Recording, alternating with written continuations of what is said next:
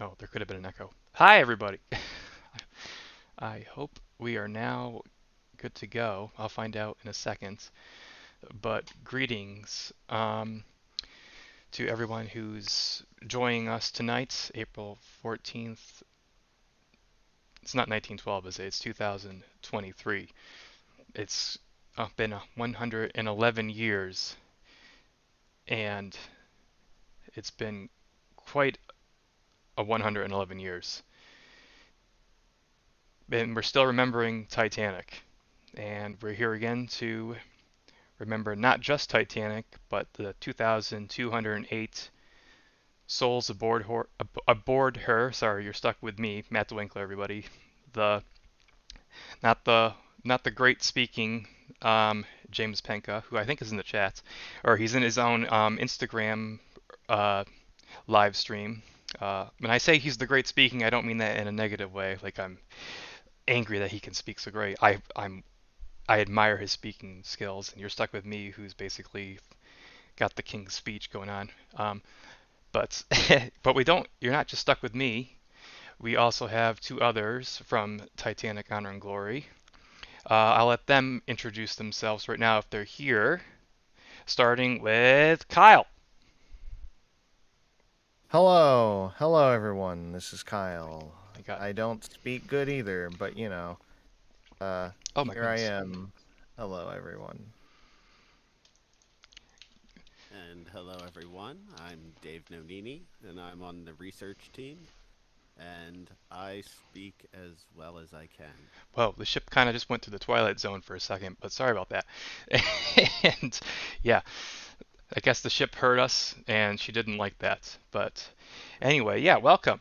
Last year we did this, the three of us. We also had someone else with us who spoke the King's English much better than us, but you'll hear him later on during the animation of the sinking. And I saw him in the chat a moment ago. Thank you for the words of encouragement, Ben. But we're here remembering Titanic. We'll get to that in about less than 30 minutes when the ship unfortunately hits the iceberg. But first, we want to talk about not just Titanic, but Titanic Honor and Glory, what's been going on a little bit. And thank you for the feedback on audio. I'll turn up David a bit in a Am second. I better now? Thank you for being. Last year, David was a robot, so it's. I'm glad that this year he's just a little quiet. So Yeah, now I to can, be, I can get closer to the mic if I get need closer to to. the mic. Yes. Okay. Um, there should. I don't know. We hate YouTube. I hate technology. I mean, don't actually dislike us, YouTube. Please love us the entire time. But I don't know if there should be some closed captions that come up eventually. I hope there are. But yeah, spoilers, everybody. The ship sinks. But now this um, sinking animation. Sorry, spoilers again. That you're going to see tonight, um, which is of this model of Titanic, I believe right here, is not the same model that you've seen in our previous sinking animations. It comes from yeah, James Penka has started a live video on Instagram, everybody, if you want to watch and support James Penka. He's doing his own live stream of the anniversary, as he does too, and it is just as amazing because it's James Penka. And James Penka's heart and soul was also put into this animation. You'll see his info text boxes pop up with his writing, which I had to trim a little bit to get them to fit. So sorry, James.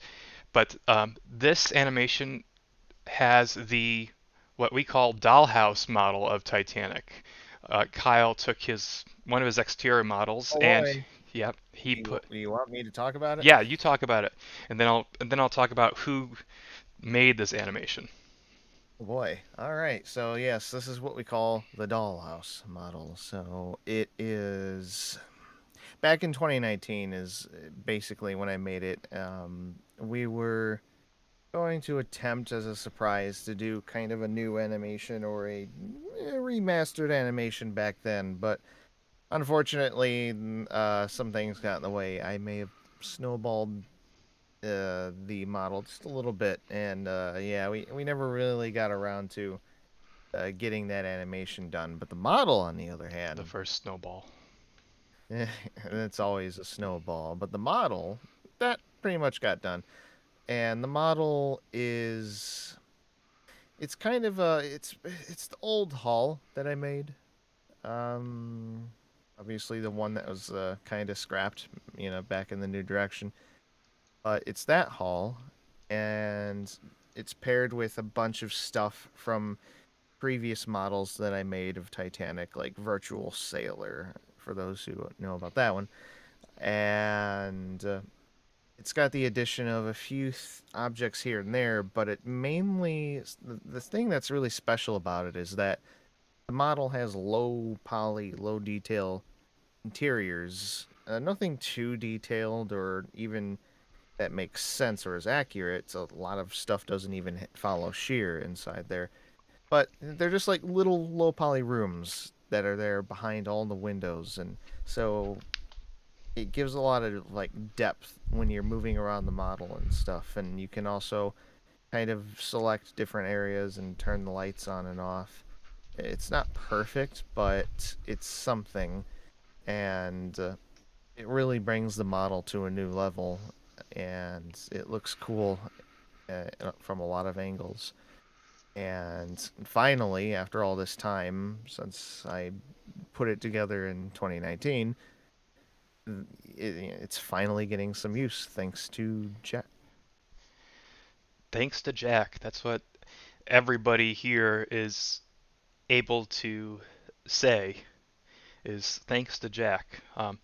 I think we can wake up and we see some new footage daily and be like, wow, thanks to Jack, we can appreciate Titanic in a brand new way. He'll he'll be bored and he'll say, "Hey, Kyle, can you send me the Britannic model? I just want to play with it and create some new image, some new videos. Hey, Kyle, can you send me this? Hey, Derek, can you send me this? Hey, can you send me this?"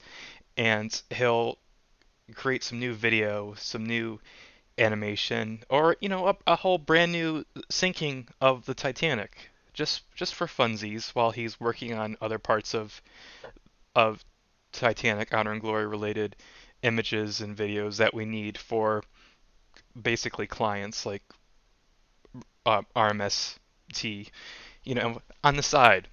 And he's done some amazing work. So our media manager Jack Gibson who we basically hired last year, late last year, has been a super fan. I guess I should call him. You'll spot him right there in the chat talking about snowballs. Has lovingly created the animation with Kyle's dollhouse model of the sinking of Titanic for tonight. And he's also, spoiler alert again, sunk some of the interiors of Titanic. So we will be going from outside the Titanic to inside the Titanic to give you a somewhat brand new perspective of the sinking.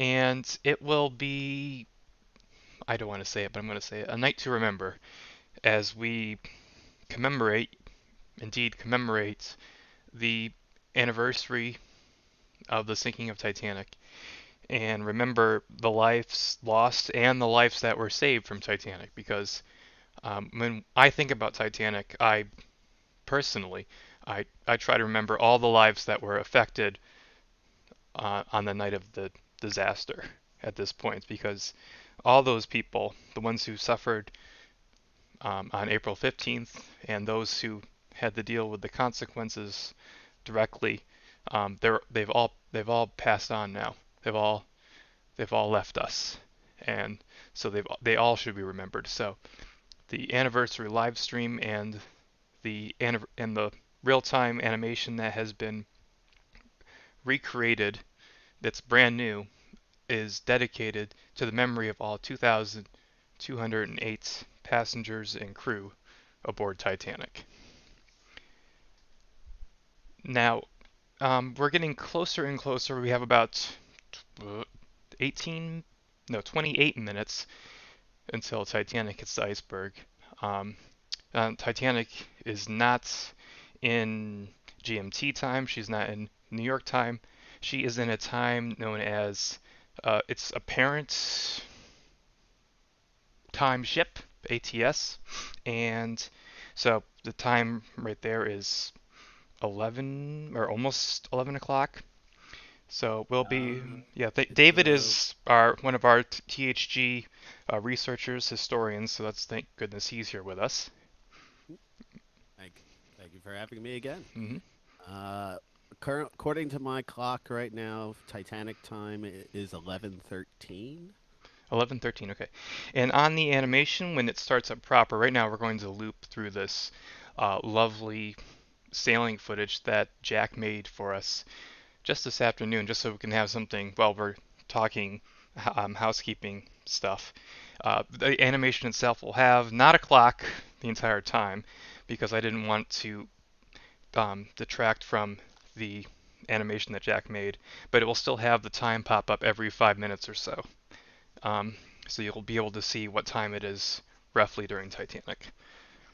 Now, also to discuss some more about the animation, you can see the description of the video that's going to be uh, live later on, and this entire live stream.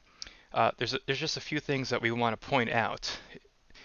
Now, we've said in the past before that the entire goal of Titanic Honor and Glory and everything that we're doing here is to make something that is completely as historically accurate as possible. And while this is something that we strive for every day, it is not something that is completely possible. It's it's like if you try to strive for perfection in yourself, it's a good goal, but you're never going to reach perfection. And I'm just going to quote what I wrote here. We believe that is especially true with the reconstruction of the sinking, and our animations in the past, while we called them very accurate, we look back at them now and we kind of cringe at what we've created. And we want to point out there that now no animation, regardless of the amount of work that's gone into them, should be considered, 100% accurate or perfectly accurate or accepted as absolute fact as what happened the night of 1912, because if you read accounts of the disaster, if you look at the wreck sites, if you try to create simulations in a computer model, etc., you're going to find conflicting reports and data. It's such a mess. It's very difficult. So there's no way to get everything exactly right. So when you create something like this, a real-time syncing animation, which we've done several times now at this point, and if you put a stamp on it and say, this is the one, this is our absolute historical perfect, the most accurate thing ever, which we've almost done before, um, it is akin to the same hubris as calling Titanic unsinkable. So we want to throw that disclaimer out there that while we're proud of the work that we create, and I think that everyone who does create something like this should be, because they're not easy to make, as Jack can attest, and Kyle can probably say too, since he made one in less than 7 days, Kyle, back in 2016. Oh, I made the first one in about 4 days. Yeah, God. And and when you look at that, are you proud of it? I am. I think for all the imperfections, I am Mm-hmm. proud of that work. It's there's just something about it I have a soft spot You for. should be, But yes.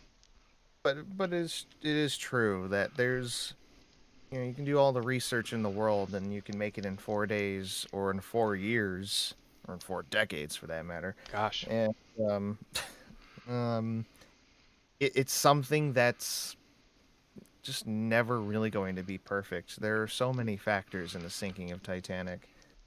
Right. Every room, every room and every space, they all flood differently. Every door and window and porthole affects the rate of flooding, and the way the water moves. Every piece of steel and every rivet affects the way the ship behaves and how it breaks apart, and all of these just countless factors, literally millions of factors, can Exactly. contribute to the way the ship just sort of behaved. And the same can be said for the people on the ship. Hmm.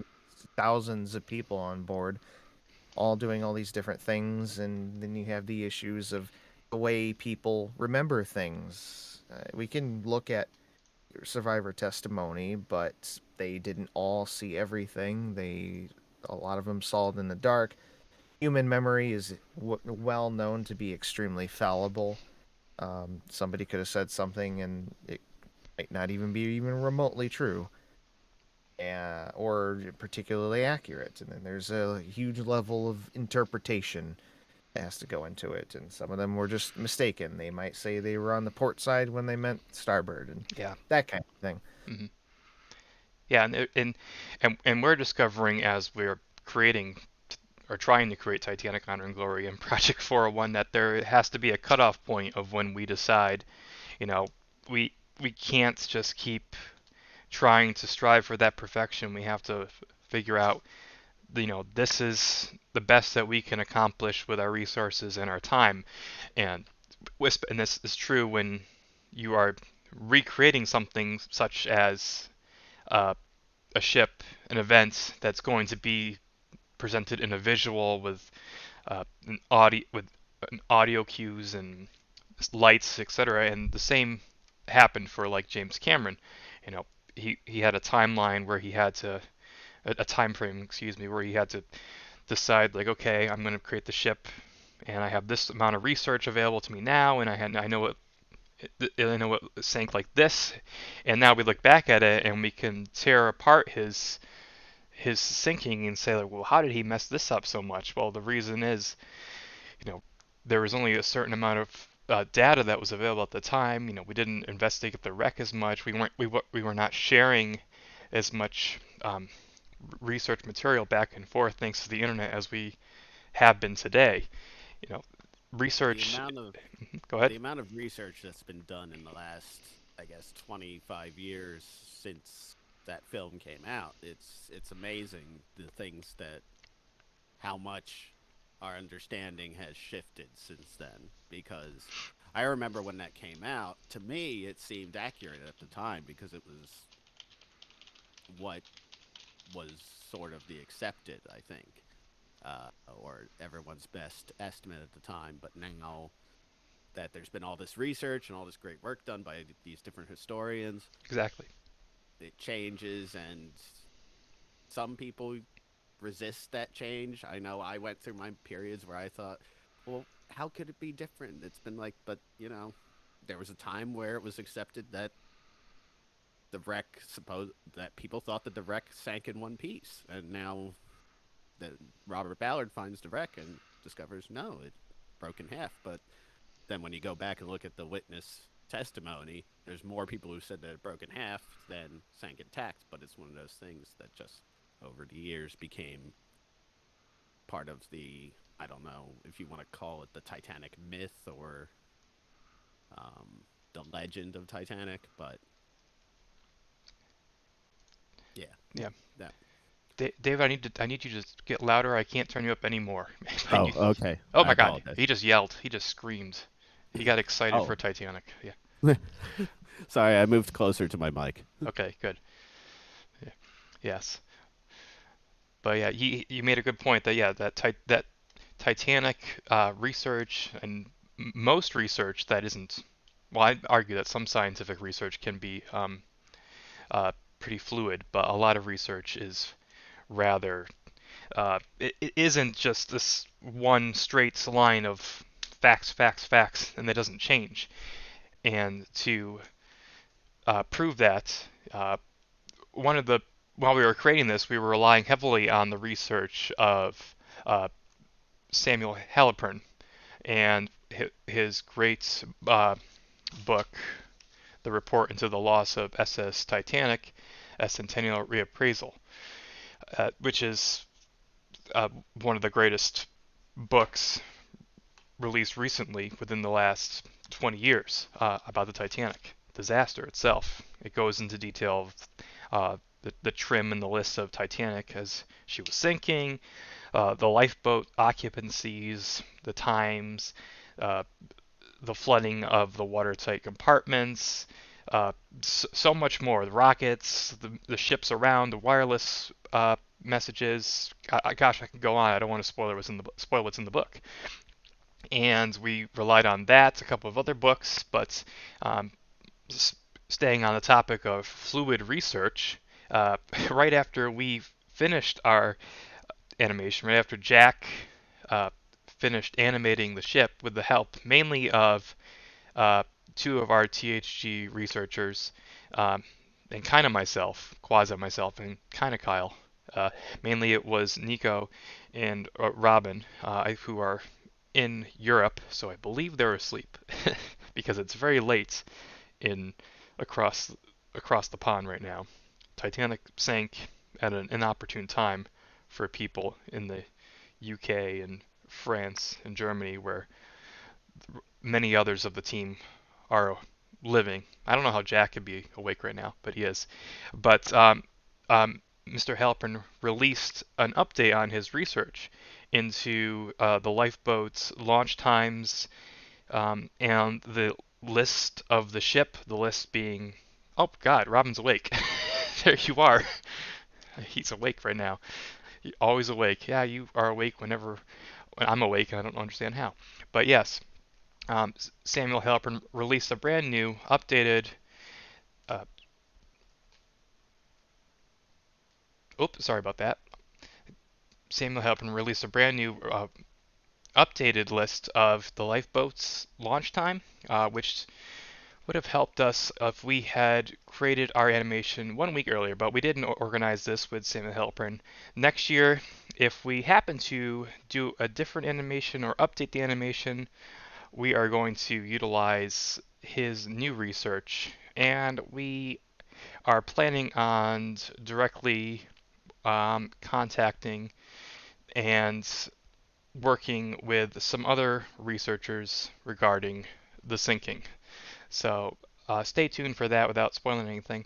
I want to just throw a shout out to some Titanic historians who have given some feedback to the team and the project in the past couple of days, who have told us some kind words and words of support from all sides of everything we do, uh, telling us that they are cheering us on, not just for the animation, not just for the interiors models, not just from the aspect of recreating the events, but just from all parts of aspects of the project. And we want to say thank you.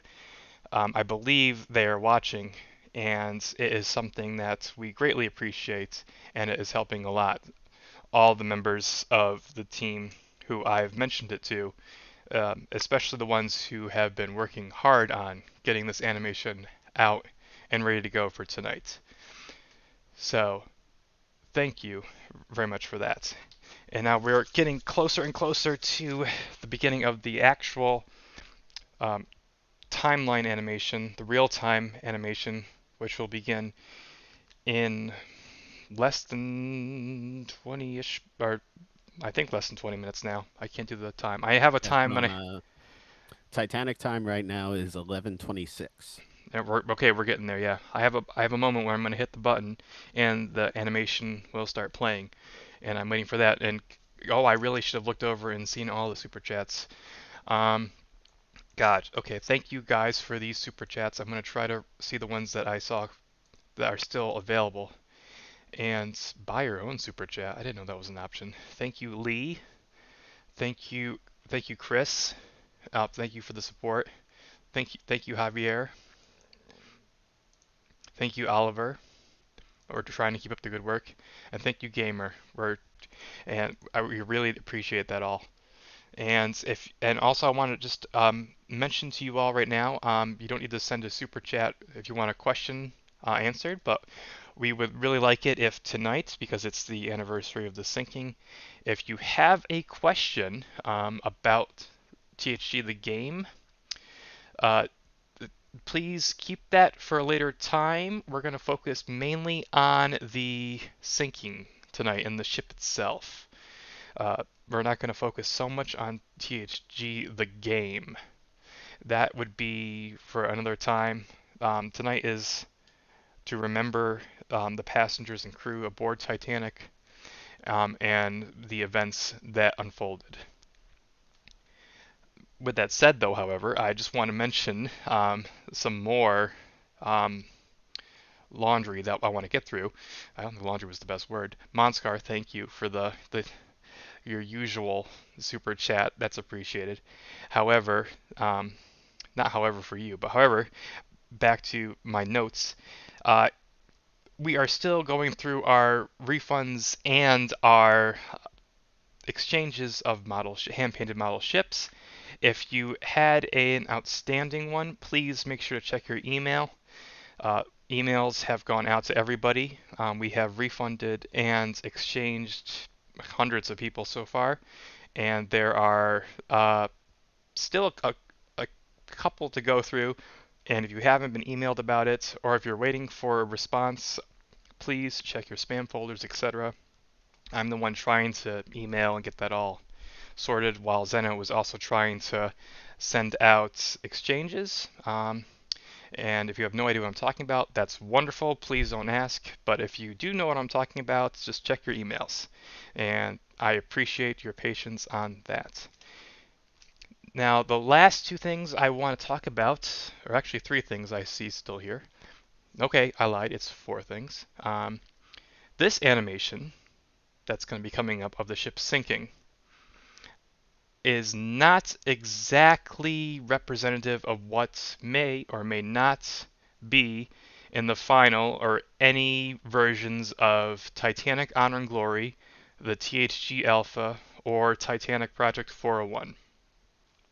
So it's exciting to see the ship sink, yes, and you're going to see interiors of Titanic sink in this, but that does not necessarily mean that we have the ability or the manpower yet to properly sink the ship and send it out to you guys in Project 401 or Titanic Honor and Glory.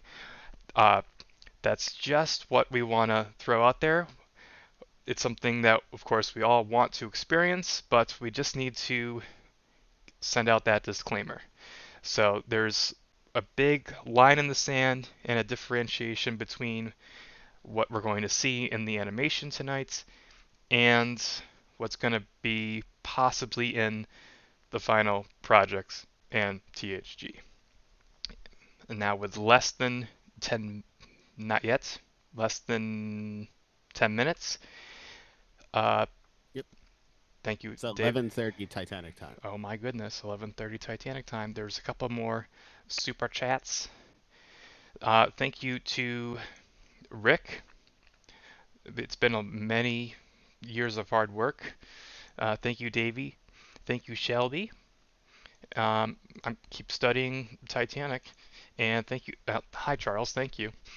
Um, Titanic sank on a moonless night, as I think many of us know. There are a lot of stars out, but it was still very dark. If you were out on deck, your eyes would eventually be adjusted to the night vision, unless, of course, you looked at the lights of the ship, and then your eyes would get all messed up, and then you'd have to like start over again.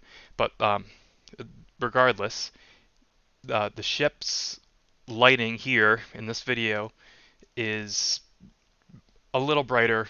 It's adjusted so that we can actually see what's happening. A la James Cameron, not quite bright as the movie, but we want to be able to see what's happening to Titanic and the passengers aboard her. We want to be able to see the disaster unfold. So, indeed, we know Titanic should have been darker to your eyes, depending on what you would see, what the quote unquote average person would witness, but for the sake of this video, for this animation purposes, it's a little bit brighter. And I appreciate the 19 pounds in Ray purchase, as always, for the drinks. That's not what we'll use them for, but I uh, I'm gonna DM you later, Ray, about something because I think it's gonna be funny. But yeah, I think at this point I'm done with all of my housekeeping notes, and I think it's time to talk about Titanic for the first time tonight. And oh no, Elbereth, I hope I said your name correctly. Thank you very much for that super chat to remember Titanic. And now I think we can talk about Titanic and where she is, and perhaps at this point in time, she's still sailing 111 years ago to her destiny. What time would it be, uh, It David? You is can let me know. 11:33 approximately Okay, Titanic time. someone talk about Titanic for a moment. I have to prepare to hit the button. So Ah, well, let's see, 11:33. So let's talk about Titanic herself, her passengers, just for a few moments, just for a few minutes. Let's set up the scene, I set the suppose. scene. She Oh, well, at this time, it's very late at night. Um, People have had their dinners, their meals, they're socializing. If I recall correctly, there's only so many rooms that are still open. The smoke rooms are popular places, especially for men. Of course, those are mainly for men. And and so in places like that, up in the first class smoke room, there are a handful of men playing cards, having drinks, and stuff like that, kind of winding down their days. And down in the first class dining saloon, there are stewards getting the tables ready for the next for breakfast. And I imagine in other areas you got similar things going on. And of course, the firemen always down in the boiler rooms, boiling away. Across the ship, across many cabins, there are a bunch of people already asleep or getting ready to pass out, or maybe they've just gotten back to their cabins after a long day. And so you have people who might be changing clothes or just relaxing in their cabins before bed, maybe reading a book or something. And the crew and the officers have gone through their rounds. Many of them are getting some sleep or trying to. Captain Smith at this point is retired to his cabin, and you have Murdoch on the bridge, just kind of watching out for things. And the guys up in the crow's nest and all of that. And it's just it's shaping up to be a nice quiet night, nice quiet Sunday night. Uh, David, if you want to talk real quick. Um, well, in the wireless room, I think senior operator Jack Phillips is still transmitting with Cape Race. Wait, 30 seconds. Okay. There was a they had a huge backlog of messages to send out because correct me if I'm wrong, it was the night before that the wireless set stopped working or had some technical issues. I think it was the night of the 13th. I pressed I believe you're right. yes. Looking at his notes here, yeah. It was the night of the 13th, and they stayed up through the night to repair the system and get it back into working order, which is very, very fortunate. Otherwise, they wouldn't have had a means to send out the distress call. But at the moment, they are still transmitting to Cape Race. They were overheard by the Virginian. noted in their logs that they were standing by Cape Race, who was continuously working with Titanic.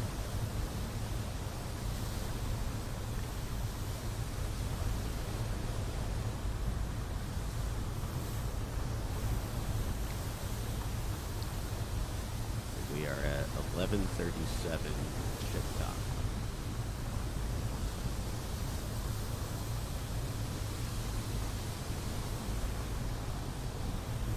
And now this is our new animation that Jack created with the new model in Unreal Engine 5.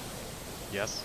And it is with James's info notes that he wrote just for this. And for some reason audio that I created 90% of.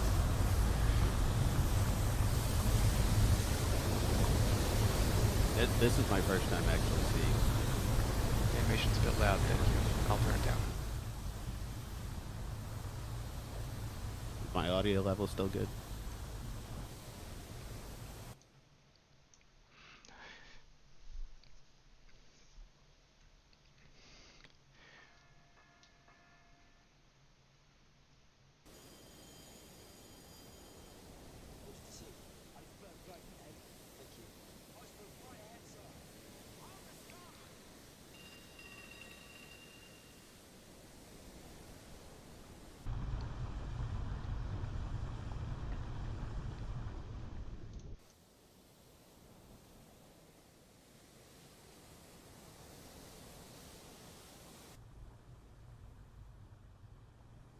Yes.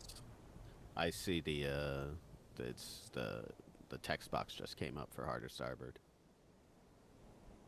So, at this point, man, the ship's about to hit the iceberg. The iceberg essentially came out of nowhere. It just, they were sailing along, and it just kind of came up on them. And because of the moonless night and the calm seas, it's, unfortunately, it was a very last minute thing. They didn't see the iceberg until the ship was about around a good few ship lengths away. It happened so fast. You can see that here. And you only have a certain amount of time to make a decision too, because you can't really slow down the ship because of all the momentum that's behind it. So even if you signal the engines to stop, the ship wouldn't stop. It would take a bit for it to slow to a halt.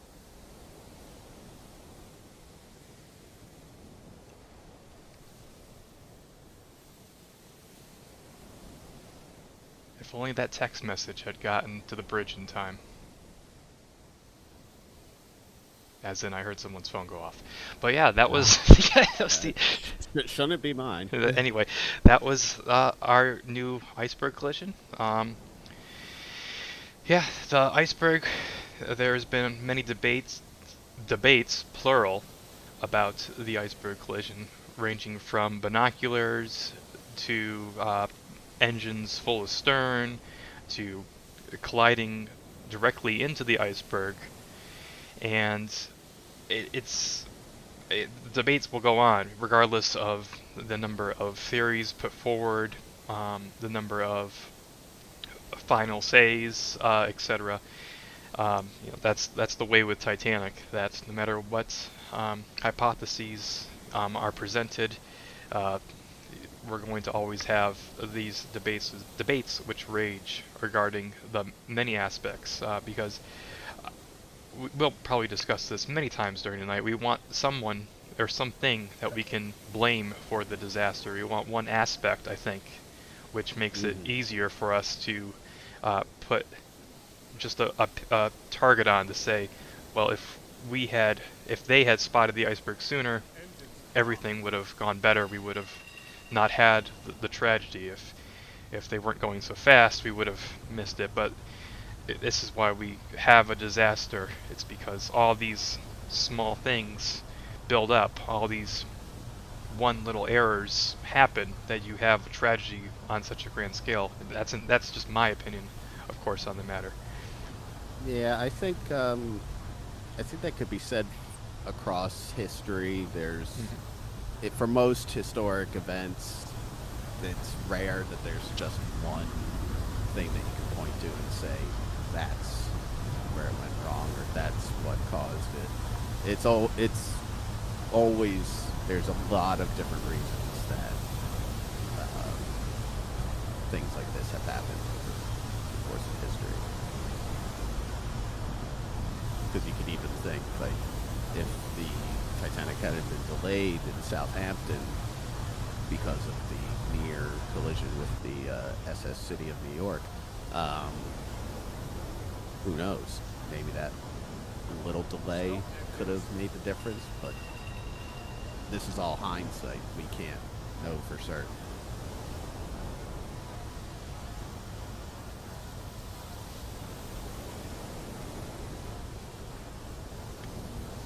That's one of the biggest aspects of the Titanic disaster, that when people talk about it, a lot of people forget to take off their 20X glasses, the year that they're in glasses, when they look back at the tragedy, and they forget that they're looking at it with the hindsight, that they need to remember that they're looking at it knowing that it is a disaster. A quick note for people in the chat. We're obviously going to be doing a lot of commentary tonight. The purpose of this, obviously we're not just going to be like sitting here watching the animation, but a commentary-less version will be up soon. So that way, if you want to hear the sounds and stuff and enjoy it Right. without us rambling around, you'll get to do that. Yeah, when there are quote-unquote exciting events, I guess you could say, or important events, like the end of Titanic, when the ship finally sinks, I suppose. Spoiler alert, everybody. I hate saying that joke at this point. We will stay quiet for the final moments of the ship sinking, or when the band plays "Near My God to Thee." Another spoiler alert. We'll stay quiet for that final plunge. But the majority of the disaster, like in a few moments, when the steam starts coming out of the funnel, like right now, if you want to hear just the steam being ejected from Titanic's funnels for the next hour and a half, or how long it takes, sure. But it's going to be doing this for a very long time, because now let's talk about that. Why is this occurring, guys? I guess because the ship has stopped. The captain has, well, spoiler alert right now, it just answered it for me. Thanks, James. But the captain noticed that the ship has a list to starboard, or the trim is off, and this is enough to stop the ship for the last final time. And all that steam that has been generated, thanks to the boilers, has to go somewhere. It can't go to the engines, it can't go to the turbine anymore. It has to be taken up and out, otherwise you have a dangerous situation. And it's the only place it has to go is through the emergency pipes on the sides of the funnel, and its steam can be very loud. Oh yeah, and even inside the ship, because in the wireless room, it made it really hard for them to hear the initial communications that they had with other ships although that's a little ways off now. Right. Before they start sending the distress call, but it made hearing those first exchanges very, very difficult. Yes, the pipes lead all the way, start down in the boiler rooms and go all the way up to the top of the funnel. So it has to traverse through essentially passenger quarters and crew compartments. So they're hearing this steam travel throughout the entire uh, area sections of the ship. You might not hear it in the very stern or bow of the ship as well as you would hear it um, on on top of the boat deck or amidships. And as David was saying, the wireless compartment, the Marconi operating room, is right dab smack between funnels 1 and 2. So they're they're not in a good position to be soundproof at all. So they need to be able to hear this noise of a dirt dirt dirt, and they have to deal with this roaring of steam above them. And I just read in the chat, why aren't people panicking right now? Well, because to I'm not making a joke. They're on Titanic. Yeah, there was this feeling that the ship, that nothing could happen to the ship. And I mean, if you look at it right now, it's just sitting there. I mean, it's got a list there's a list to starboard, and there's a little bit of a list down by the head, but it's probably pretty negligible to the passengers that it's leaning one way or the other. Right. You did not have a ship of this size have it sink yet in history. There's never been a disaster of any proportion. Um, we can talk about Captain Smith, for instance, who had said that ships had gotten so large and so safe, and technology had improved. This is the age of when the Industrial Revolution has reached an apex, that mankind has essentially dominated nature and the elements. Titanic is a metaphor for mankind's ability to triumph over what I don't want to say it right now, but yet, the expression was God himself could not sink the ship, because what we could create at the time was unparalleled to anything else that we had built before. All we could imagine was that creation from our hands was just going up and up and up, and we were only proving that with with first Oceanic and Lusitania, and there's the first of our interior flooding shots. We're seeing when the baggage space is flooding, but these ships were getting safer and safer, bigger and larger, and even Lusitania and Mauritania before Titanic and Olympic were called unsinkable. That's one thing that's not mentioned that often, because Lusitania and Mauritania before Titanic did not sink, but it was Titanic, which was called unsinkable, did sink, and that's why it's known in infamy as the unsinkable ship which sank. Yeah, the designation unsinkable or practically unsinkable or anything along those lines seemed to be used for almost every ship. Maybe I'm being a little too broad there, but it was used Right. when a lot of new ships were coming out. There was for example, the Carmania and the Coronia, when they were launched in, I think, 1905, 1906. I can't remember right off the top of my head. They were right before Lusitania and Mauritania, but their safety features were heavily advertised, and they were even called practically unsinkable. And a note that I'd like to make is that there was some real world events that had happened that probably played in the minds of some people in believing that these ships were stronger. Right. And almost like the one that I think of is the sinking of the Republic in 1909. Another White Star liner who was struck by another ship in fog, the SS Florida. And the only people lost were those in the initial collision of the two ships. everybody else, the ship sank so slowly that they were able to get everybody off the ship. Help was right around the corner with the help of the wireless, Hmm. and they got everybody off. Technology again improving so much that they had the ability to call for help. The ship was safe enough that it sank within that it sank slowly, like you said. That the Yeah, evacuation wasn't didn't have to be a rapid, quick event, and that's what they would. And if anything happened to this ship, uh, a ship of this size, like the lifeboats, for instance, they thought that they would call for help, have a ship would arrive that would be close enough, and they would use the lifeboats to transfer passengers back and forth between the ship in peril and the rescue ship. yeah. That was what was in the mindset of people at the time period.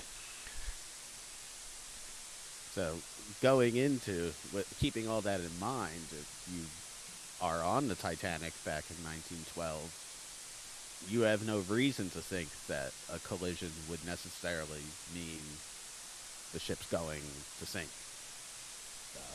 If anything, they probably thought, well, it's almost like the story that we've heard over the years. You'll be back on board before breakfast. I mean, uh, it Exactly. was very much that kind of thinking. Hmm. It was just an inconvenience to a lot of Yeah, passengers and something that they didn't want to deal with.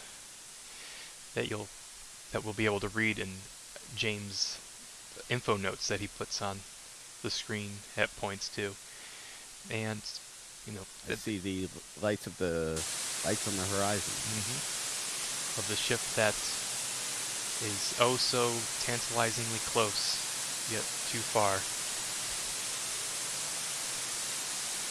David, get a little bit closer to your microphone again. Oh, But thank you. I wonder if I should switch. Maybe. Yeah, I'm gonna mute myself and switch real quick. Okay.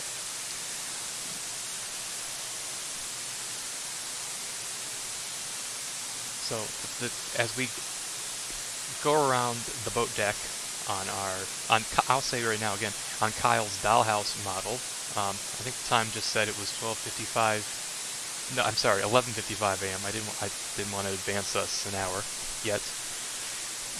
We are mentioning here Thomas Andrews, the the chief designer for the Harlan and Wolff ship builder company. He's gone down to investigate the damage, and he would look down into the post office, the mailroom, and he's witnessed the mail clerks trying to save bags of mail.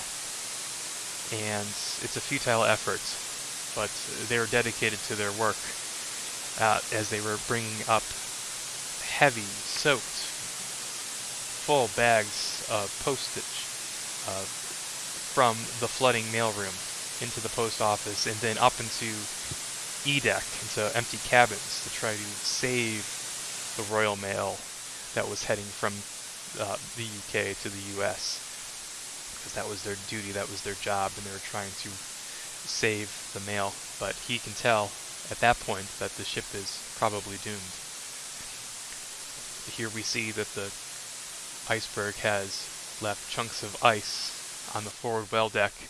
This is an area where third-class passengers have their promenade, and many of the third-class passengers who came up to investigate what that terrible noise was, who discovered the ice on the forward well deck, had a little bit of sport and fun kicking the ice around.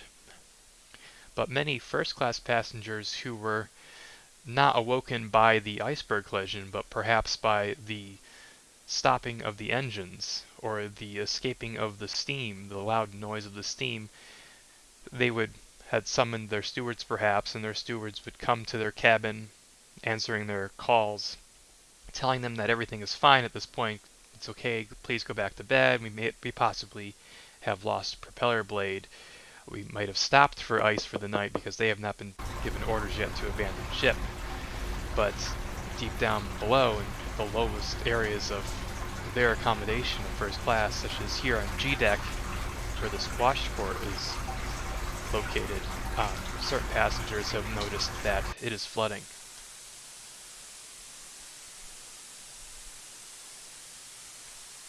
How's my level now?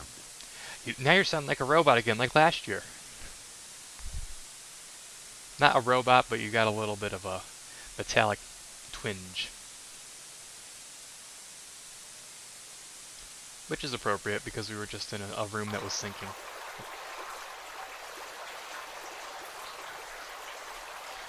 Another area of the crew, which is flooding fast. Cargo hatch number 1, looking down into it, down into the cargo hold. It was flooding. The third class That flooding accommodations. was observed by a lot of different people, Mm-hmm. including I think even Third Officer Pittman at one point made his way down there and saw the water around the hatch coatings on G deck. Is that the one where they heard air escaping from, or was that a different That was the four-peak four-peak tank? Yeah, lamp trimmer Hemmings. It's Hemmings, yes, thank you. Yeah, he heard the air escaping from the vent pipe. He heard that at 11:45 Titanic time. So the air has to go somewhere as the water fills the inside of the ship. And that's one thing that we might forget about, is that as the ship fills up, the air has to leave. And that's a suspicious sound to many of the crew, especially in the forward area of the ship. The crew is the very forward section of the ship under the forecastle, the front deck of the ship that's shaped like a V with all the equipment on there is called the forecastle deck, and underneath that's where the firemen, the trimmers, their their accommodations are, even their eating area. That's where their berth, so they're sleeping there if they're off duty. So that's the area that they're all awake now. they're all awake now because that's what they're flooding. That area of the ship is flooding, and it's midnight Titanic time. 12 a.m. Monday, April 15th, 1912. A lot of third-class passengers were awoken by the collision with the iceberg because the iceberg was hitting the ship in their accommodations. Third class was berthed on G deck, F deck, E deck, and D deck forward, right under the well deck, right under the a little bit under the forecastle deck, underneath the forward funnel, and also in the stern on those same decks. But a lot of third class passengers were in that forward section of the ship, and immediately after the collision, their cabins began flooding, and those third-class passengers started to collect up their belongings and head aft along the working alleyway known as Scotland Road to meet up with their fellow third-class passengers to escape the flooding waters to the third-class common rooms under the poop deck, just to evacuate the area.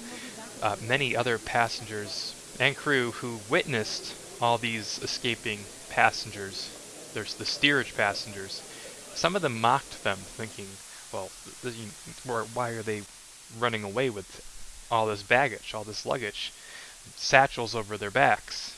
But of course, this is everything they've ever owned in their entire lives, because they're leaving their home countries, they're leaving their entire lives for a brand new one, so they have to take that with them.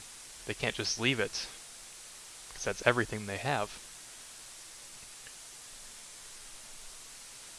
Now the first class passengers who are awake at this point, who are investigating, or who have been awoken and aroused by their friends, etc.,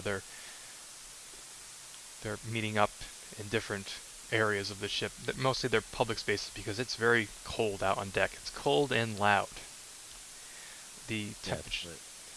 The depiction in the in not only the Cameron film but A Night to Remember is a really good demonstration of how noisy it was out there. Hmm. You have to shout, you have to yell. There's an officer could use one of their whistles to try to get the attention of each other or other crew members. But there's not much else you could do besides scream at that point because the steam escaping from the top of the funnels is deafening. And we have the beginning of the evacuation proper with the lifeboats being cranked out. Now this takes quite some time to actually lower a lifeboat. In a couple years back, James Cameron, since he's James Cameron, and he had an actual set of davits, the Welland davits, and lifeboats. He was able to test how long it would take to fully lower a lifeboat, to crank it out, and to first to raise it up, to move the davits out, and then to lower the lifeboats. It's not just a quick minute to get it down that entire long drop from the boat deck all the way to the ocean below. It's probably a terrifying experience, especially for a passenger who moments earlier would seemingly be on the safe, sturdy, warm, brightly lit RMS Titanic. And we'll find out later that's why a lot of people were reluctant to get into these small, dingy crafts. And that's why they were not full. These lifeboats, which could hold 65 passengers, the majority of them, very few of them would have more than 40 passengers. Meanwhile, down in the ship, the water is rapidly rising in some areas. By 12:02 a.m., there was water within sight of F deck by the mailroom. So already by then, I guess the mailroom's already flooded. Completely flooded. Or flooding. Yeah. Or flooding. But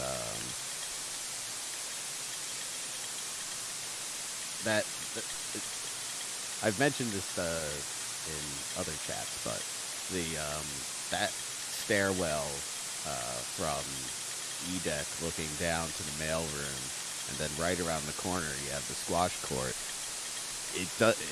That's just down the hall from D deck reception room in first class. So you didn't have to necessarily go very far inside the ship within this first half hour to see water coming in. Oh no, not at all. If a first-class passenger wanted to see the seriousness of the situation, there was not a distance between them and the flooding of their area too. I think it was Alfred. I never can say his last name. Nurney. I think that's how you say it. Alfred Nurney. I call him the Baron because he had this whole alias, I believe, where he Baron von Drax. Yes, where he made his way from second class to first class, didn't he? But regardless, he kind of complained, I think, about his accommodations and got upgraded. Right, but he ventured down to the squash courts, I think a couple of minutes ago, and he noticed that he didn't go down into the squash court because it was flooding, and he found about 6 feet of water. He walked to the gallery above, and he saw that it was 6 feet deep, and he knew right then it was a serious situation, and perhaps using his skills and perhaps not, he got into one of the first lifeboats, I think, either 7 or 5. I want to say. I'm not sure off the top of my head, but I think it was one of the lifeboats on the starboard side.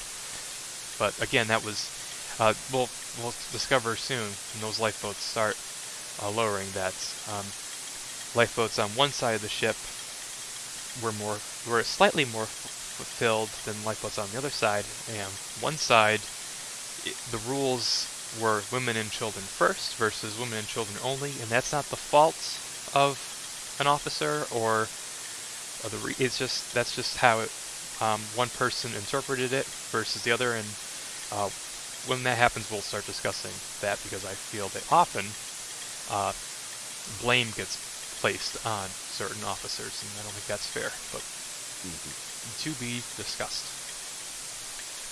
And again, some of even the officers didn't necessarily know that the ship was due. Oh yeah. So there wasn't this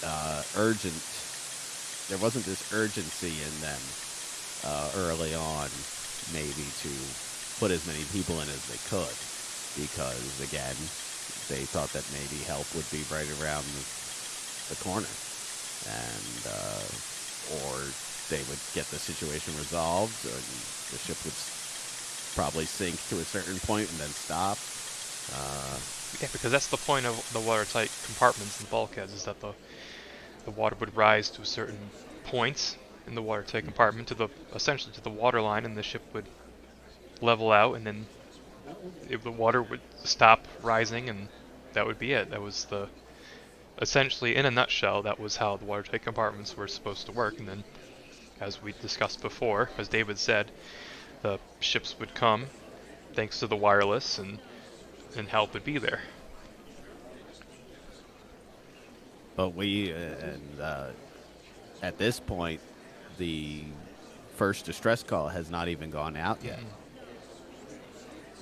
because they're still carrying out their inspections.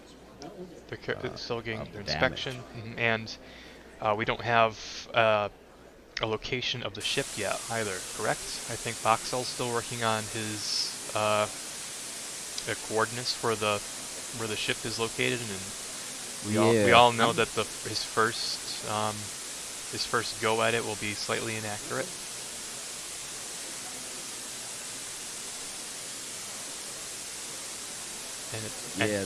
The first position that gets worked out is, I believe, 41, 46, it might be 44 north, 50, 24 west.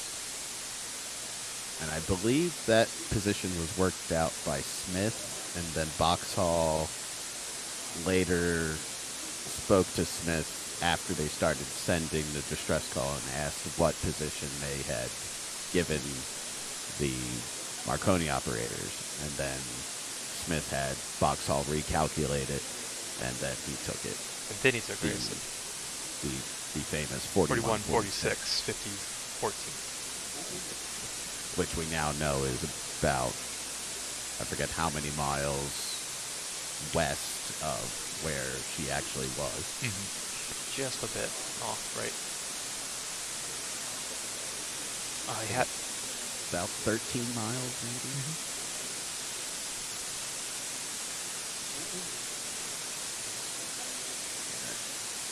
Clock says 12:10. My animation says 12:11. What are we gonna do? No. We're still at this point. We'll summarize the situation here at the Titanic's current location. I mean, she's stopped. Her engines are never going to start up again. She stopped after hitting an iceberg, and her boats are being swung out and ready to be filled, but the captain has not ordered them to be filled with women and children yet. The passengers have been aroused from their cabins, but they're reluctant to go out on deck because, one, it is cold outside. The temperature is around freezing or below freezing in the air, and you have steam from the boilers escaping from the tops of the funnels, and it is a very deafening noise. And so passengers who are already hesitant to go out onto the open decks because of these two factors, and because they are on Titanic herself, which is this unsinkable ship, because we have created a vessel which has been proclaimed to be the safest, innovative piece of technology ever constructed. I think it's almost time, though, for one of the first wireless messages to be sent, requesting help, though. Yes, at 12:15, which is in 2 minutes from now, Captain Smith will go into the wireless room and tell the wireless operators, both of whom, Harold Bride and Jack Phillips, are awake at this point. Yep, and I just saw the thing come on the screen. Yep. He tells them to prepare to send the first CQD. Yep, that's it. But to also hold off until he tells them specifically.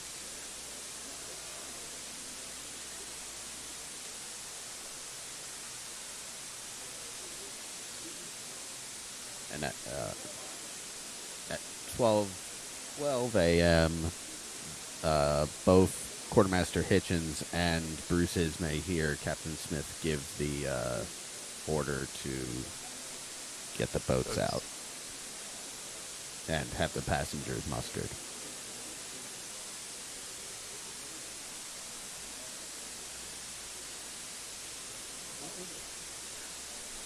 Now, as they're a quick thing about as they're preparing the lifeboats, this is as we said earlier, it's a very complicated process, and there's quite a few steps. So, for example, you had to prepare all the equipment in the lifeboats. You had to kind of get all the oars out.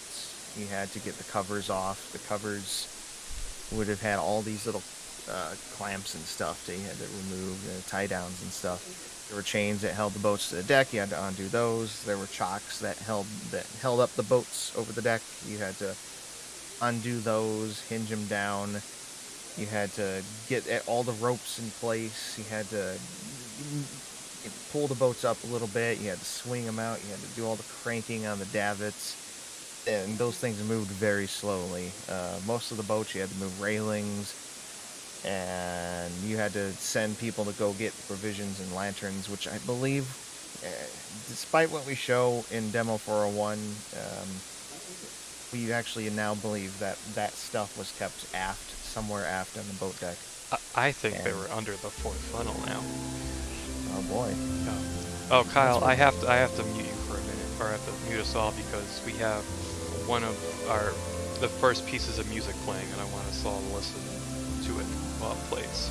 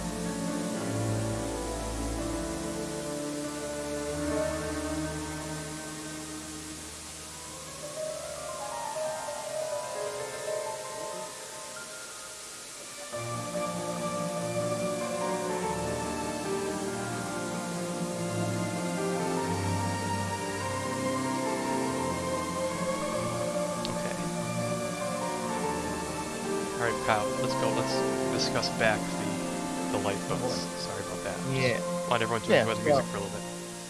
Yeah, we went through a great effort to get this music, so it is very lovely.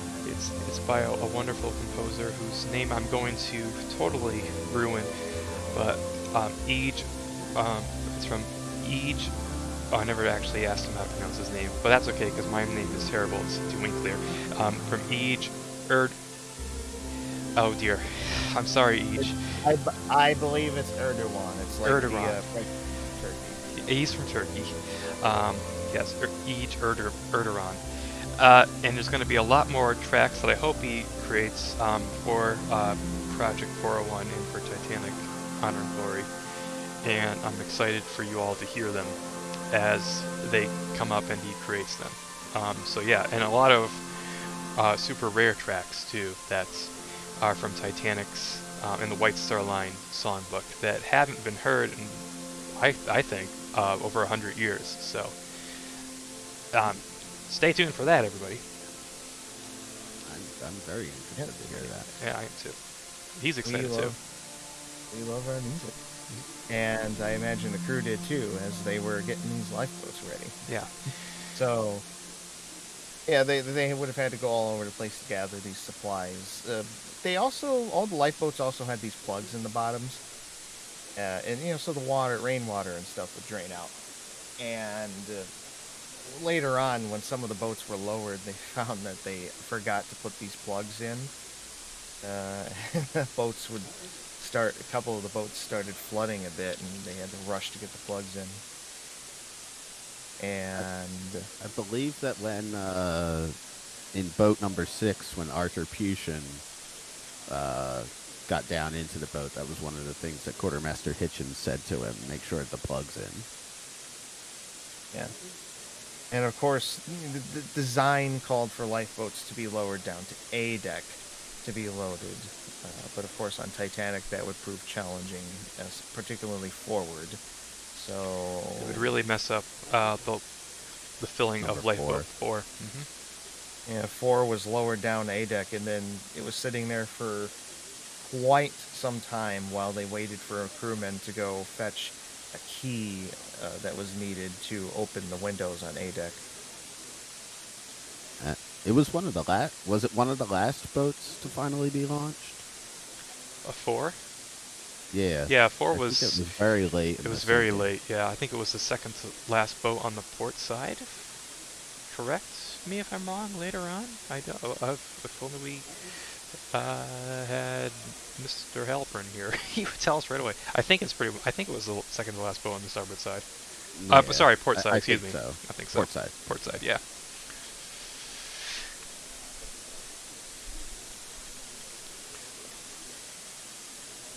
Yeah, because I think it went on the port side from last 10-4-D. How do I randomly know that? But yeah, 10-4-D. And it's right around now. Just said 12:21 on the screen. It's right around now that Thomas Andrews was seen by a couple of people running up basically the forward grand staircase to the bridge.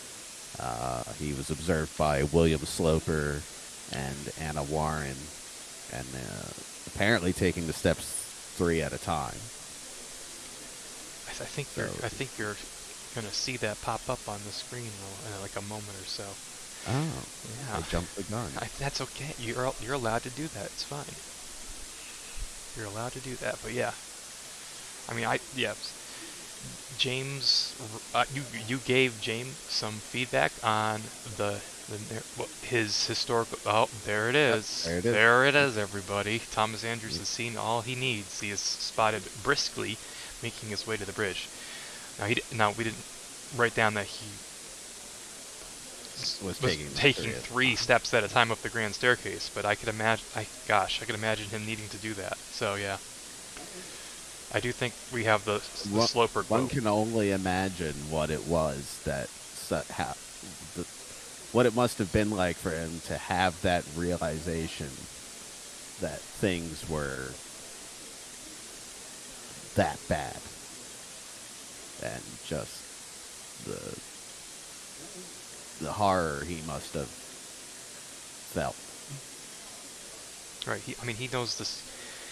It should go without saying that he knows the situation, the whole situation, from the fact that how long the ship has, the number of boats, and he possibly knows how many passengers and crew are on board. So he has the whole perspective. He has the whole understanding of what's going to happen and when it's going to happen in his mind. So the only variable he has now is when he can have the evacuation begin and how long until he can get half the passengers off. And it seems like it all relies on him to get that message to the bridge so that it can begin. So him taking 3 steps at a time up the grand staircase, sprinting to the bridge to tell the captain to evacuate now, is gosh, he was probably doing everything he possibly could at that point. It's a very scary situation when you try to put yourself in the mind of some of the passengers and crew. Now it's around this time, I believe, around 12:25, when there's the a meeting at least between Smith and Andrews on the bridge, and Andrews essentially tells Smith that the first 6 compartments were breached, though the 6th one, I don't think we discussed the damage really. So basically, the forepeak tank was breached. The two, some of the forward cargo compartments, boiler room 6, and boiler room 5. I think it's 2 feet or so into that coal bunker in the forward end Yes. of boiler room 5. Yeah, so the forward end of boiler room 5, a couple of feet into the coal bunker, the very same coal bunker where there was that fire, that coal fire earlier in the voyage. I guess that would have been convenient if it was still going. But yeah, there was a very small breach into boiler room 5. However, the pumps were able to keep ahead for that area. So boiler room 5 stayed dry for a while yet. Unfortunately, the 5 compartments were more than enough to take the ship down. And that was basically the point of Andrews when he tells the captain around this time that these 5 compartments flooding are going to lead to the water spilling over the bulkheads, and that the ship cannot survive this scenario. Because there were a number of scenarios. They even had these plans put together for the different combinations of compartments for the ship that could be flooded for the ship to still stay afloat. Most of the combinations were 2 compartments. You'll hear that Titanic was rated for 2 compartment flooding. That's apparently a very common thing. But there were other scenarios where you could have up to 4 compartments, such as the ones all the way forward, I believe aft, and also a combination of compartments in the middle of the ship, such as the engine room. And unfortunately, they none hadn't of them taken into account that side swipe, that long side swipe kind of collision that could open up Yeah. a whole stretch of the ship. Yeah, they never would have been. 4 would have been unthinkable. The 5 compartments, 6, absolutely absurd. So, yeah, there was no scenario where this could survive. It was just doomed. And Smith was told that, essentially.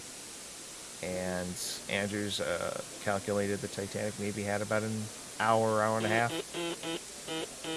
And, yeah, from that point on, Smith, I believe he knew what he had to do, and that's more or less when he gave the order to put women and children into the lifeboats. And this was overheard, I believe, by John Poindexter.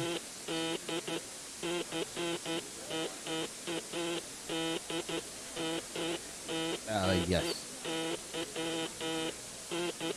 who had just come up from E-Deck, where the wooden bulkheads in their sleeping quarters had given way. It collapsed from water.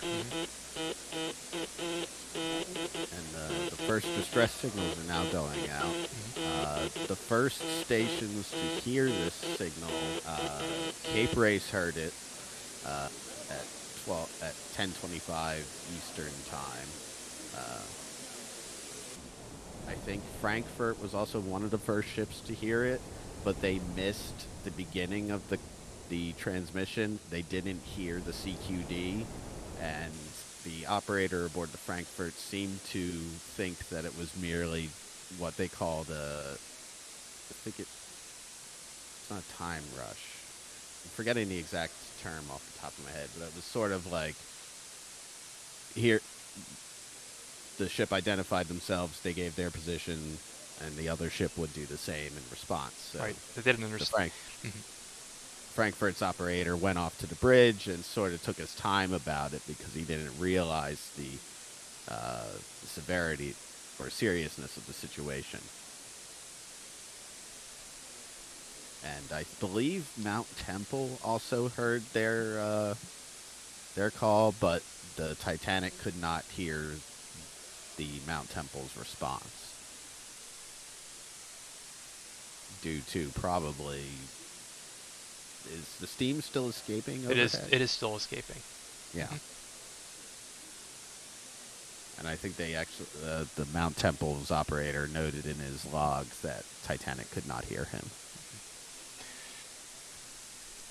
Should be noted that Mount Temple is on the other side of the ice field that Titanic had just entered, I believe.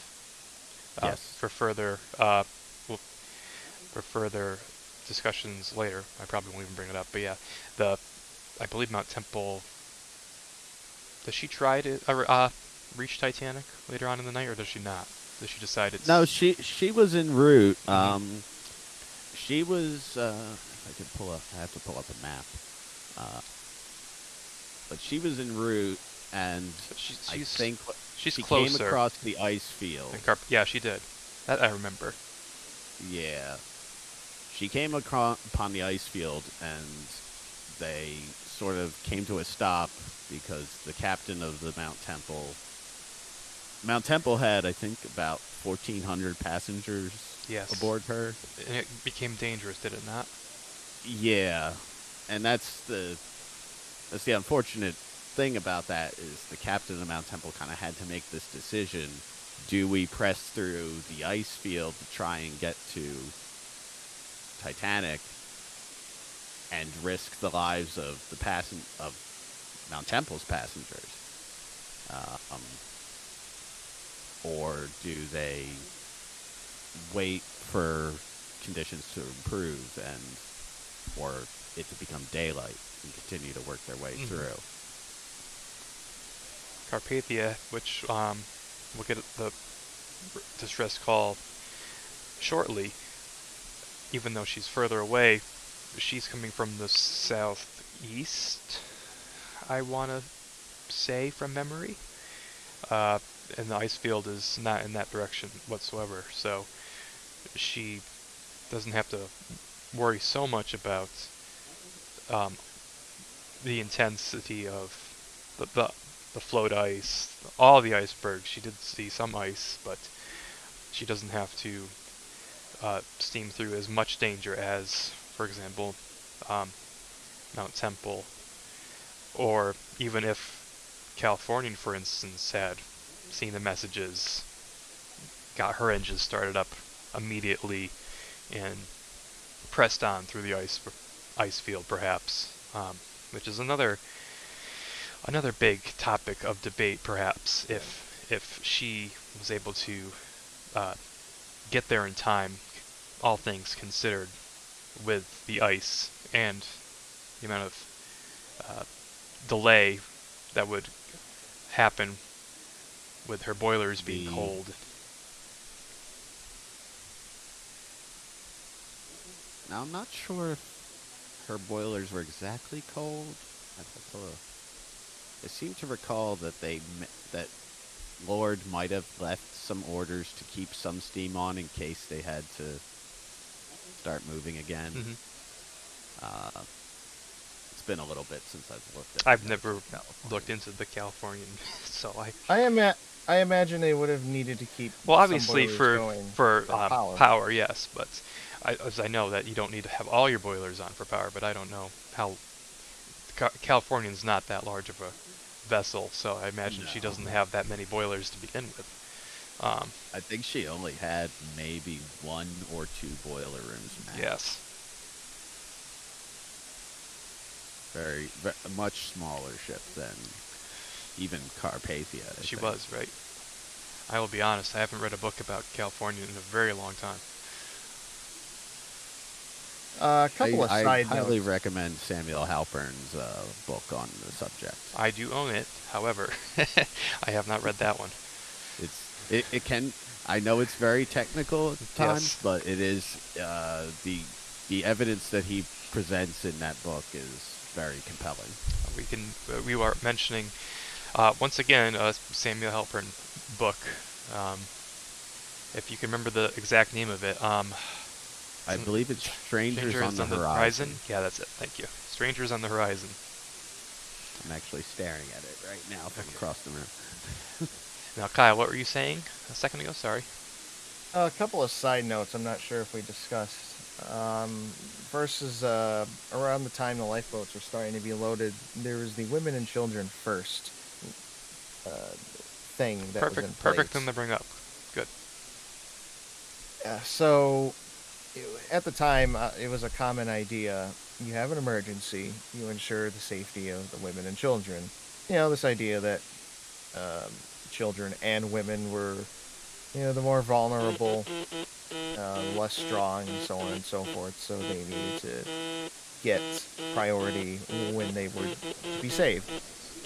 Ironically, this was something that didn't pan out in quite a few sinkings. There were a number of disasters where it's like every single woman and child on board died, and I believe the Atlantic was pretty bad when it came to that. And there were a couple of others, I think. But the idea is that if you were, so it wasn't in like an absolute rule. It wasn't women and children only get into the lifeboats. It was women and children first. The ideal way you would put this in practice is if you have a group of people at a lifeboat, you have you have men, women, and children. You just say, okay, I'm going to load up the boat. Women and children get in the boat first, and then you put the men in. So maybe you have a family. Women and children from the family get in the boat, and then the father gets in. And there was different interpretations of how to actually do this role from different officers.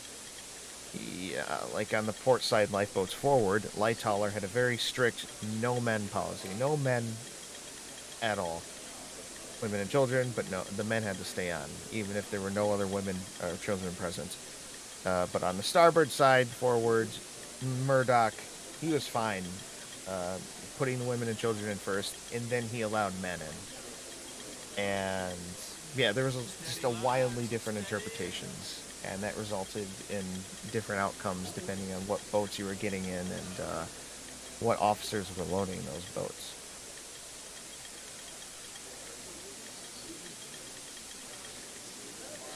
Yep. And one thing that David said earlier is, I think we all mentioned earlier a little bit, is the seriousness of the situation in the beginning makes it harder for the boats to be filled, too. So on the starboard side, where it's women and children first, and then men are put in, versus the port side where it's women and children only, and then no men are put in, then the boats are lowered. You have in the beginning of the tragedy as it's unfolding, the ship still looks pretty sound. Nothing is dramatically happening. The ship's just listing in a little bit. The trim's off slightly. It just seems like something might be off. passengers think they're going to come back after they're being rowed out. They don't want to go in these boats, etc. It's cold. Later on during the nights, they want to get into these boats, and then that's when the chaos starts. So it's hard to get passengers to be convinced to get into these lifeboats too, let alone women at all. And then you get women who don't want to be separated from their husbands. So on one side of the ship, husbands are allowed in with their wives, so you have more who might want to get into the boats, while on the port side, Lightteller was very hesitant to even allow young male passengers to get in the boats. 13-year-old boys, for instance. I think it was Arthur Ryerson. Yeah, Arthur Ryerson, he was 13 or 12. I believe the line goes, he's only 13. He's only 13. Of course he can go. And I think after that, Lightteller said blasted no more boys, at least in one of the Titanic movies. So he has a completely different perspective on who was allowed in these lifeboats until all the women and children go first. And this is back when, the age of when a boy becomes a man is different. And if you read Titanic passenger and crew logs, or manifests, you'll see a very different point of when somebody is considered an adult, which I find very interesting too. Especially when you consider like Jack Thayer, who was 17 at the time. Mm-hmm. But even that was considered too old. Yep. To enter the boats. You consider him an adult. If we always say that no second-class children perished on Titanic, but I believe there are passengers under the age of 18 in second class who did die. I think. I don't have those. I want to believe I don't quote me on it, but I believe I noted that and thought that's not right then. But back then in 1912, once you hit like the age of 16, you're considered an adult. So you get your big boy trousers and you move on with your life, more or less. Watch Titanic, 1953. That was the story. I think Frank Goldsmith. He talked about someone they were traveling with who had just gotten his. Oh, exactly. Yes. Mm-hmm. And who stayed behind with the men. With the men. Right. Now, as we watch lifeboats being lowered in our animation, I want to point out here another one of the little notes of the animation disclaimers, I want to say, before we get into the fine details. We note that the lifeboat lowerings, we say that it's around this time the lifeboats are lowered, because our animation can't exactly sync up perfectly when the generally accepted times for the lifeboats are lowered, for a couple of reasons. One, because we believe it's impossible to say that the lifeboats, regardless of how much research goes into it, that lifeboats were lowered at perfectly at like at 1250x time, etc. And two, when Jack created this animation, the main researchers who worked on it, and I was part of that like trio, gave him a bunch of stuff all the time saying, Jack, do this, Jack, do this. And then right afterwards, there was new information that was given freely to everybody by Samuel Halpern, which would have helped him a great deal, but unfortunately we were a week too soon. And for the next year's anniversary, we hope to implement that. And then so while editing this entire animation, we tried to move things around to sync it up, and you're going to see how we hid a couple of boats to try to sync with Sam's timeline, but it's kind of fuzzy. But I think anything like that can be forgiven. Any kind of like slight differences in times, or I mean, as we said, the field of Titanic study is ever evolving. It's true, yes. We hope that, we hope that you can forgive us with a couple of things, especially when it comes to the boats. It's such a headache, and it's very difficult to take research that's especially in text form and transform it into 3D, into something like this. It's hard enough to recreate a room in 3D, in a 3D space. I speak from experience doing that. I can't imagine doing it in creating an entire sinking ship. And now 2 people on the team have done it, and I have no idea how they've done it. So,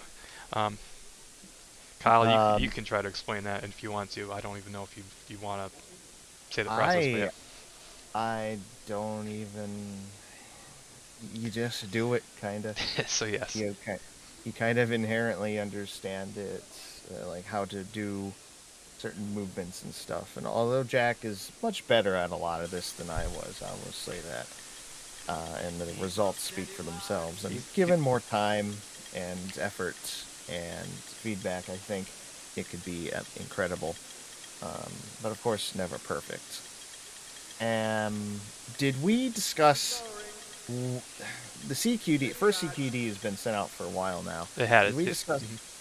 Did we discuss what that means? What's the CQD? You guys go ahead and discuss it.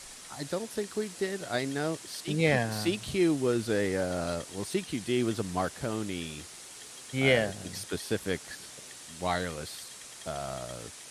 Yeah, I've got a thing here. So CQ I think was I'll it let you. means so yeah.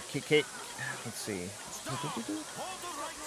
Yeah, yeah. There's a common myth about CQD that means come quickly distress, but that's not true.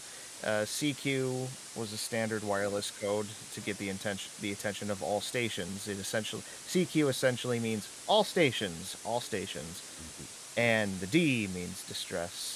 So CQD meant all stations, distress. And it was a very simple way of just telling everyone who's listening that you are having a problem. And it was, even though it was a Marconi specific code, it was so well known throughout the wireless telegraph world that it didn't matter what company, if you were with Telefunken in Germany or if you were British Marconi, American Marconi. It was one of those things that everybody just recognized as this is the distress call. But as we see in this disaster, the SOS code had also been introduced by this point, but it hadn't been as widely adopted, I don't think, by at least maybe the Marconi operators. There's another form of distress that is utilized soon, just to foreshadow something that's going to explode. Just to let everybody know, but that's all. And this is, we're seeing boat number 5. Oh, there it goes. Right now.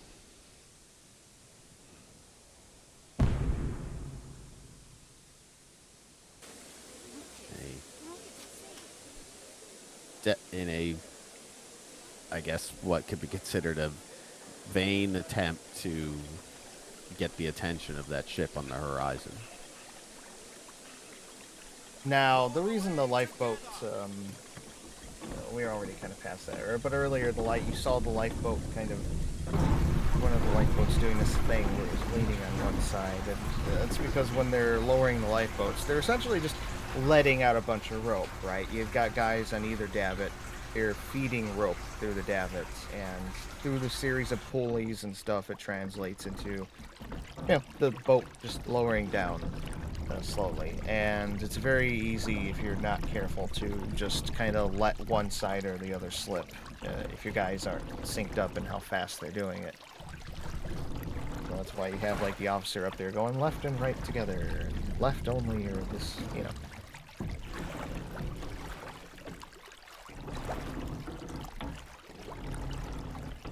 And of course, we have our classic interior sinkings, the EDT corridor.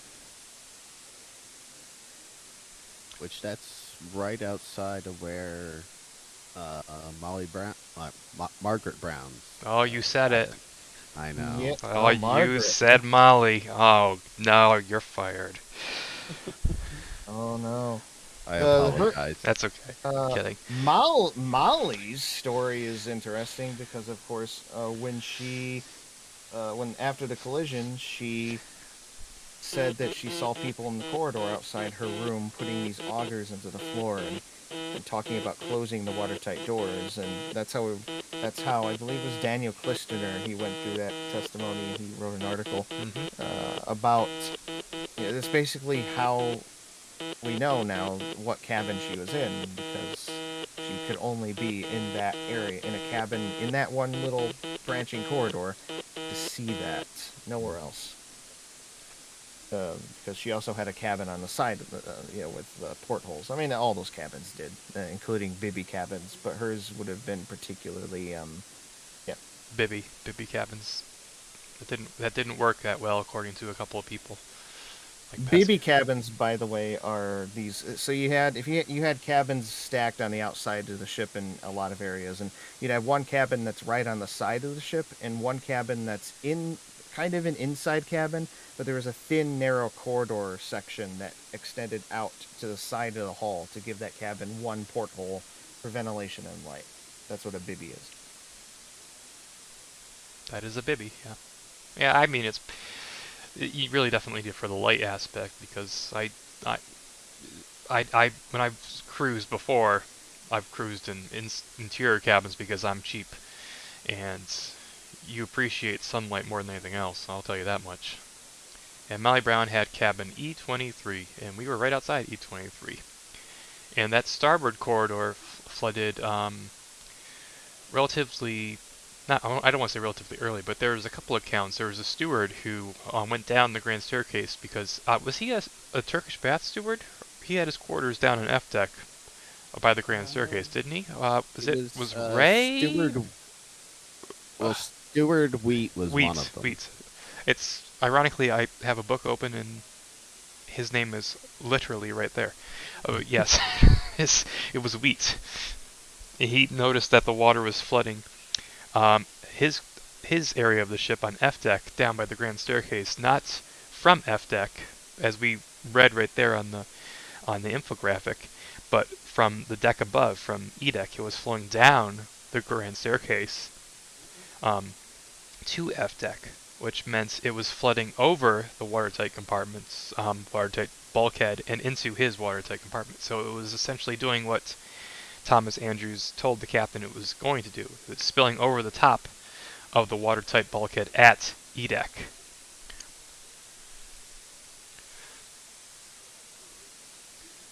Now, has the water reached Scotland Road at this point? I believe yes.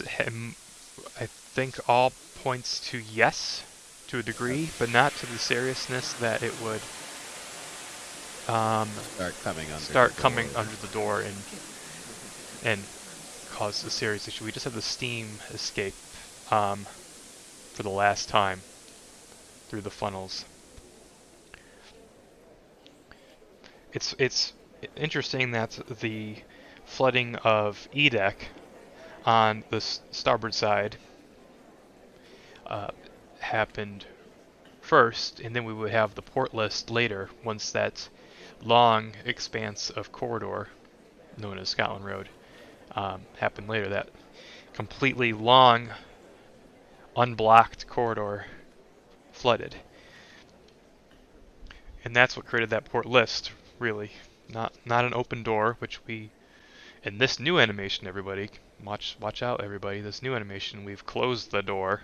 We've had the door closed after it was opened, because some of the lifeboats were lowered by officers, and those lifeboats lowered right by that door, and nobody saw the door opened. But I think that they would have noticed an open gangway door as their lifeboat was lowered next to it, since a lot of passengers, as their lifeboat was lowered by the side of Titanic, looked into portholes that were flooding and noted them later. I think Margaret Brown, who we were just talking about, noted that she saw an open porthole that was flooding. Please correct me if I'm wrong. And so did Emily Ryerson. She saw a window that was flooding as her boat was being lowered. So if one of these lifeboats, which were on the port side, had lowered next to that gangway door, that was indeed ordered to be opened, and the door was still open at that time, they would have indeed noticed it and had remarked about it, and they did not. So perhaps the door was opened at one point, or they were ordered to go open it. They were not successful, or perhaps they unhinged part of it. The ship sank, the bow hit the bottom of the ocean floor, and that's a big impact, and it caused the door to then open afterwards, because it is open, or it was open at the bottom of the seafloor, along with the sliding gates inside.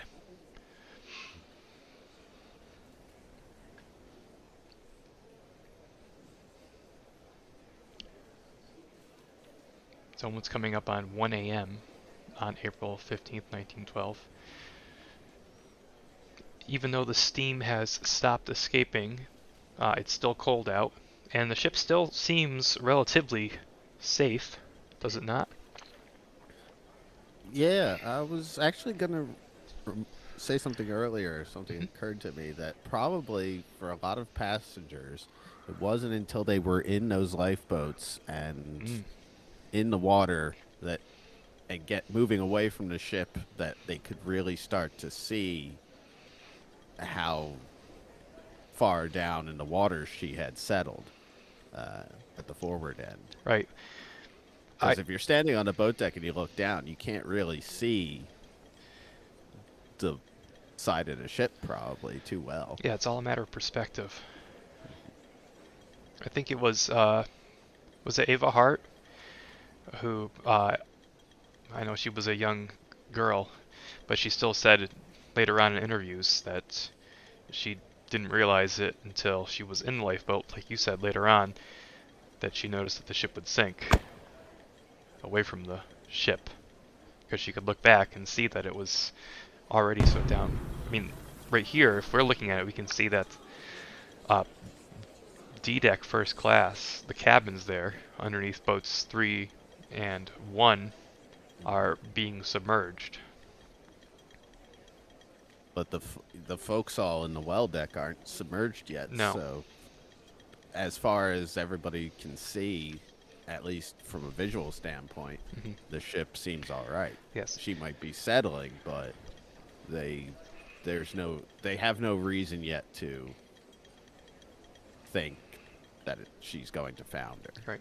And again, I want to point out, as I mentioned a while ago now, that it's for the sake of being able to see what's happening during this event, we've upped the brightness a little bit. Again, it's something that has to occur for these, in our opinion, has to occur for these animations and these recreations, so that the audience can see everything that's going on. Otherwise, if it was like it really was, and you were trying to use your unattuned night vision, quote unquote, it would be more A lot darker. saturated and dim. Yes, it would be a lot more dim. But we don't have any additional lights. We don't have, our funnels are not lit up or anything like that. If we have lights bouncing off the smokestacks, for instance, that's a light that's just coming off of one of the natural sources of one of the sources from Titanic, such as the skylights from the grand staircase,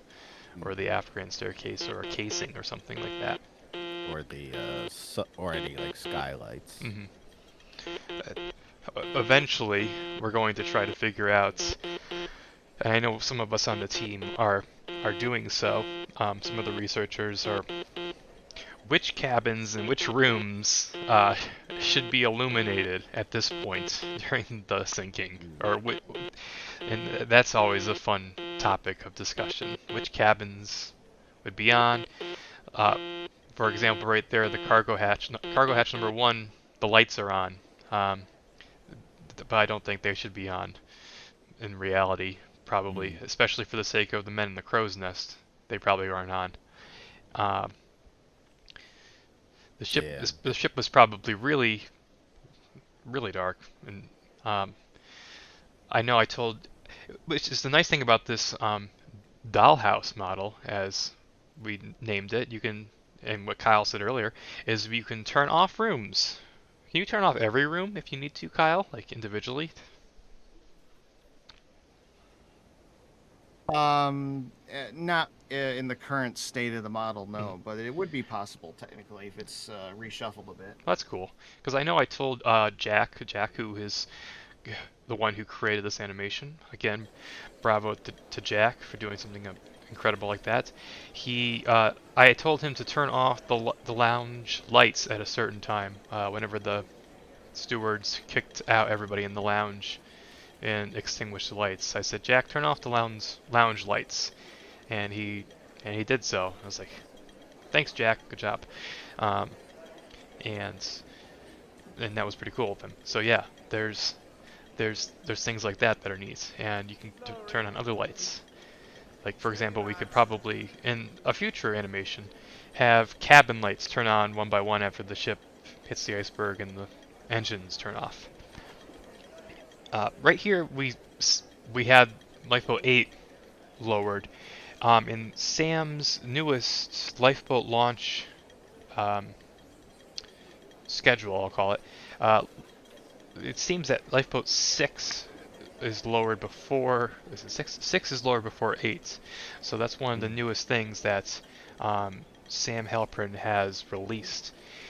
And of course we couldn't go back and change the animation beforehand, but we definitely made sure to note of that in the video that is being released later on afterwards, that 6 was probably six was probably launched before 8, and 8 was probably launched after Lifeboat 6.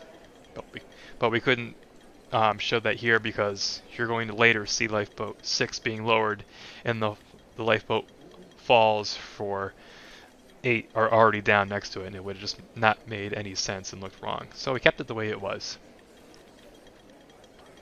The lounge was not open throughout the entire sinking. At one point during the night, the stewards came through and kicked out everybody who was in the first class lounge. I think was it Edith Russell who was in the lounge, and they were like, "Get out of here."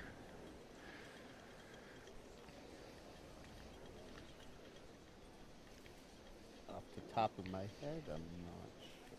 I always, if there's one passenger who I always associate with the lounge, it's for some reason it's Edith Russell. I don't know why. I always just I always picture Edith Russell in the lounge playing cards. It's her. I feel like whenever I watch one of her interviews or read her stories, she's talking about how she was in the first class lounge.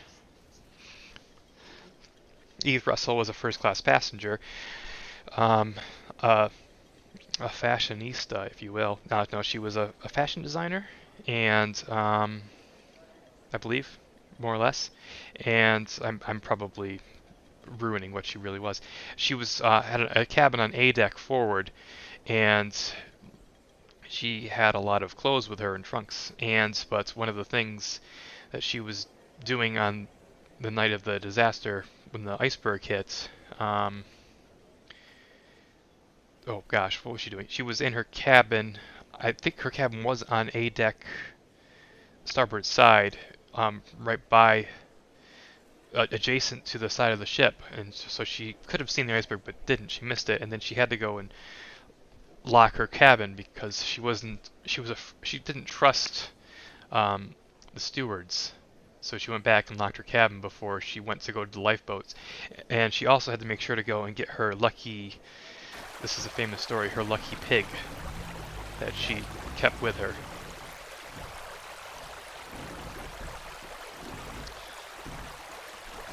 the lucky pig, which when you wound it up, it played a little tune, which would later keep children in the lifeboat with her entertained and occupied to not look at the sinking ship.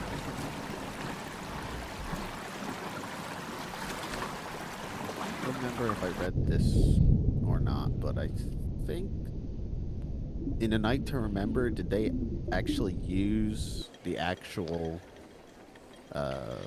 pig I that know belonged to for a him? fact that the pig was on set. I'm pretty sure Okay. that was a weird phrase I just said.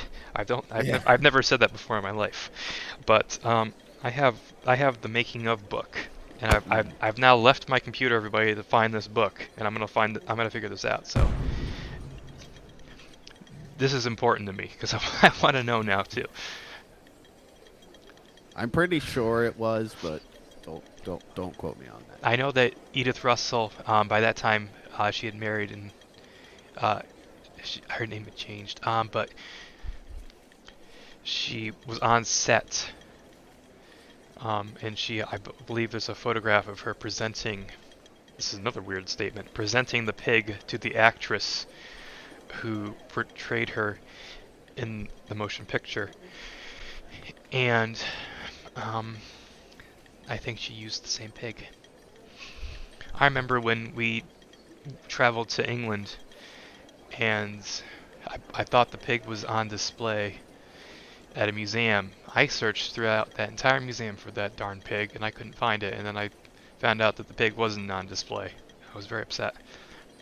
Um, just a little bit of a detour here. Go ahead, Uh, we're tangenting I again. was I was actually away for a couple of minutes. So, did we discuss some of the stories from the loading of the lifeboats up to this point? No, please do. The only one we discussed so far was Edith Russell, and she hasn't even left the ship. Oh, we haven't even talked about Guggenheim. Oh well, okay, you can talk. Everyone can talk about Guggenheim. Oh yeah.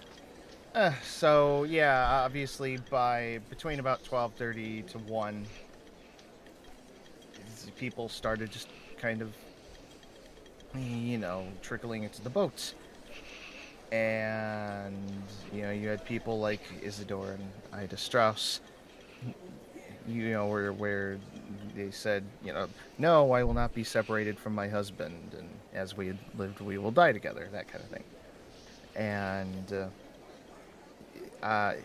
Isidore didn't want to get into the lifeboat, and because he would have felt bad about getting on board when others might not be granted that privilege. So they stayed on the ship. There's a little disagreement about where the Strausses went after they refused the lifeboat. I believe one idea is that they just took chairs on a deck and just kind of just sat around on deck, Right. possibly on the boat deck or something like that. And yeah, so yeah, but by on the starboard side, somewhere around 12:40, Murdoch was loading boat 7, and he had a hard time getting people into the boat. And then they didn't take the situation seriously, and everyone just kind of thought it was a joke. And Stewart Henry Etches, this is the interesting one, because he was helping with boat 7, and that's when he noticed Benjamin Guggenheim and his valet Victor Giglio, and they were dressed in their evening wear, which is an odd thing. And your evening night clothes, you know that thing where it's like a tux, very fancy. And then that's when Etches asked, what's this for? And Guggenheim said, we've dressed up in our best and are prepared to go down as gentlemen. And he then told Etches that if anything should happen to me, tell my wife in New York that I've done my best in doing my duty. And then he left to help passengers. And that's apparently kind of the story of the night. Apparently, Guggenheim did this multiple times, at least twice that we know of, where he stopped another steward and he said something similar. This steward apparently claimed that he said, I played the game straight to the end, and that no women were left on board this ship because Ben Guggenheim was a coward. Tell her that my last thoughts will be of her and our girls. And he supposedly lit a cigar and sauntered off to help with the boats. And that's just I think that's kind of one of my favorite stories from the sinking, because it's just so weird. This is joked about before, that the idea that Guggenheim was just walking from steward to steward giving his last will and testament, and I don't know if that's true or not. I don't know how much of this is true. I mean, I doubt these are exact quotes, but it kind of seems like a thing he'd do. I don't know. But he's quite a character. I have a quick update on Edith Russell. Of course, back then, her last name was Edith Rosenbaum.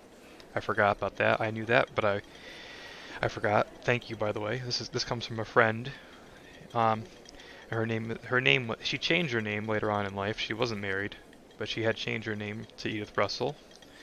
And she was a journalist and stylist, not a designer. And the pig in A Night to Remember was a replica, but she had the pig for a publicity photograph.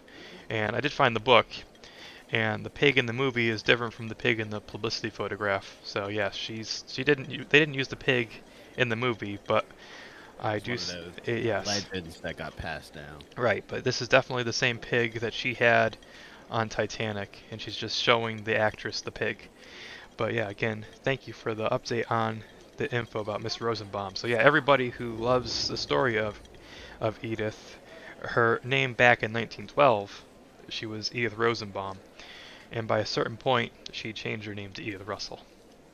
Not through marriage. Now, a quick detour back to the boats is it was at this point also that Ismay appeared on deck. He was in his pajama robe and slippers. Bruce Ismay being the managing director of the White Star Line. Yes. And Ismay was just up there on deck. He was kind of annoying Third Officer Pittman to get the women and children in the boats. There's no time to lose. And Pittman dismissed him at first because he didn't realize it was Ismay, who's technically his employer. If I could interject real quick, I believe that was actually Fifth Officer Lowe. Really? That had the interaction with. Yeah, I was going to ask you, but I wasn't sure. Yeah, I know there were probably like multiple people that interacted with him, so it's hard to say. But I know Ismay. It's kind of a classic. There's a lot of depictions of Ismay that are questionable, but I think the one that's probably accurate is that he was just kind of annoying. He was on deck and he was just. But it's the thing where it's like you can't blame him. He's the owner of the ship, and the thing is, people always talk about people would talk about Ismay like he's some kind of evil guy, but from all accounts, he was a really nice guy. He really cared about his ship and the people on it, and I think he was just in panic. Like, he knew it was going to go down, and he didn't know what else to do, so he just kind of. He could very well have been one of the only people besides Captain Smith and Thomas Andrews to really understand how bad things were early on. Right. He was not, however, by many accounts, a mustache twirling villain as often depicted in motion pictures, nor a cowardly victim or cowardly villain rather. That depiction very much comes from in a large part, I think, more the American press than the British press of the time, and it especially was that image of Ismay as kind of the mustache twirling villain came from the newspapers owned by William Randolph Hearst, who kind of went out of their way to paint Ismay in this villain-esque role by dubbing him J. Brute Ismay in their reporting. I forget how soon after the sinking. I know they were referring to him as J. Brute Ismay even before the Carpathia arrived in New York with the passengers. Speaking of painting people in a bad light, perhaps, Mm-hmm. or Yeah, searching for a scapegoat. yeah. That's Yeah. the classic thing in Titanic where you got to blame someone or something that continues even to the present day. And, not to go off on I don't want to go off on too much of a tangent about Californian, but it kind of I don't even know if you can directly say Lord alone was at fault. The officers on the bridge who were standing, it was one of those situations where afterwards they were kind of like, the Lord said said something along the lines, if it was so important, why didn't they come down to get me to come up on deck? And the officers on the bridge were more of the opinion that they told Lord, and Lord should have told them that it was a serious situation. It was something where there was a disconnect between Lord and his officers. And it's unfortunate that nobody took the initiative, it seemed. Right. To investigate. And Titanic, it's interesting because Cape Race, earlier in the evening, I forget what time, I have it, I know I have it here somewhere, but they actually heard Titanic signal Californian at one point during the sinking. And they never received a response, obviously, because the wireless operator was asleep. But they, I guess, because of the famous interaction at around 11 o'clock when Californian sort of barges in, I guess at some point Phillips must have thought, well, let me try Californian. They really loud in the headset, and the volume that they come in on the headset kind of indicates proximity. But unfortunately, that call to Californian went unheard. Mm-hmm. And as they say, the rest is history, and now and it's up to us to reflect on it, and unfortunately for them, we still give our opinions on their decisions. The song that was playing, by the way, everybody, I don't know if it's still playing. I don't have the sound on for the animation. Was for the Americans out there, because here in America it's much different than the United Kingdom. It is. Please load Excel. It's to the land of hope and glory, which is not what it is in the United States. That is, in here in the United States, it's pomp and circumstance, but in the UK, it's the land of hope and glory. Titanic's band, at one point in the night, turned to patriotic music. They switched from early on waltzes, comedy pieces of music from comedy and ragtime. Things that would keep the passengers entertained, calm, just relaxed. Things that they would play at dinner, perhaps. They switched to these songs to kind of get them not riled up, but to get them more optimistic to the situation. So they played not just the theme of Great Britain, but the theme of the United States. They also played the Star-Spangled Banner around this time too, perhaps. So the two anthems of the countries that they were going to the United Kingdom, the United States were played, they would switch between this, and soon they would have a more serious tone. As we don't have it, we didn't have this track ready yet, but Londonderry Air or Oh Danny Boy was heard as well.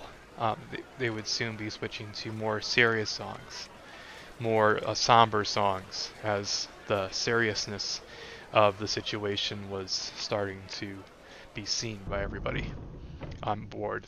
And the lifeboats were also being witnessed to be getting fewer and fewer and fewer.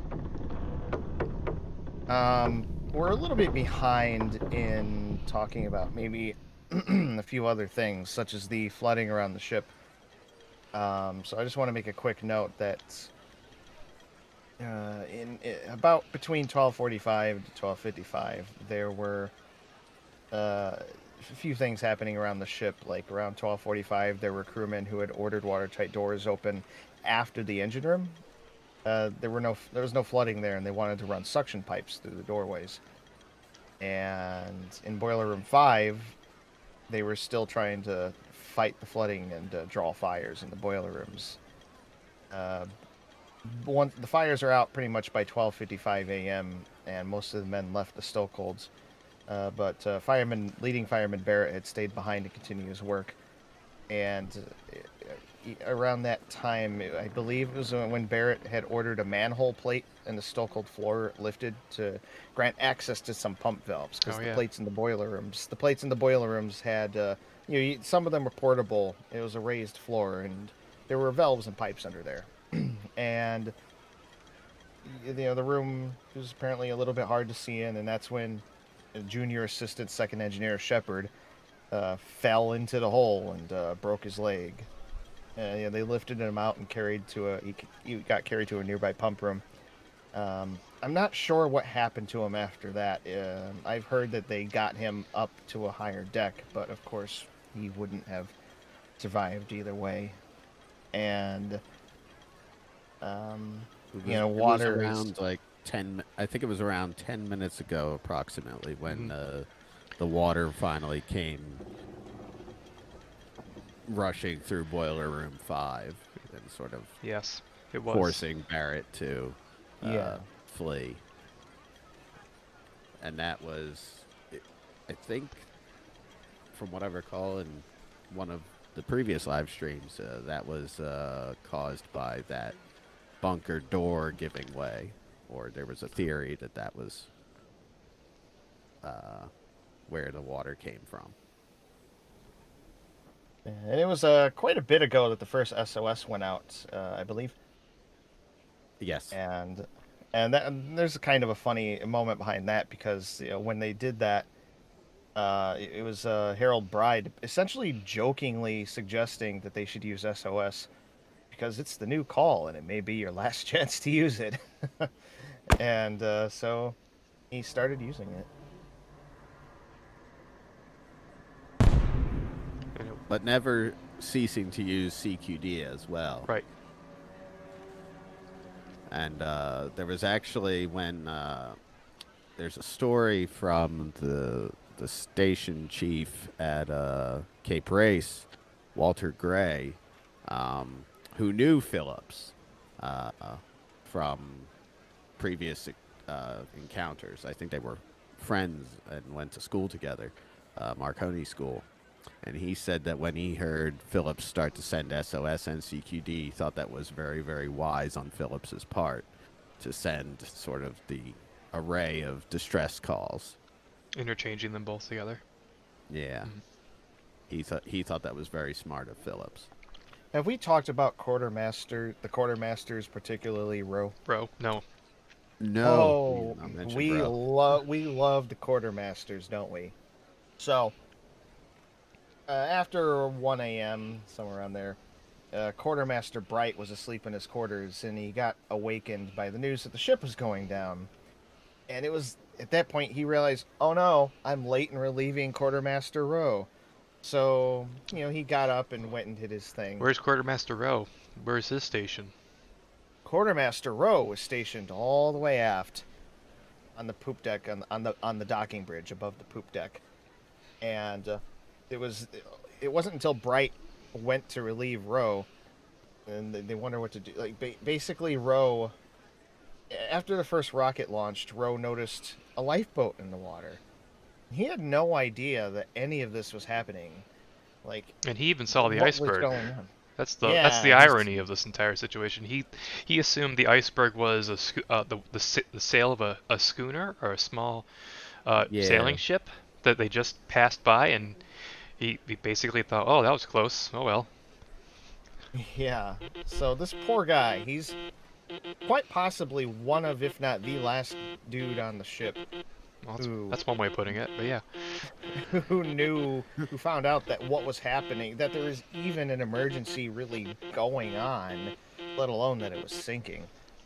And so he Roe, when he kind of got notified by Bride of all this, he called the bridge on the telephone that was on the docking bridge, and Boxall answered, and Roe said he saw a lifeboat, which caught him by surprise. And that's when Boxall ordered Roe and Bright to take rocket detonators that were for some reason in the stern and bring them to the bridge. And yeah, But that's the story of Roe. but Roe, he would eventually. I believe all the quartermasters survived the sinking of Titanic, so his story doesn't end in tragedy like so Yeah, many others. He ends up. I think he ends up in charge of Collapsible C. C, yeah. Yes.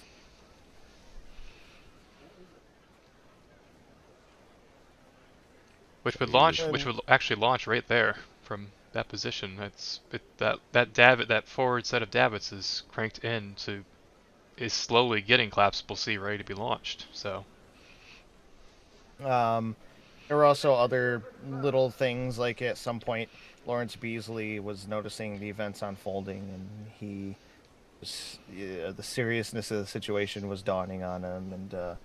And at another point, Jack Thayer, passed by Thomas Andrews, asked him what was happening, and he just said that the ship had not much over an hour to live. And, there were still men in the smoking room, at least by 1 a.m., and including Colonel Archibald Gracie. He went down to his stateroom on C deck to grab blankets, and he spotted a steward dragging a barrel of bread to the lifeboats. And he tried to get into his cabin. It was locked, and he asked the steward, who said it was due to the fear of looting. So by that time, there probably would have been quite a lot of locked cabins, if not all of them. mhm.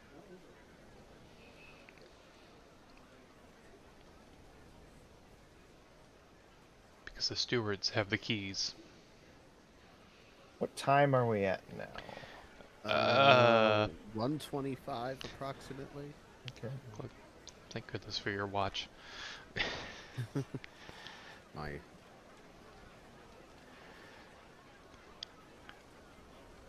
I want to quickly take a moment to shout out to 1:26 a.m. right now, to shout out to our THG team members in our chat, basically keeping track of everything going on.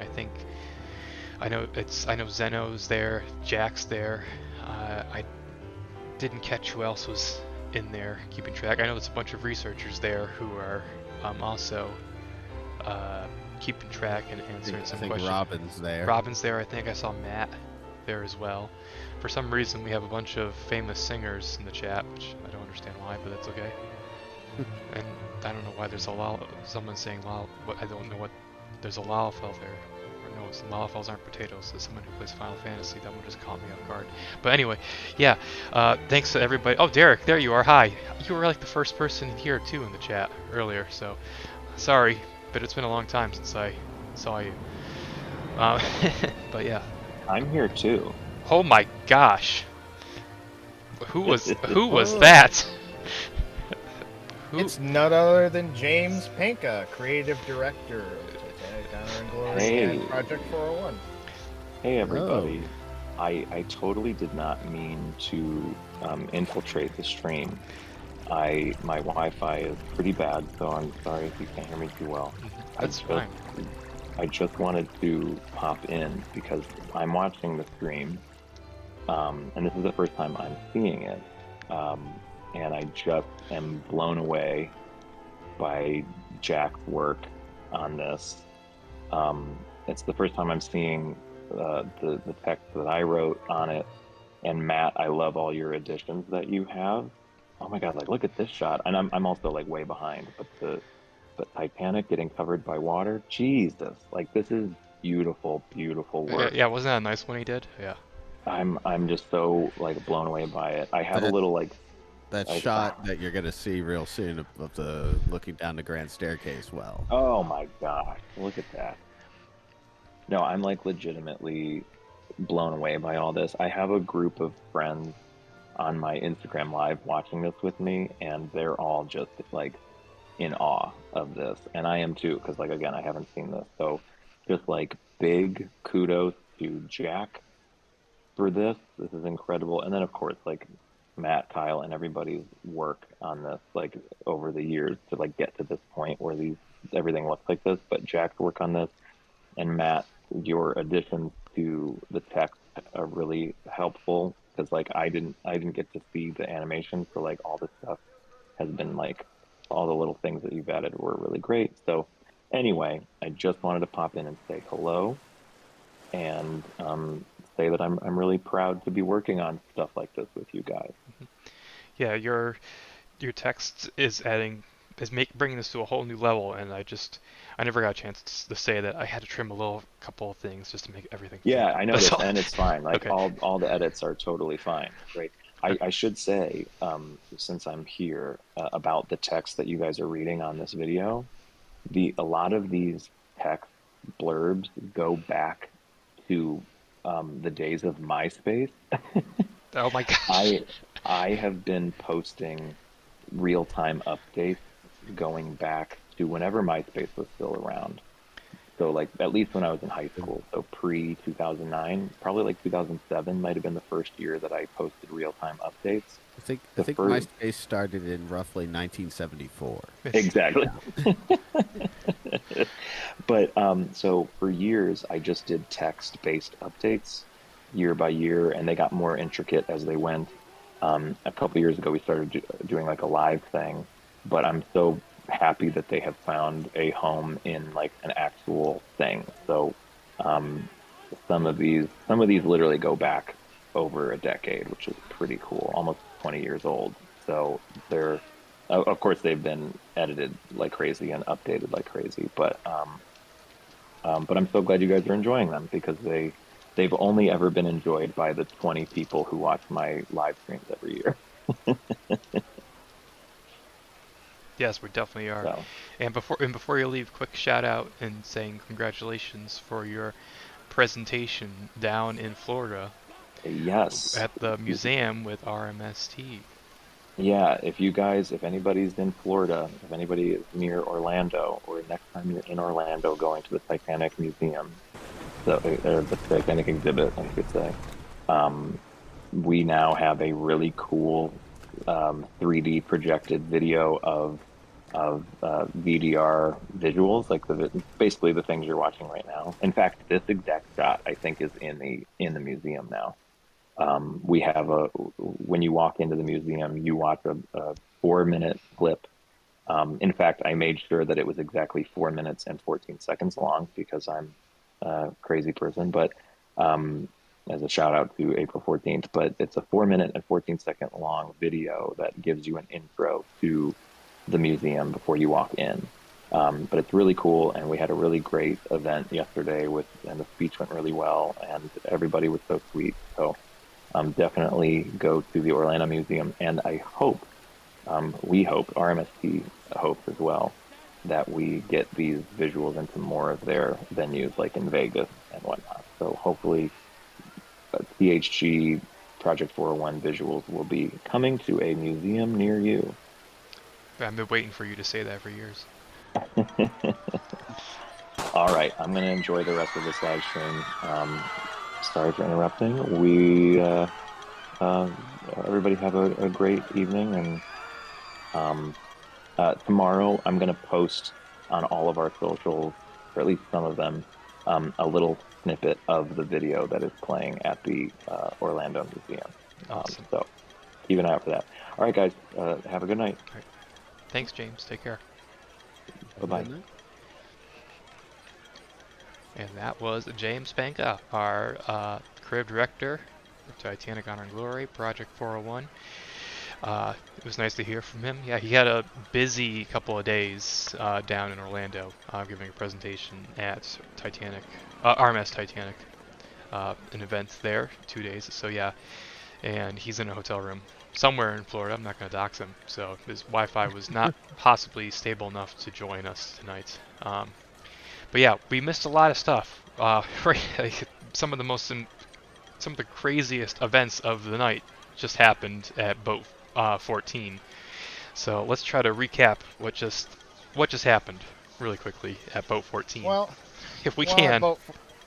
At boat 14, apparently a man tried to get in, and he was ordered out by an officer who fired his gun. Saying, "Stand back," I say, "Stand back." And, the next man who puts his foot in this boat, I will shoot him down like a dog. And it's at this point in the sinking that things are starting to crack. They're starting to fall apart, as Cal said. Not too severely, but that calm is starting to get really, really uneasy. People are starting to realize that something might be happening. I would say And- so. Especially with the well deck and the forecastle going under the Yeah. water, you would think that at this point, seeing that, It's a you would significant piece of yeah, real estate that has gone under.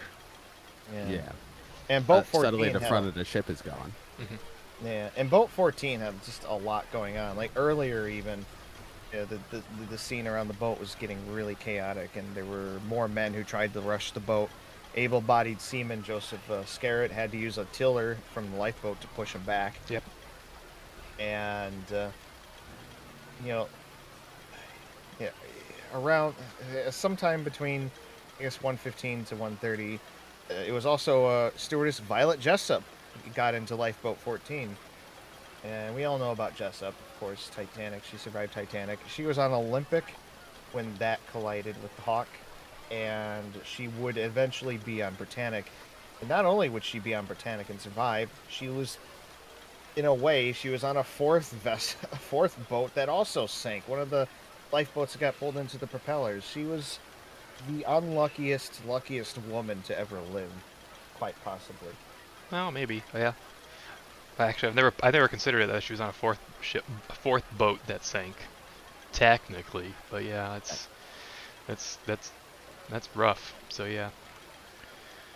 Now all these aft boats, they seem to be lowered pretty quickly in a succession right after each other. Within like the three aft on the port side and almost the three aft on the starboard side are lowered within like 15 minutes of each other.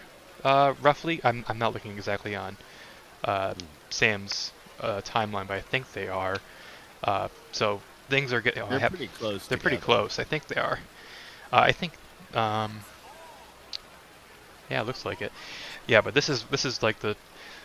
And right now these boats, 11, 13, and 15 are pretty much the most significantly filled boats. Is it 15 or 13 that's going to be filled to capacity or over capacity? 13, both of them may have been over capacity, but I know 13 was very, very full. Oh, it's 13 has 55, 55 Yeah. according to Sam. Oh. I think. Have we talked more about Edith Rosenbaum? Oh, we talked a lot about her already. Well, Oh, she's on 11. Yeah, she was in the lounge for a while, of course, and once she was on the boat deck, that Ismay had spotted her, and Ismay was a very excitable guy. I don't think I mentioned that, but that was one of his other personality traits. Is he if he got into a panic or under stress or something, he'd get a bit excitable. He specifically saw Edith, and he was like, "You, what the devil are you doing here?" I thought all the women had left the ship, which is a strange thing to say. But yeah, that's when Ismay grabbed her and guided her up to lifeboat 11. She was hauled she was almost hauled into the boat by 2 men, but they put her down because she protested, and then she ran into Philip Mock, a passenger, Oh yeah. after he had put his sister into boat 11, and Mock convinced her to get on the boat, and he helped her over. And that's when a sailor grabbed the toy pig she was carrying and threw it into the boat. He apparently mistook it for a baby. So, It was dark on the deck. and yeah. So as boat 11 was about to be lowered, that's when they asked if there was anyone else nearby who wanted to get on, and that's when Mock got on board and they lowered away. Boat that's boat 13 coming down now. By And that has that's in leading fireman Fred Barrett is in charge of that boat. Now this And is where things are about to kind of get crazy for these 2 boats. You see that little thing of water coming out of the hull there? That is, I believe, the condenser. discharge. Yeah, condenser discharge. So the ship had a system where it cycled water. So the water would be pumped into the boilers, and it would get heated, of course, by the fires of the coal. This turned into steam. The steam would get pumped aft through pipes into the reciprocating engines. The steam would go through different cylinders, getting less and less sort of compressed, lower pressure. It would go through bigger pipes. Then the steam, after it went through the reciprocating engines, it went to the turbines, and then it went into these condensers, or it could have bypassed the turbines and went straight to the condensers. And what the condensers did is, well, they condensed it. They turned the steam back in the water by, I guess, just running the steam through like these kind of a matrix of things that had cold seawater pumped through them in high volume. And then once the steam was turned back in the water, it was pumped. That water was then pumped through a series of filters and heaters, and then went back to the boilers. So the condenser played a critical part in this system, and it was running still when this was happening, when Lifeboat 13 was going down. And when it hit the water, it came down near the condenser, and the condenser pushed the boat off until it caused 13 to drift underneath Lifeboat 14. 15. Wait, which 15? Yes, 15. Lifeboat 15 as that was coming down. And this is when you get the thing where 13 is almost crushed by 15. Crushed under and sunk by 15 almost.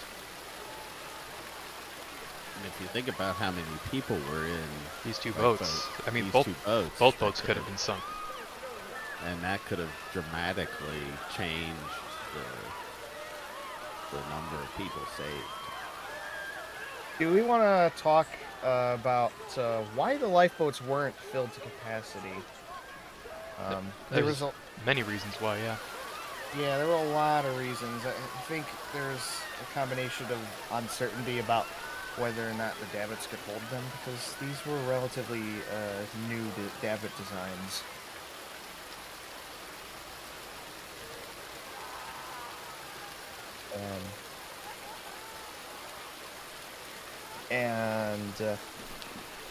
Yeah, there was just uncertainty about whether or not the boats could hold that many people. There's also the idea that they could lower the boats partially full to the water, and then they could load them further by rowing the boats up to a shell door or something. But that, of course, never happened. Yeah, we're gonna actually hear Captain Smith later try to call the lifeboats, or some of the lifeboats, back to the ship to pick up passengers from the open gangway doors in an attempt to fill those lifeboats as a last-ditch attempt. I can't even imagine how chaotic that might have been. Actually going through with that. They actually tried to do that. Because then you would have people going back down into the ship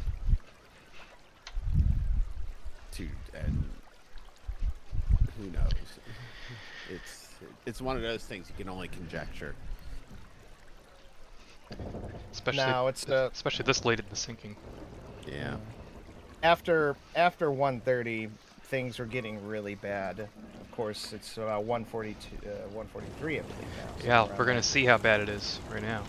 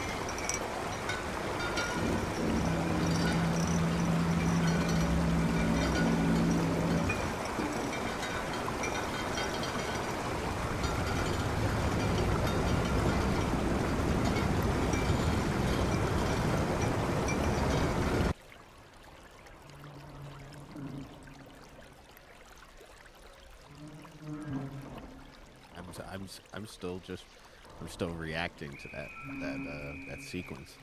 yeah, it's absolutely beautiful in a very haunting way. Yeah. If you're wondering why the two sequences, the reception and dining room, look different, we just couldn't use new water with the reception sequence because that was so old. It couldn't be redone. So there's a few little things like that, but it's fine. So It's a nice yeah, homage. Mhm. yeah. By this point, things were really getting bad for Titanic. Obviously, the forecastle is well getting underwater, and anybody in the lifeboats could clearly see what was happening. And it would, fears were getting pretty big for those launching the boats. That there was this idea that they'd be sucked down if they didn't get far enough away from the ship. So there was this impetus for people in the boats to just row, row, row, get away. And there's And more and more access points for the water as the yeah, forecastle and the well deck are going under because you have these cargo hatches. and on top of that, you also just have portholes Yeah. in various places. Some of them were opened by passengers. Some of them were broken. I think a couple at least were broken. And it's been said that the total area opened by the iceberg was about 12 square feet. That's about the size of a regular doorway. And with every new open window, porthole, or door going underwater or hatch, you're just greatly increasing the areas where water is getting into the ship. And so also sometime by this point there was a steward named John Stewart the steward, who he was going through the first class smoking room to check for passengers, and he found Thomas Andrews there. That's where he was standing at the fireplace, looking at the Plymouth Harbor painting by Norman Wilkinson, and his lifeboat was nearby. And Stewart said, "Aren't you going to try for it, Mr. Andrews?" And he just didn't answer. So Stewart continued on. Although, obviously, Andrews was later seen on deck, so it's he almost certainly didn't stay in the smoke room and die there. A quick sidebar is that painting Plymouth Harbor by Norman Wilkinson would eventually go on to paint. So he painted the smoke room paintings on Olympic and Titanic, but he eventually went on in World War I to create and design the dazzle paint schemes that were used on warships at that time, including Olympic.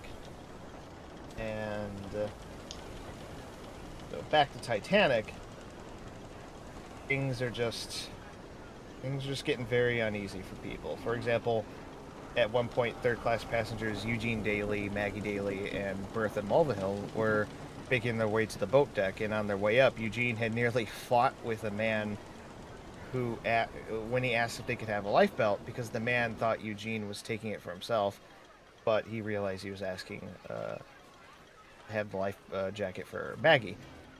And later on, they went up to the aft well deck, and there were a bunch of third-class passengers who were gathered there, and they were prevented from going up to the upper decks because they had these gates. They weren't gates like in the movies or the Bostwick gates or anything like that, the collapsibles, but they were these low waist-high gates on at the tops of stairs on the exterior decks, and there were apparently crewmen there trying to keep them kind of aft. Hey, it's not your guys' turn yet, and so on and so forth. So a lot of people were forced to wait on the aft well deck.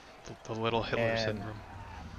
Yeah, little Hitler syndrome. Eventually, the crewmen guarding the stairs relented, and they opened the gates and started letting them through. But for a while there, they were trying to keep them down.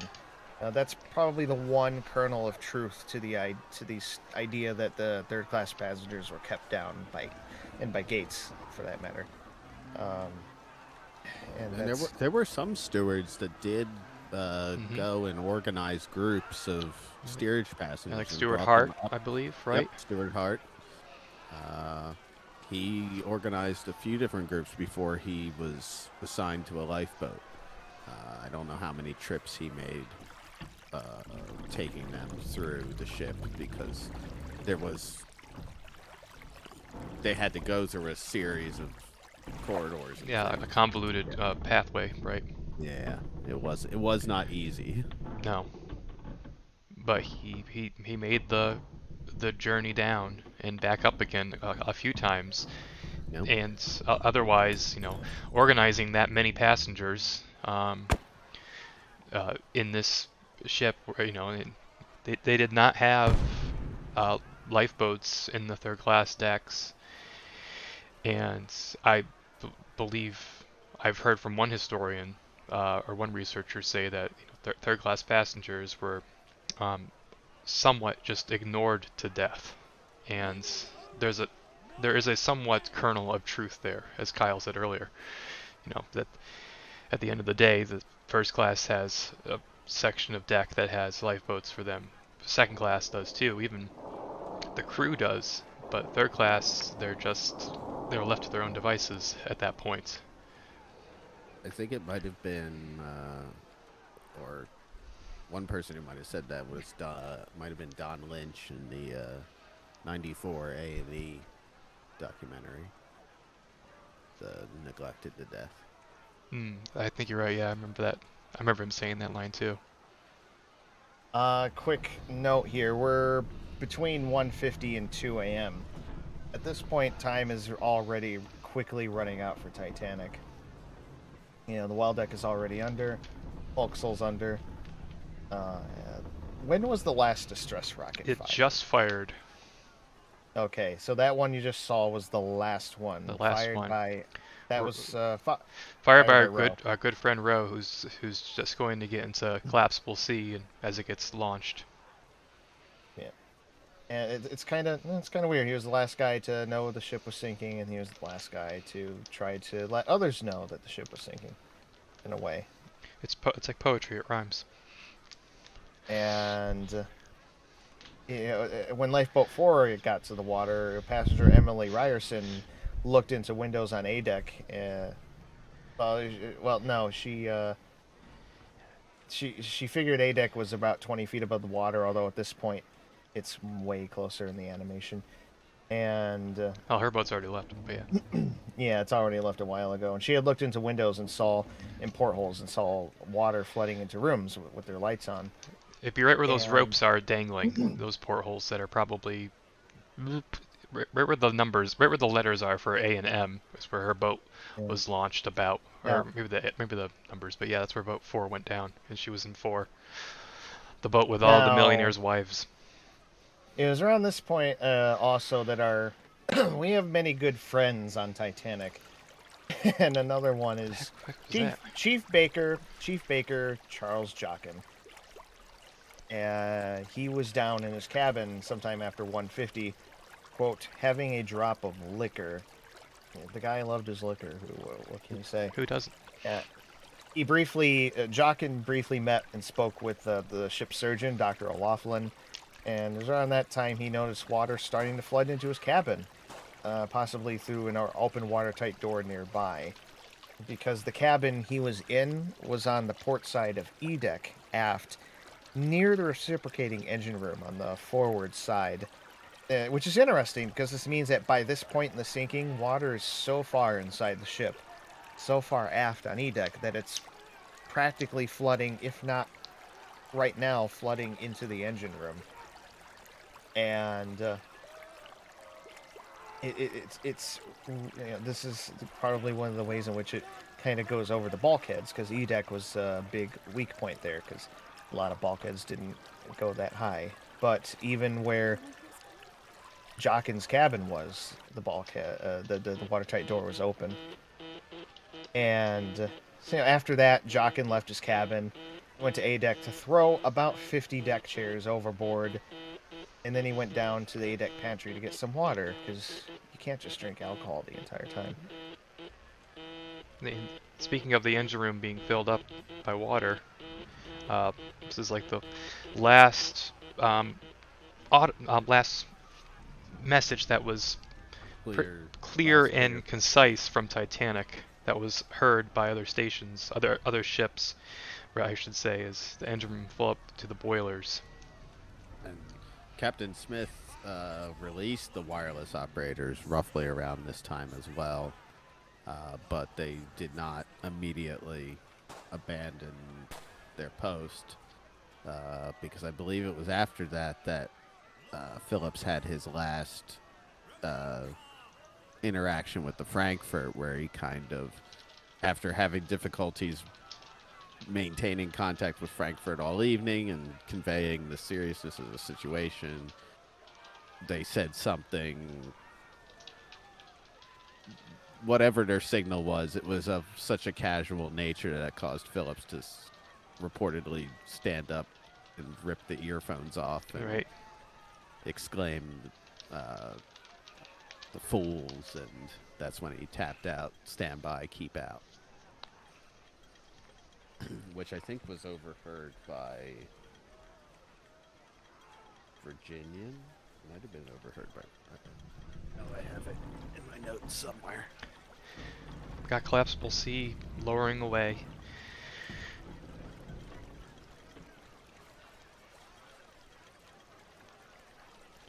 with Bruce Ismay on board and Officer Rowe, excuse me, with Quartermaster Rowe. A little bit of drama had just occurred around this lifeboat,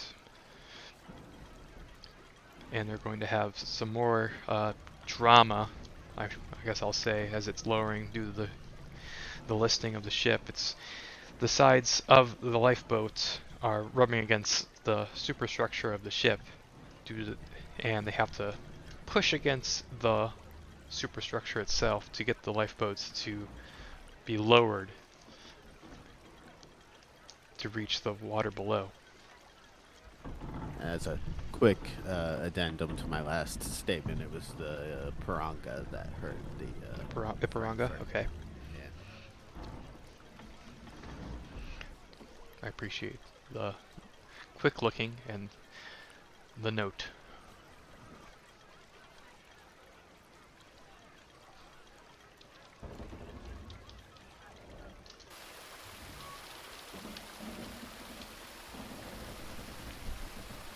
There's one lifeboat left that will be lowered from Titanic.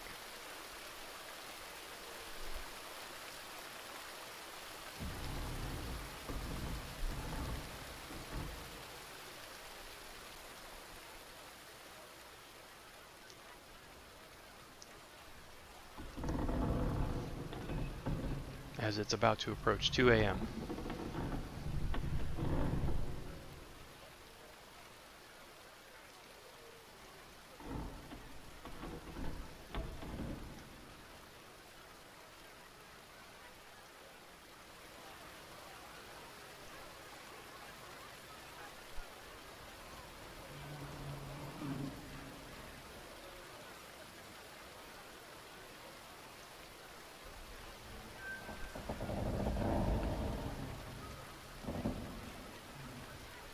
Now there have been several occurrences of gunshots at lifeboats. I believe we've had 3 now. We've had gunshots at lifeboat 14 and both collapsibles, and there will be one other occurrence where there's a rather controversial subject of the possible actual shooting of passengers, crew, and suicide, and that's still indeed, as I said, a controversial subject that's of course probably never going to be fully solved. No, I don't think There's any way to solve any way that. to figure that out. There's many mysteries surrounding Titanic that, regardless of if you dive to Titanic or unless you unearth a photograph of the sinking or a long lost setting a recording of the actual events, somehow you're going to that certain things are just going to be forever unknown. I don't believe any of the bodies that were recovered in the aftermath were found to have been shot. Right. I don't think so. I remember that one of the possibilities for a suicide was McElroy, but his body was also recovered, and there's no mention of any self-inflicted wounds on him, for instance.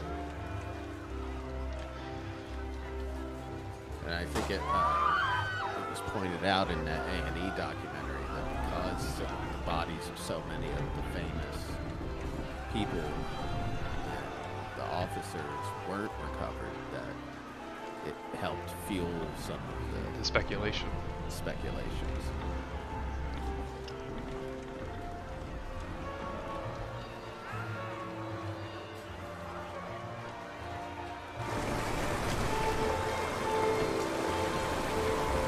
It's 1 a.m. local time where I am, but it's 2:02 Titanic time, or parent time ship.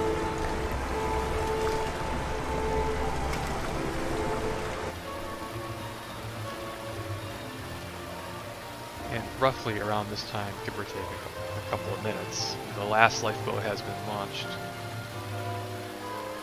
will be launched, collapsible TV. If you could call that a launch, it doesn't have to go very far to get to the water below. And then you can see the two men who are going to jump into her bow from A deck, Stephenson and who was the other one?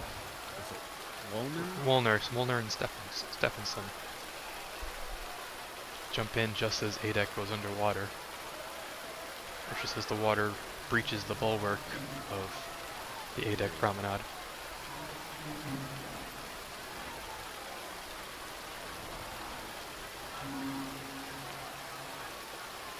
And these people, this is the last joke I'm going to make, these people are frozen in terror.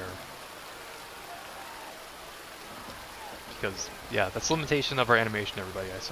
I've seen this joke several times in the chat, that our figurines are rather stiff and lifeless, but indeed, yes, they're just static figures that we place around the ship.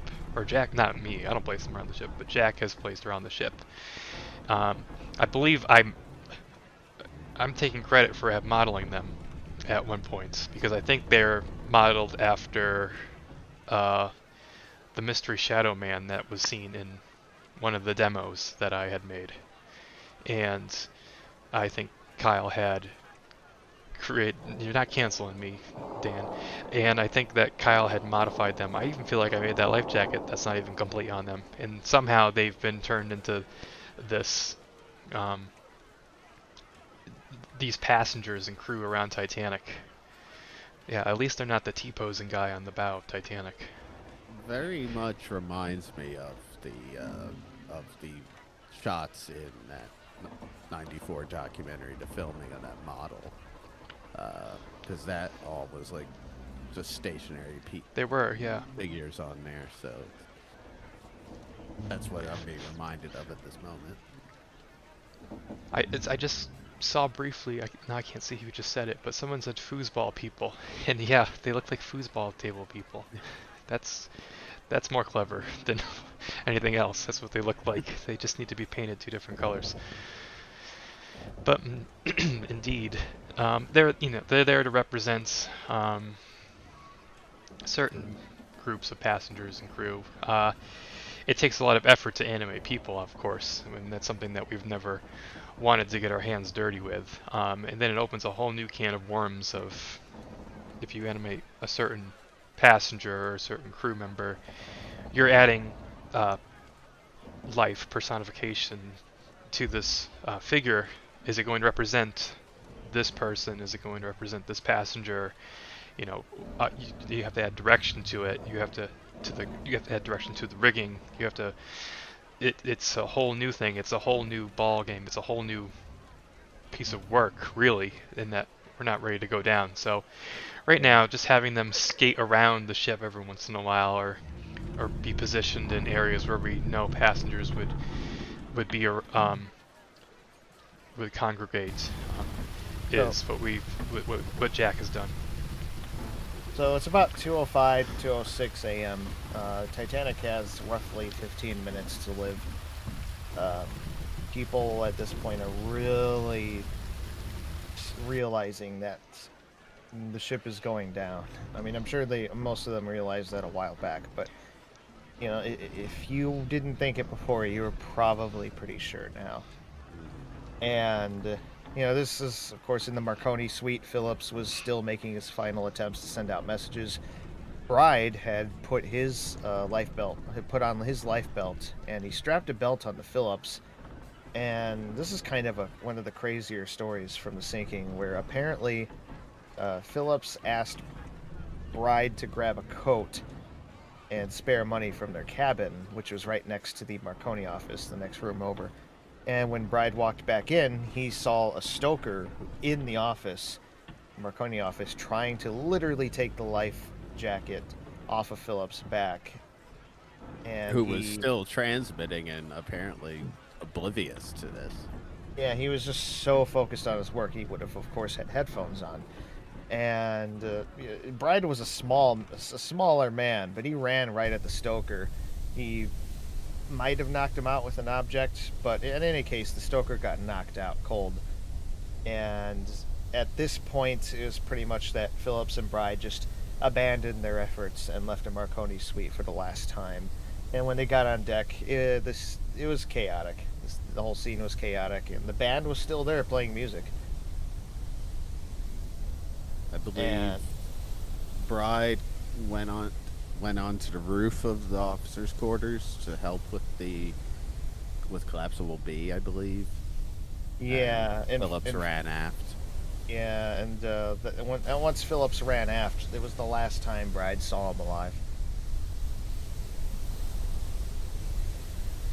And of course, we have at this point Carpathia just steaming ahead, trying to get to Titanic as fast as she can.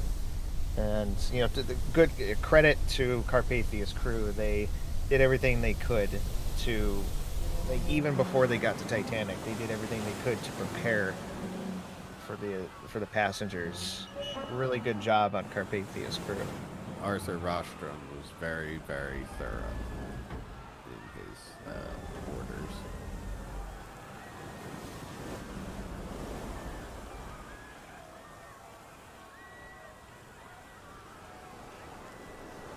So, Titanic's boat deck is about to go under fast, and there's going to be a lot of stuff going on. We're not going to go over all of it because it's so dense. It's hard enough to cover all of the events of the 2 hours and 40 minutes as it is. Oh yeah, we've missed so much, and there are probably some threads we've dropped. It's very difficult to cover all of this in time. I think if we tried to cover it all, we'd be here for 24 hours. Oh yeah. At But the least. short, the short version is that when the lifeboat when the boat deck starts going under, a lot of stuff happens very fast, and the main theme is people getting washed overboard and people getting separated. Water was rushing over the deck. There was a wave of water that went over the deck, and it just washed a bunch of people all over the place. And that's about to start right about now. And it was at this point a lot of people finally got lost, got dumped overboard, or they got separated, and some people didn't see their loved ones ever again, or their friends, and it's just everything just kind of for 2.5 hours, things have been playing out slowly, this slow build up, but in the last 5 to 10 minutes, things just go completely chaotic, and so many lives get snuffed out or separated in this time. It's kind of insane just how fast it goes. Let's watch the last minutes of Titanic now, I guess. Alright, we're gonna be quiet.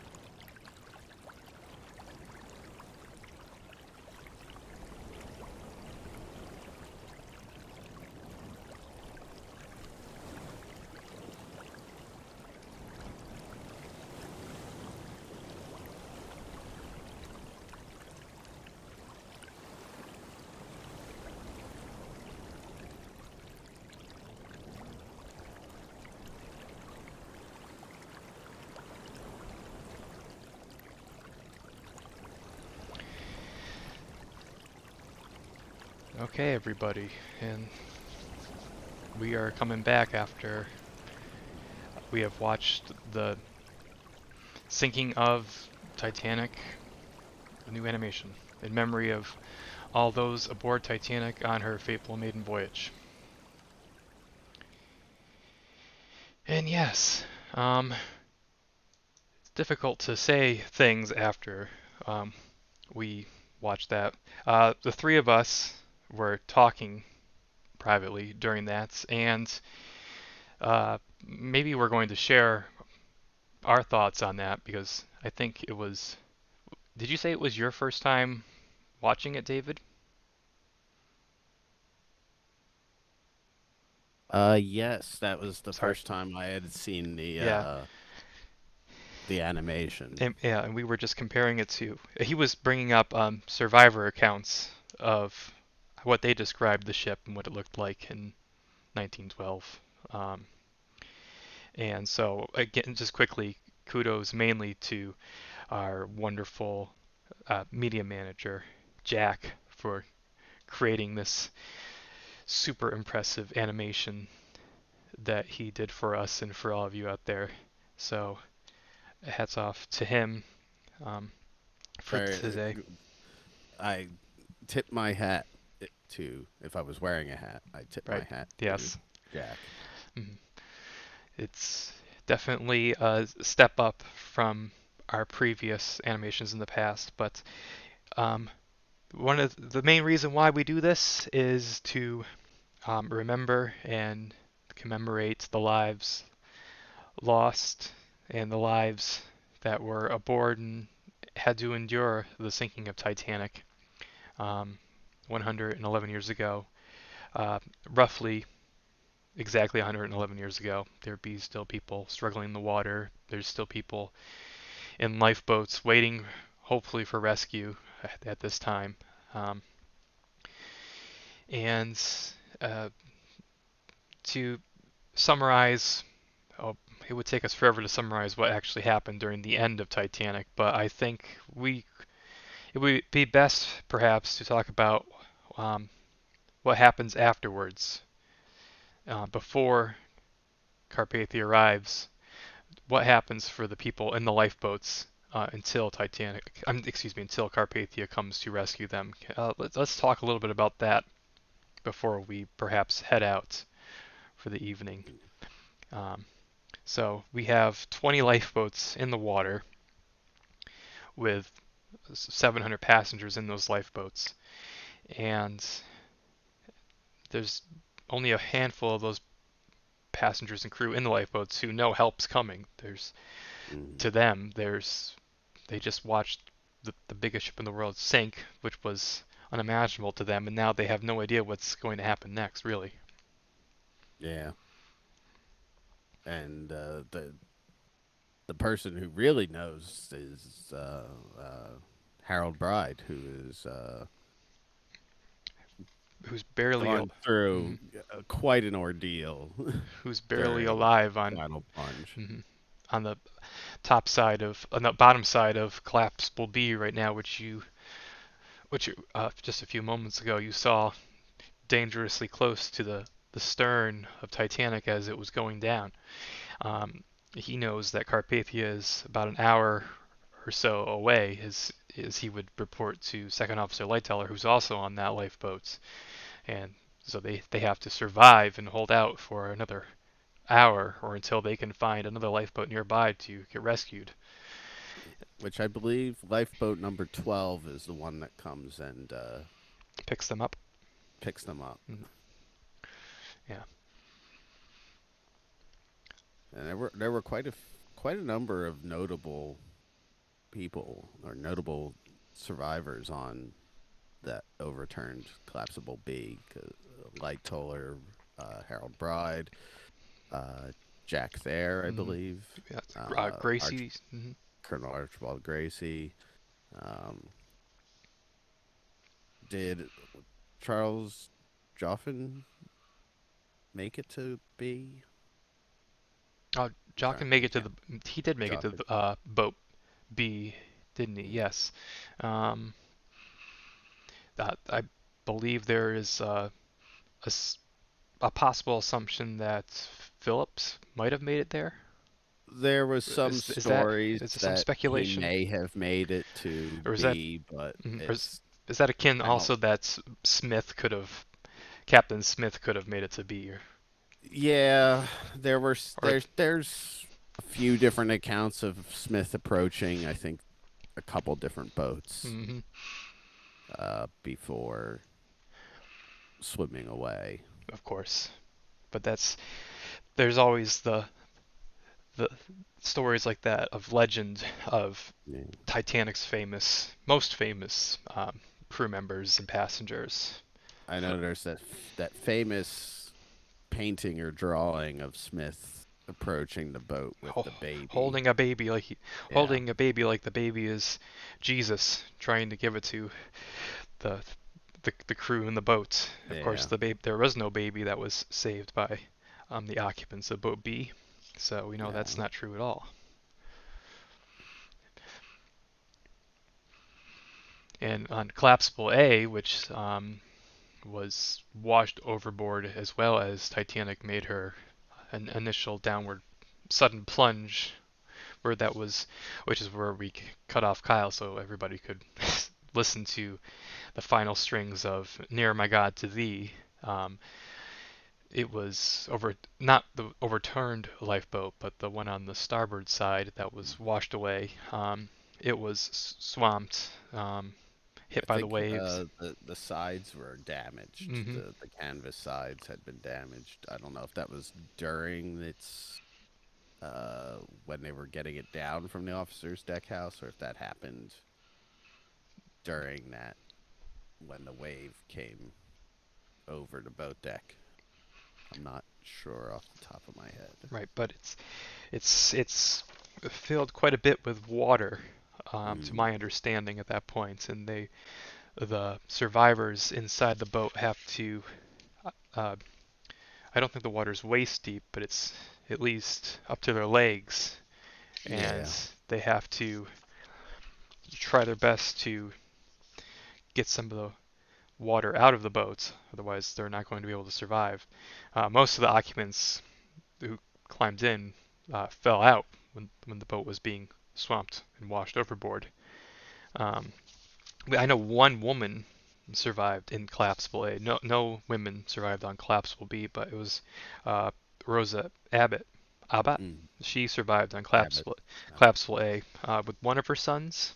Unfortunately, she had two children with her, and during that plunge that Titanic took around between 210 and 215, that caused a wave, like a crest like a wave at this seashore that some survivors called it, Yeah. washed away one of her children, but she was able to survive in the lifeboat along with I think Uh, possibly a, a dozen others in I collapsible A. Not that many. Yeah, there were not many. I believe boat A was abandoned hmm at some point Another during the another boat life. Another picked boat, up the yeah. occupants just like B. We all know. I don't say. Excuse me for saying we all know, but collapsible A was left adrift and was found many weeks. Was it a month later? It was. It I might think a have month. even been a considerable amount of time. Enough time had elapsed that, Oceanic had found it later, yeah, I believe, and there's at least there I think it were was three bodies from three Titanic bodies. recovered that were Yeah, still inside the lifeboat. badly. Probably we won't even go into that, but hmm they were needless to say they were buried at sea. Right. The recovery effort would um, not happen for a while, much longer. Let's still completely talk about the rescue operation. Um, Mm, which lifeboats would return to the scene? Now we have some lifeboats which were close enough that they were able to pick up survivors in the water, like Boat 4 rode mm, alongside Titanic, and so several people jumped into the Oh, water directly and swam right to that lifeboat. I think boat 4 picked up I want to say 10 off the top of my head because it was so close. But out of all um, the lifeboats, Fifth Officer Lowe, I know it's in yeah, boat 14, he corralled a bunch of boats together. I forget which ones, but he transferred the passengers out, a lot of the passengers out of his boat, and then went back. But unfortunately, by the time he made it back to the scene, there was not many left. not it's too kind of much. ironic. It's kind of ironic, really, 4, considering 4, 10, 12, 14, and D. yeah, it's kind of ironic that boat 14 was kind of the one that went back, considering how much effort they went through to keep people out initially. Uh, but I th- that's how it is. I think in boat 5, Pittman wanted to go back, but he was talked out of it by uh, some of the people in the boat. And I seem to remember Yeah. reading somewhere that that was something that haunted him, that Mhm. decision to not go back, or that he allowed himself to be talked out of it. I can imagine that would be the case for many, many passengers and crew. But Yeah, at the same and same time, I can imagine the conflict that could go on inside of a person if they want to go back or if they were too afraid. Uh, yeah, and fear is, unfortunately, it's a common thing in situations like this, and especially with the misconceptions. I'm sure there were people who thought, "Oh no, that we're gonna get dragged to the bottom of the ocean by 500 people," or "Oh, what if the ship is still sucking things right. down," and that kind of thing. And just these kind of, I don't want to call them irrational, but these kind of irrational fears of what could happen, and so it just kept so many people from trying to save more lives. It's this is a unique situation which hopefully none of us ever have to be uh, forced into. So often, if you discuss Titanic, and when I've talked Titanic with people I've met for the very first time via friends, and I talk about like my what I when Titanic is brought up as a thing I do, and the thing that often happens is they say, "Well, if I was on Titanic, I would do this," and then I have to hear them say that they would save everybody somehow, or I would go back and rescue passengers, and I always think, of course you would do that. But I mean, if I I was in mean, if I was in that situation, I don't think I would have done anything. I think I would have been scared the whole time. it's hard to really say what any of us would have done, Hmm. because we know, looking back at it now, we know what happened to a. I mean, we may not know it down to the exact like minute to minute in some cases, but um, being in being back then and having just gone through this experience, they're not. I'm not sure what my point is here. Hmm. um, It's They're average people in a yeah, time when people didn't know that much, I mean, to be frank. And that's not an insult. That's just kind of the way people are, even today. oh yeah. If you And put if you put any of us on a sinking cruise ship, an average person, not a cruise ship and aficionado, nor or, a in or your MythBusters and or that kind of yes, thing. you put just a normal person. Titanic was essentially just a means of transportation for taking people who were traveling for business or traveling for one destination to another. It's like if we were traveling from Europe to North America across a jumbo jet, but instead we had to just use a ship. It's just the normal thing that you would do. But in some cases, for certain passengers, they were immigrating. So it's just that part's unique. But that was just a part of life was traveling across the sea Yeah, on an ocean liner. So it's just this is the event that was happening should have been an everyday occurrence, more or less. But it was interrupted by the object of transportation sinking. So if you put us average day Joes in the situation, we probably would have acted the same way, really. Yeah. Yeah, and that sense of panic and kind of, I mean, you ever find yourself even just in just kind of a light situation, one that's not life threatening, but just the slightest bit of anxiety or time pressure, and suddenly your brain freezes up and you don't know how to really like talk or do anything. Simple stuff. You just kind of, you get scrambled. And now just imagine that times 100 in a situation like Right. this.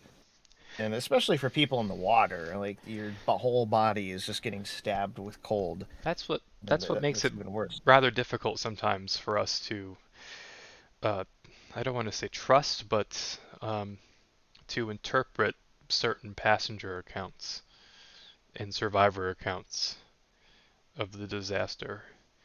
You know, we have to take a grain of salt when reading some of these and trust others more than some, because you have that aspect, and then you have also the other uh, side of the coin where if they then get to New York, and then if they are telling their story to, and who are they telling their story to afterwards? If they're telling their story Yeah. to a loved one in a personal letter, that's probably more of a chance of being what really happened, instead of if they're seeing the first reporter on at the New York pier and then telling And them a depending on fantastic, yeah, who the reporter is yeah, too. yeah. If they're telling them a story and then the reporter goes back to the world and then and, and embellishes the entire tale, Like which one is more accurate? Yeah. there's a story that's coming to my mind, right? In the New York, in the New York Evening World, published on April 19th, the day after the Carpathia arrived. They had a story in there with an interview with Harold Bride, Hmm. and according to this Oops. story that the guy wrote up, the whole like apparently Bride had a gun. Oh yeah, I remember that too. Yeah. Yeah, and shot the stoker, and it's like, well, we know that that didn't happen. Uh, it's and stories changed over the years too, probably in some cases. With you mentioned earlier the, the fallibility of human memory. Exactly. Yes, you have different survivors repeating their story or telling their story finally after so many years. Did other Titanic tales from different survivors or different forms of medium influence their stories to tell it in a certain way, or are they really telling their story as it was told? Uh, And there were probably people who might not have told their stories either. hmm.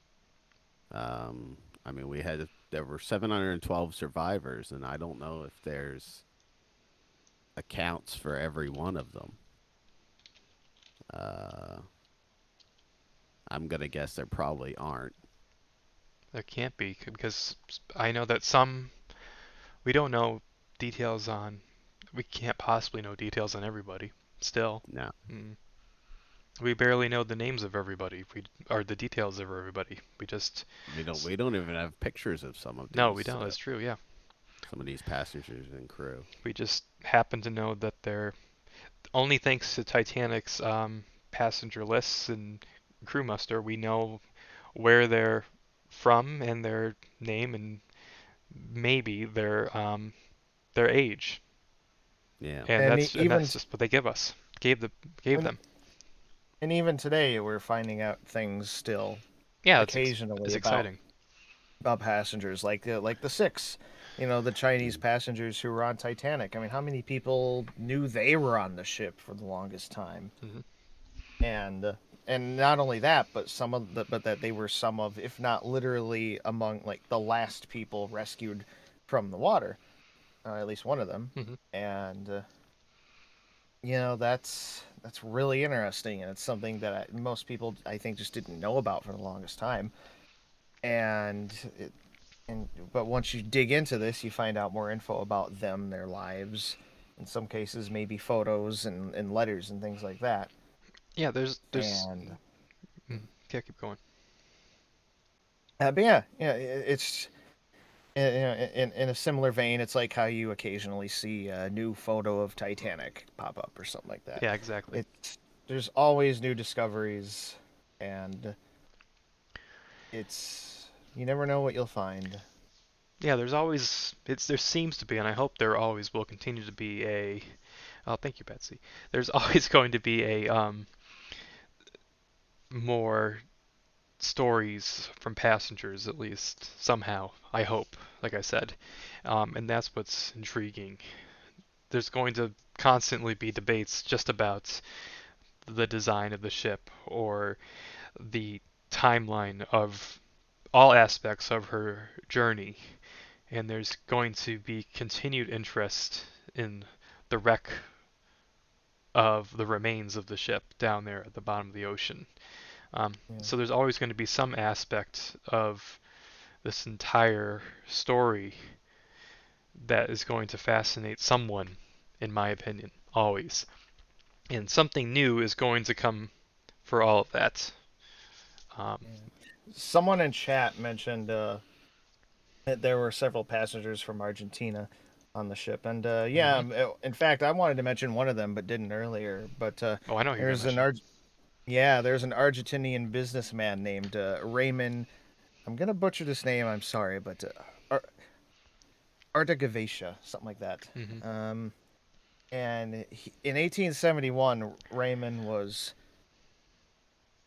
he he survived the fire and sinking of a ship called America, and he was one of only 65 survivors, and he was left with trauma from that severe trauma for the next 40 years. He didn't sail on any ships as far as I know, or at least he didn't feel safe on any ships until Titanic, because of the recent advancements in tech and communication. He wrote in a letter that he felt safe. He said before he sailed on when he sailed on Titanic, he said, "At least I will be able to travel, and above all, I will be able to sleep calm." And he said of the Titanic, yeah, a couple of months before the sailing, he wrote that the advent of Marconi Wireless in particular gave him confidence in the security of Titanic, and unfortunately, he died anyway. Hmm. Yeah, it's sad irony right there, that we've mentioned from the get-go that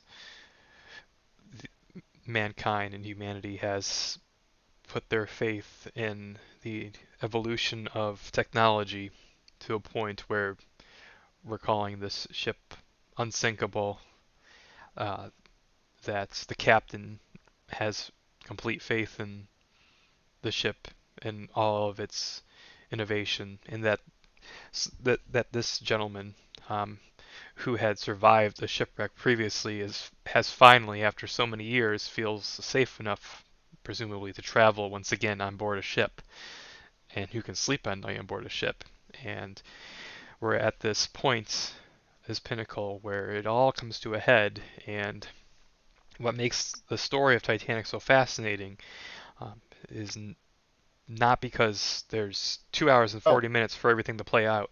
It's because you have the ship on the maiden voyage, you have the unsinkable ship, you have the largest ship, and then you have the 2 hours and 40 minutes for the drama to unfold, and you have all these different passengers and crew. You have all the combination, you have all this together to create the explosion of real drama that is Titanic. It's I a quick correction. Sorry, Raymond is actually from Uruguay. Uruguay.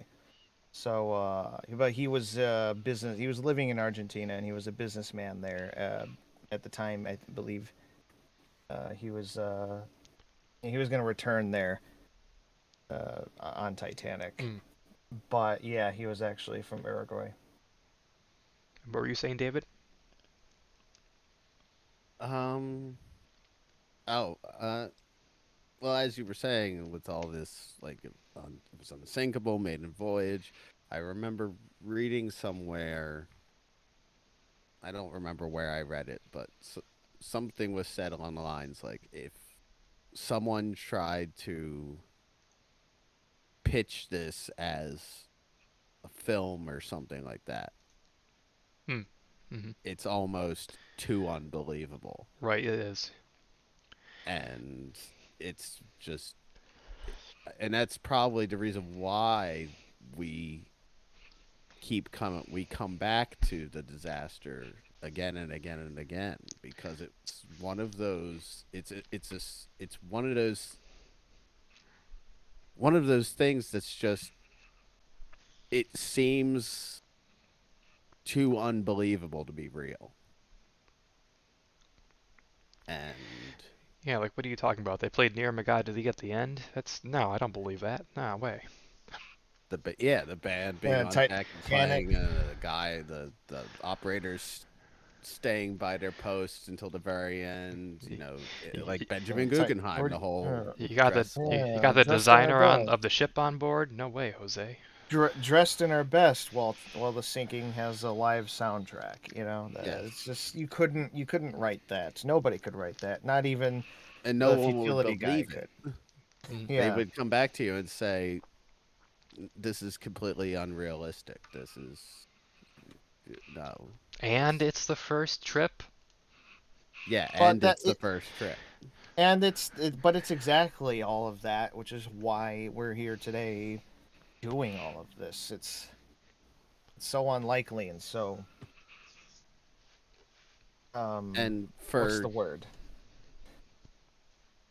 Just and it almost the inevitability of the disaster too. Like sooner or later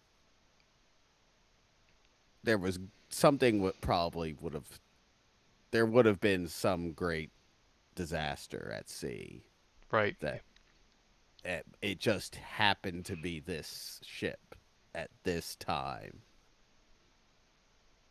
Like it could have, who knows? It could have been Lusitania, Mauritania. Like it could have happened to anybody, any ship.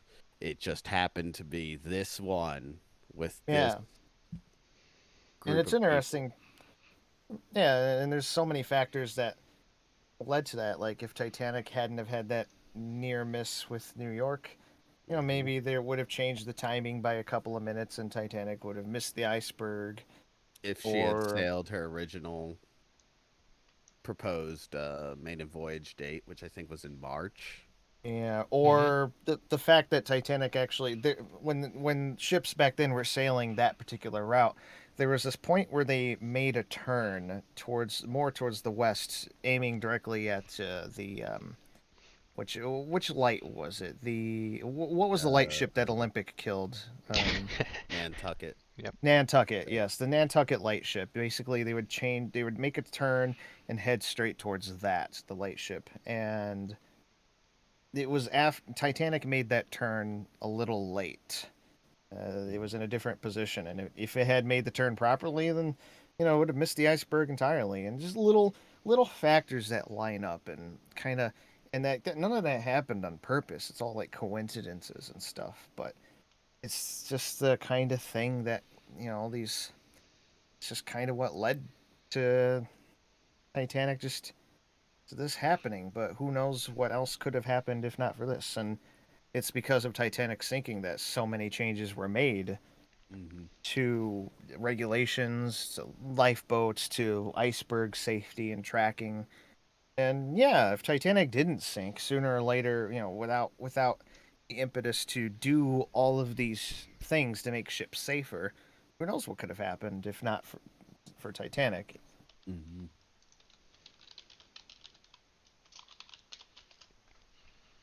Yep. I mean that's how history plays out. We we we we try to think of the what ifs and what could have happened after the events, because I think that's what's most intriguing about it, really. Um, there's so many what ifs. If just, I think it was, I mean, it could have been Walter Lord who said the what ifs of Titanic are what Yeah, is most fascinating. I think the David has the really mentioned, haunting. yeah, David's really mentioned the uh, 94, I think, or 95, 90, yeah. 90, the A&E documentary that is probably very influential to many Titanic enthusiasts out there Mhm. who are at least millennials. And sorry if anyone's older out there. It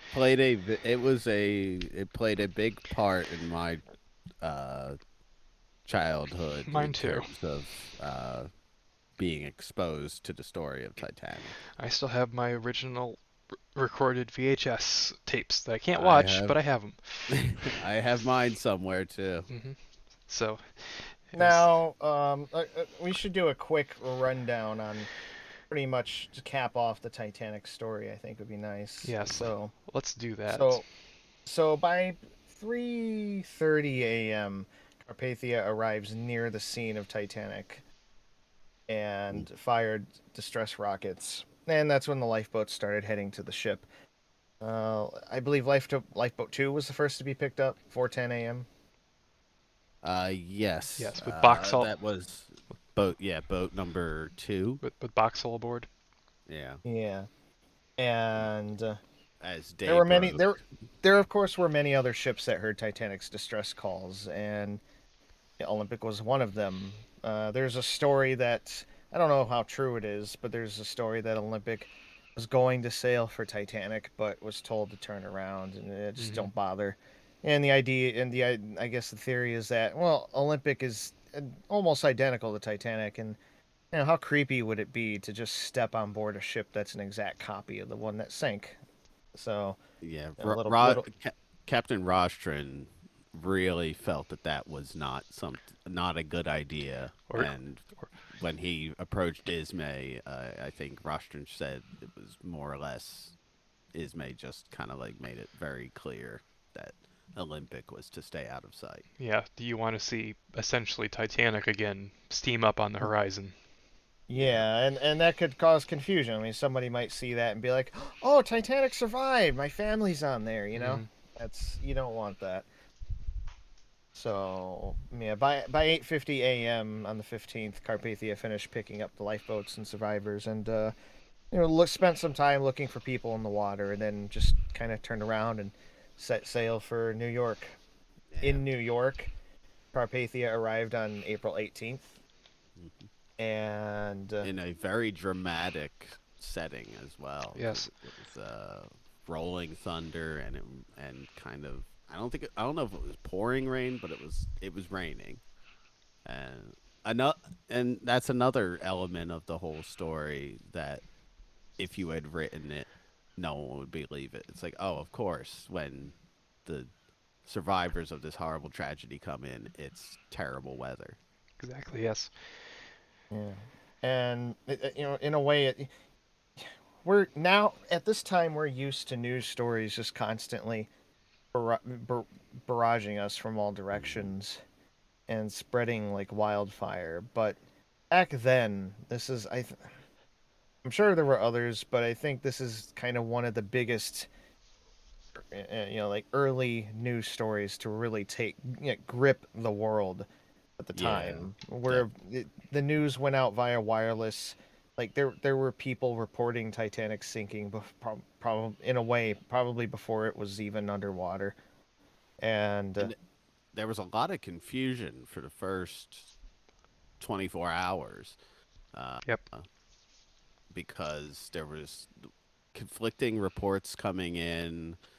Uh, White Star kind of was waiting to hear from Olympic, more or less, or one of their own ships. They didn't want to believe all of the different reports coming in because they weren't coming from any of the ships that were directly sort of that they had any knowledge of being involved. And so that's where it really wasn't until about 6 p.m. on the 15th that they finally got word from the Olympic that uh, Titanic had gone down. And when the story broke, it was like on on I've I did a little research into this. Like in New York, on Broadway, the New York City police were actually out in force to keep um, the newsboys away from the theaters because the theaters were all packed and or maybe not packed, but they were trying to keep the news guys away to avoid causing panic or not a panic, but like a scene happen. Hmm. And and then when you think about it, on the other side of the world, they're a day behind because all of the information is coming into New York because that's the closest to the point of disaster. So England, in London, and in Southampton and Liverpool, they're not finding out what's going on until later. And you have all these families in Southampton of the crew that have no idea if their loved ones are alive or not for this for days. It's not easy to send out a message that says a person's name and survived. And once Harold Bride is on board Carpathia, he helps Cottam, Hmm. Carpathia's wireless operator, to send out a list of survivors. And caught him. God bless him. Hmm. He was on duty. I mean, he was the only.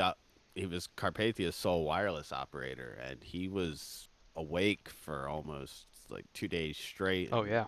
to the point where he just fell asleep at the key uh, from exhaustion.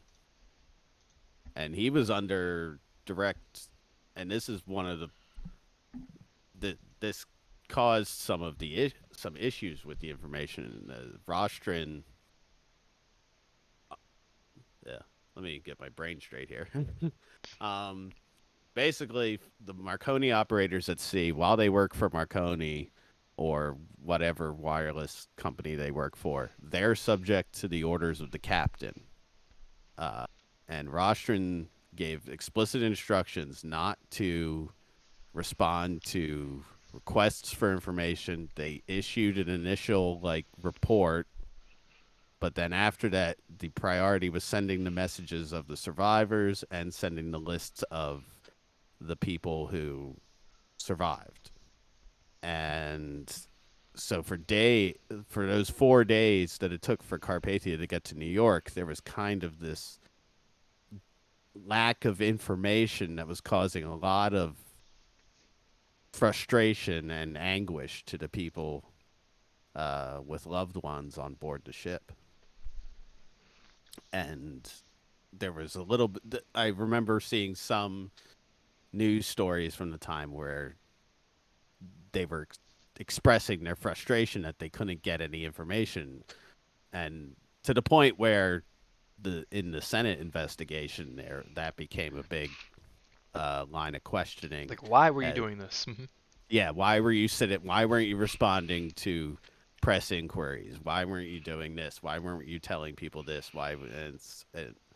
Uh, it basically boils down to that the most important thing for them to do was to let people know who survived.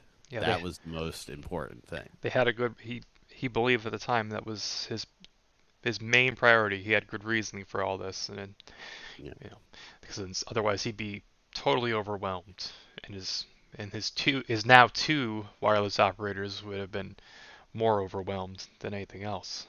And they'd also have to be answering. They'd have to become in, investigators slash reporters themselves, trying to answer these questions too. So Hmm. that's not something they signed up for. You know, No. you know. So thank you for that insight, and don't worry about gathering your thoughts. We appreciate your insight and your knowledge that you're sharing with us tonight. So that's all appreciated. again. Thank you.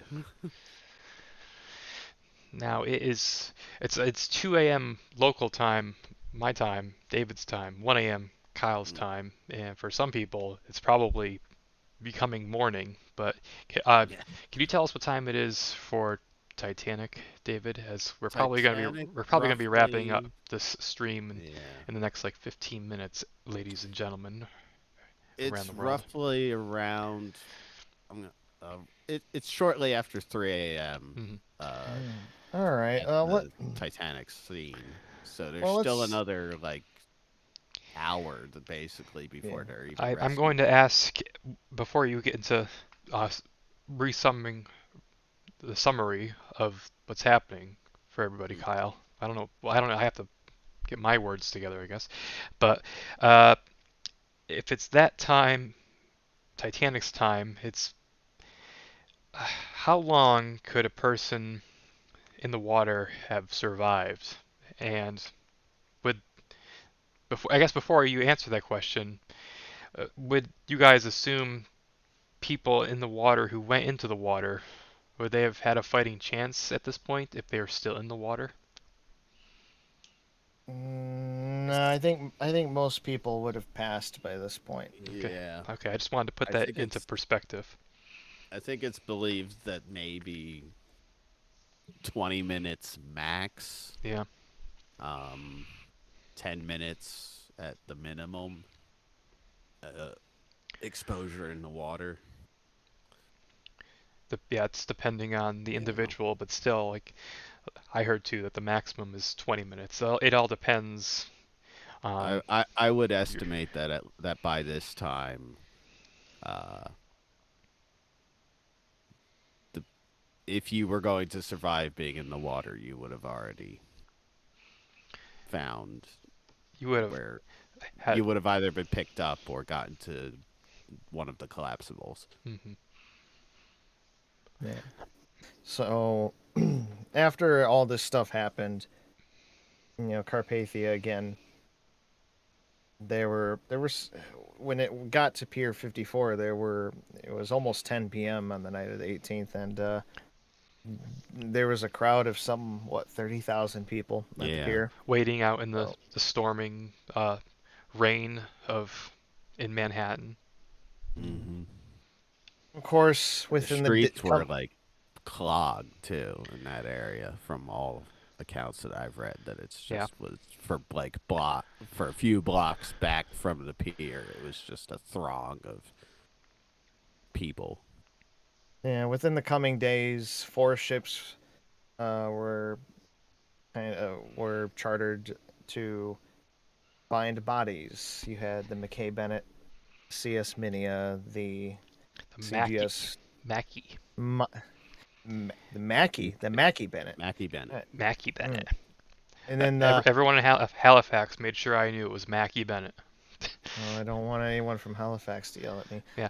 And then you have the Mont Magnia. That's probably not right. And the I don't SS know about that one. So Al- yeah. The Minia. Algerine. A couple of these were, I guess, cable ships. They laid sea cables. At least Yep. one of them was. Hmm. I And believe the Minia and the Mackie Bennett were both Yeah, cable ships. yeah, they were definitely. and in total they found 334 bodies, and it apparently varies by source, but about 23% of the dead. And Now, quickly on that note, I saw one question a while ago. Now, if they didn't find a body, that didn't necessarily mean that it was because they weren't wearing a life jacket, and that the the victim didn't just drown and sink to the depths. Now, the reason why they didn't recover more bodies is because it took time for them to get to the wreck site, and the bodies in the ocean, due to the waves and the stream, etc., uh, they were spread out over miles over time. Yeah. yeah, and just because and there were plenty of bodies that weren't recovered, but would have been seen by other ships on April 20th, the SS Bremen sailed through the area, and there they claimed there were just bodies of men, women, and children with life preservers just floating all over. Apparently, about 125. Yeah. And that's true for a lot of things. I mean, even Lusitania, when that sank, um, even though it was close to shore, they barely recovered any bodies from it. Hmm. And bodies don't stay that long intact on the surface of the ocean, relatively speaking, because otherwise we'd have probably literally millions of, this is a grim fact, bodies on the surface of the ocean because we've had 2 world wars that were fought on the surface of the ocean, um, And a lot of wrecks. and a lot A of lot. wrecks. So, So yeah, and you can just all that wreckage, and of course there was a lot of wreckage that was found too. Well, not a lot, but there were things. There were pieces of wood paneling, that piece from the lounge. There were chairs from the dining saloon, and those are lost. I don't know where those would have went. mhm, Yeah. So after all of this, there were 2 inquiries separately that were held. Of course, one in America, led by Senator William Alden Smith, and one in England by Lord Mersey. Yep. And Who would uh, also lead the Lusitania inquiry as mhm, well. and roughly, it kind of came to these conclusions that the number of lifeboats uh, and the regulations guiding them were out of date. That Mm. Smith failed to heed ice warnings to a satisfactory degree, that the lifeboats were not crewed properly or filled to capacity, that the collision happened because Titanic sailed full speed into a ice field, and they heavily criticized both of the inquiries. They heavily criticized Captain Lord of Californian, and they didn't. There were also areas where they didn't find faults. They didn't find negligence from the companies. They found that the companies followed standard practices of the time, even if they were a little bit short sighted. They didn't do anything wrong per se, or exactly. And if I could interject real quick, even with Captain Smith and things, while it may have seemed that he, the actions that they had taken or that they had gone full speed into the ice field, when they brought various captains before the British inquiry to testify, including Captain Rostron, they asked them, "What would you do if you?" They didn't say what would you do if you were Captain Smith, but they asked them how they would have proceeded, given the same information that Smith had, and there almost all of them across the board responded, "As long as the weather is clear, we would proceed full ahead." right. Yeah. What Titanic And- essentially did. Yeah. And So yeah, more or less showed there was just this that wasn't what we considered negligent, was just standard operating procedure on the Atlantic at the time. yeah, yeah, and that's what they found. They found that Smith was just following long-standing practice, and the way they did those things had not proven unsafe. They had millions of passengers carried over the oceans over the last decade of that time, and they lost only like 73 lives in incidents in that time. There was no reason to think they were doing anything wrong. And that's something that people today, it's really difficult still for them to wrap their heads around when we try to explain that, it's going full speed through an ice field when there's no sign of danger in front of you was commonplace, you know, for all these ships. That was the plan for Titanic until she saw something in front of her, which is exactly what happened. Up until that moment, everything was going according to plan, quote unquote. That this is what they did without incidents. People still have a problem with this I'm not saying everybody has a problem with it, but the general average person will say like this. I don't see why he just didn't immediately stop, or slow down because he heard that there was ice coming. Well, that didn't do it. I mean, do all airlines stop their planes because there's fog, for instance? I mean, I know it's not the best example, but I mean, I'm not sure what else to say. Like, do we? I mean, after there is a tragedy, usually in like a after 9/11, for instance, we immediately were like, gotta change all the regulations, which is what happened with Titanic. After that disaster, we had to change all the regulations. It's sorry if you all heard me pound my desk because I was doing I was I was the man bringing down the hammer. But after some sort of event like this is when we finally wake up. Someone say the Jack Thayer line, please. the Oh, word. Oh, oh. we Quick. woke with a start. That's the line. Yep, which is true. Quick note, because we haven't really been looking at super chats a whole lot. We've got a few here. Got one from. I should focus on that. Yeah, we've got one from Crystal for about $20. Thank you for all this additional discussion. I've been obsessed with Titanic since I was 10. Read a few books. Still learning plenty of new details. Endlessly fascinating and enlightening. Thank you very much, Crystal.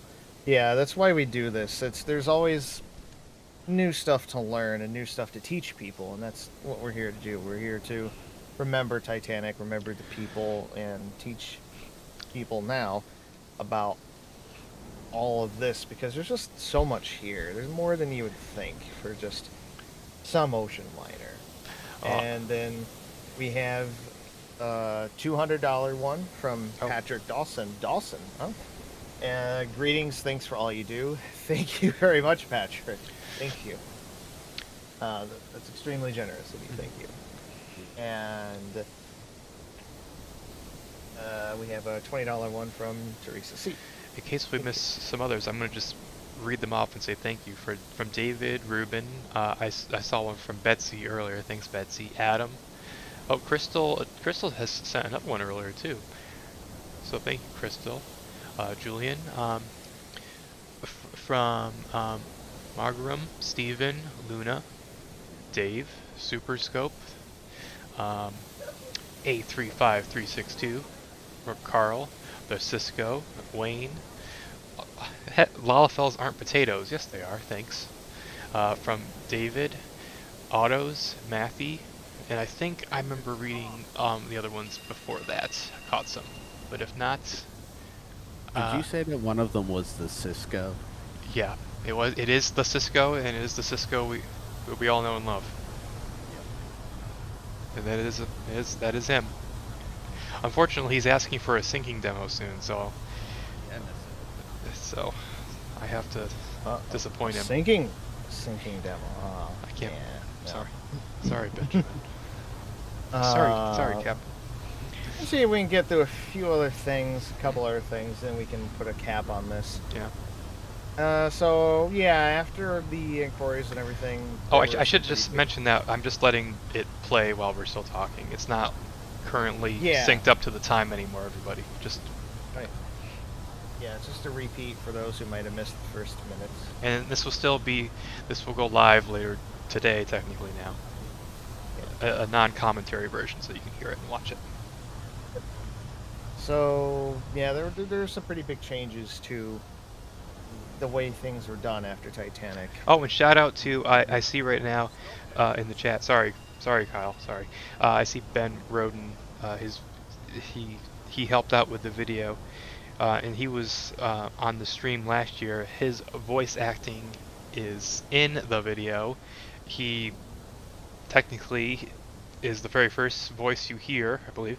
He spots the iceberg. Oh no, he's the second voice. He spots the iceberg, and he has accidentally picked up the role of Officer Lightoller, I guess. So yes. Thanks a lot, Ben, for your help. Okay, now you can go, Kyle. I won't cut you off again, I promise. So the International Ice Patrol was created in 1914 as a result of this, and they, their job is in the name. They patrol for ice. Honestly, it's kind of a cool name for an organization. And cool. Oh dear. And they just ensure that ships know where the ice fields are. And of course, that's an easier thing to do these days, with satellites and radars and all that stuff. But they still drop a wreath every year, I believe. yep, and they're still around. They still check. They still monitor ice because it's still an important thing to do. And the International Convention for the Safety of Life at Sea, which is known as SOLAS, that treaty was passed in 1914, directly as a result of what happened with Titanic. And what that does, it sets up minimum safety rules for safety equipment, construction, and operation of ships. And the original version didn't enter into force because of World War One, but there were new versions adopted over the years in 1829, 48, 60, 74, and 88. And because, of course, the ship technology and design updates over time. And so today it's the standard of safety for any ships, like at least most merchant ships sailing today. If you sail on a cruise ship, Yep, you got the lifeboats. Yep, the lifeboats and equipment that are on board are mandated by a treaty that was brought about because of Titanic. You can, in a way, thank Titanic for that. I do thank Titanic for that. Not that I've been on a cruise in a while, COVID, but last time I was on a cruise ship, which was the Queen Mary 2, when we had the very little version of a lifeboat evacuation, whatever you want to call it, I was like, Titanic. So yeah. Yeah, and of course, for years, people wondered where Titanic was, what the wreck was like, and whether or not, it broke up and stuff like that. And finally, in 1985, on September 1st, it was found by a joint U.S. and French expedition led by Robert Ballard, Dr. Robert Ballard. And the French team was led by Jean-Louis Michel. The latter was on watch when Titanic was discovered, and there's that story. When they found a boiler, someone went to fetch a Ballard and was like, "Hey, you should come see this." And the most interesting thing about that was that it wasn't until relatively recently that it was declassified that Ballard was, before he was searching for Titanic, he was on his expedition to look at and document the wreckage of 2 nuclear submarines that we lost sometime before that. One of them was the Thresher. I think the other was the Scorpion. I think it was too, Scorpion and Thresher. And it was sort of like the deal that he made with the Navy was that they would fund the development of the underwater technology as long as he went and looked at these submarines, and then with whatever time he had left over, he'd be allowed to look for Titanic. Yeah, so funny enough, it's secret government stuff happening with the search for Titanic, but it's just it's in a way it's just kind of Byzanium. Yeah, no, it's just the way it's kind of just the way reference. it's just the way he got his expedition funded. So, I guess you can thank the U.S. government for finding Titanic as well. I don't want to do that. But yeah, it's he and his team, they found Titanic, and they used methods that they kind of perfected when looking for the Thresher and Scorpion, that looking for the debris field instead of the main body of the wreck, and that's how they managed to find it. And of course, when they found it, it was in a pretty sorry state, and yeah, it just gets worse over time, unfortunately. But it's not going to disintegrate or disappear as fast as everyone assumes. Yeah, a lot of people, a lot of media catastrophize about, the Titanic is disappearing, but it is decaying, and bits collapse here and there, but it's gonna be around for a while yet, in a recognizable condition. It's been down there for 111 years. But it won't be there forever. And I'm that's not going to be why, here forever either. uh, and that's why we're very supportive, of course, of efforts to recover artifacts, because I think that's important for helping to. There's no reason to leave that stuff down there if it can be helped. So it's important to kind of help keep that alive, the legacy alive. So the exploration of the wreck has also been key in understanding a lot about Titanic, the documenting of the wreck site, footage that's been recorded, photos, data gathered. We've learned so much about Titanic, both in the sense of the ship itself and how it sank. And that's, we owe a great debt to the many explorers and people who have mounted these expeditions, including RMST and James Cameron, to kind of explore the wreck and just kind of bring this knowledge and just kind of gather the information and just preserve, not even just through recovery of artifacts, but even just taking pictures, just preserving everything in this way and continuing to do so, and also to other and more like other expeditions like Ocean Gate, who have also been doing that. And Cameron, he did. I think he's responsible for the bulk of the interior exploration of the wreck. More than I could be wrong about that, but he definitely did a huge, led the way on that. Yeah, like 80% of it. Yeah. If I would just say an arbitrary number, it seems like whenever I have to think of footage of the interior, it says. Yeah, I mean, he's the one that went down, took the risk of going into the Turkish bath. I mean, he's left his stamp on Titanic more than anybody else, because he literally has robots still down there that are his. Yep. But they're now part of the ship. They're part of the ship. Yep. They're definitely not worth getting back. Story, part of the story. Yeah. Yep. And finally, we've got the legacy of Titanic herself. From the day it sank, people have been writing about it and talking about it, and from the month it sank, people have been making media about it, films. And there isn't an April that goes by that I don't see a special edition magazine on a newsstand. I mean, I probably see that same Life magazine every time I go to the grocery store. Every time I'm in the grocery store. Yeah. I don't know how that could possibly be there, but it's always in the grocery store. So many of them, I guess. It was just 29 days after Titanic sank that the first film came out, and it was co-written and even starred a Titanic survivor, Dorothy Gibson. Miss Dorothy Gibson. Who I believe she even wore the clothes she survived in.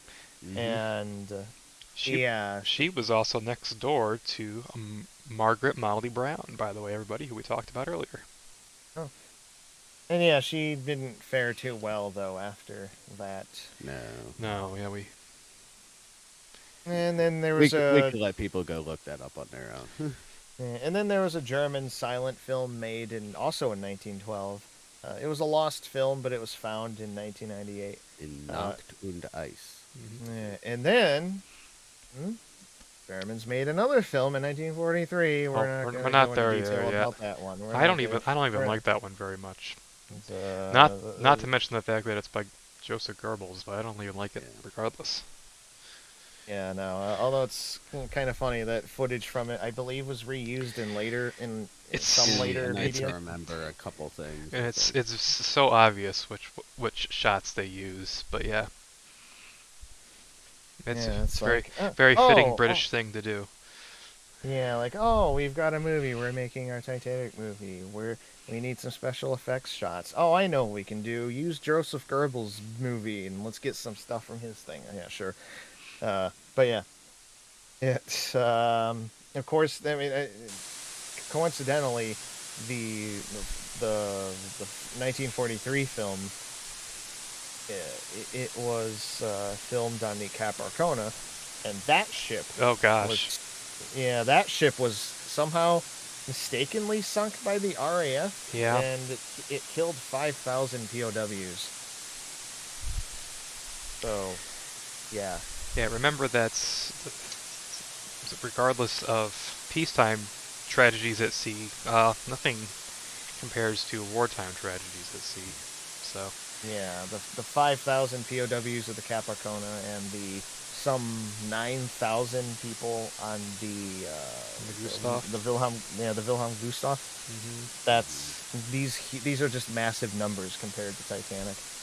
Not that it's But still comparing apples and oranges. They're still all terrible disasters in their own right. But yeah, yeah. they're all terrible. It's one of those things too that people ask, well, why do we remember Titanic and not these other disasters?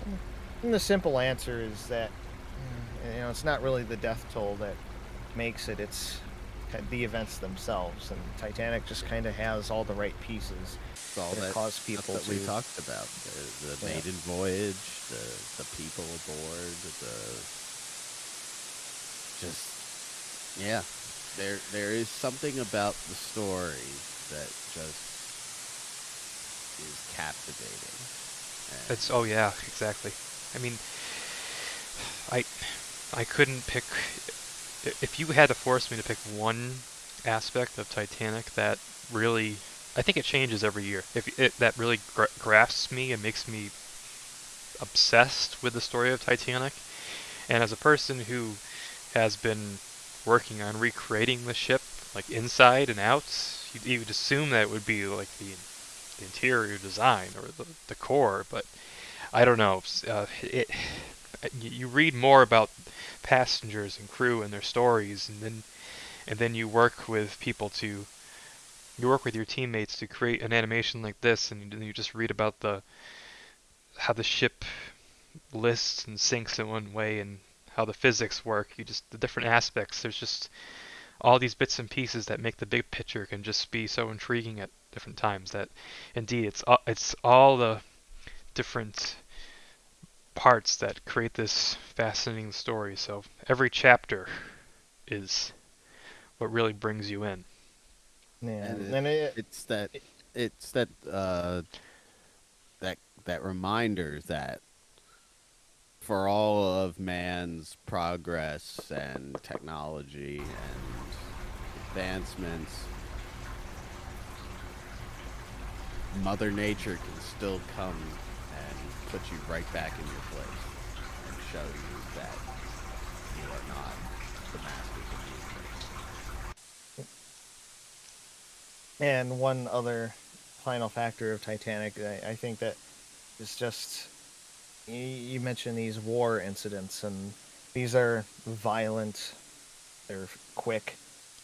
Your ships go down in minutes, and there's just no time for anything to play out. Whereas on Titanic, you had almost 3 hours, most of it calm, for all of this stuff to happen, and that just adds to it. It just adds to why it's special, because you don't really get that in a lot of things. Yeah, you don't even get that on Britannic, which was Titanic's sister ship. So I mean, luckily you don't have as great a death toll, but it's still an Olympic class liner going down within an hour. But there's I say this, it's a weird thing to say, no offense to these disasters again, but there's not as much drama playing out that we know about because they're so fast too.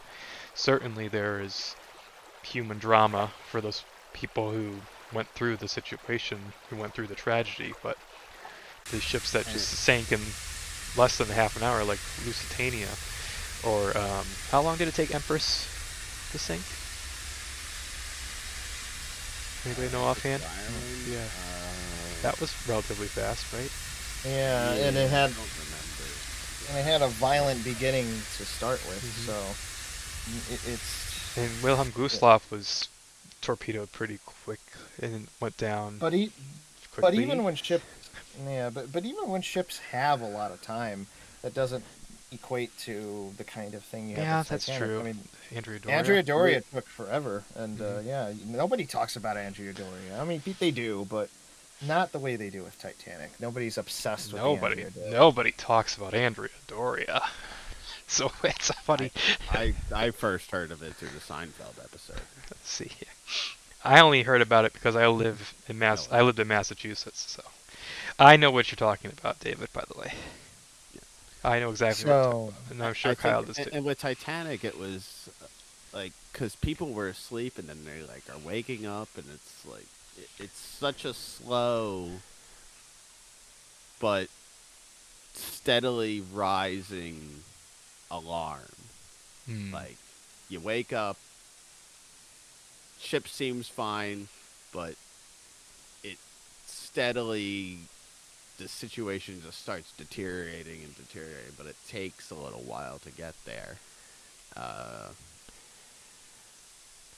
yeah. Yeah, it's what's the expression where you can you're slowly boiling a pot of water with the frog inside. That sounds terrible. Instead of just throwing the frog into the boiling pot, um, and this is it's a slow build for this perfect storm that we have right And here. there seems like there's moments Whoops. where it uh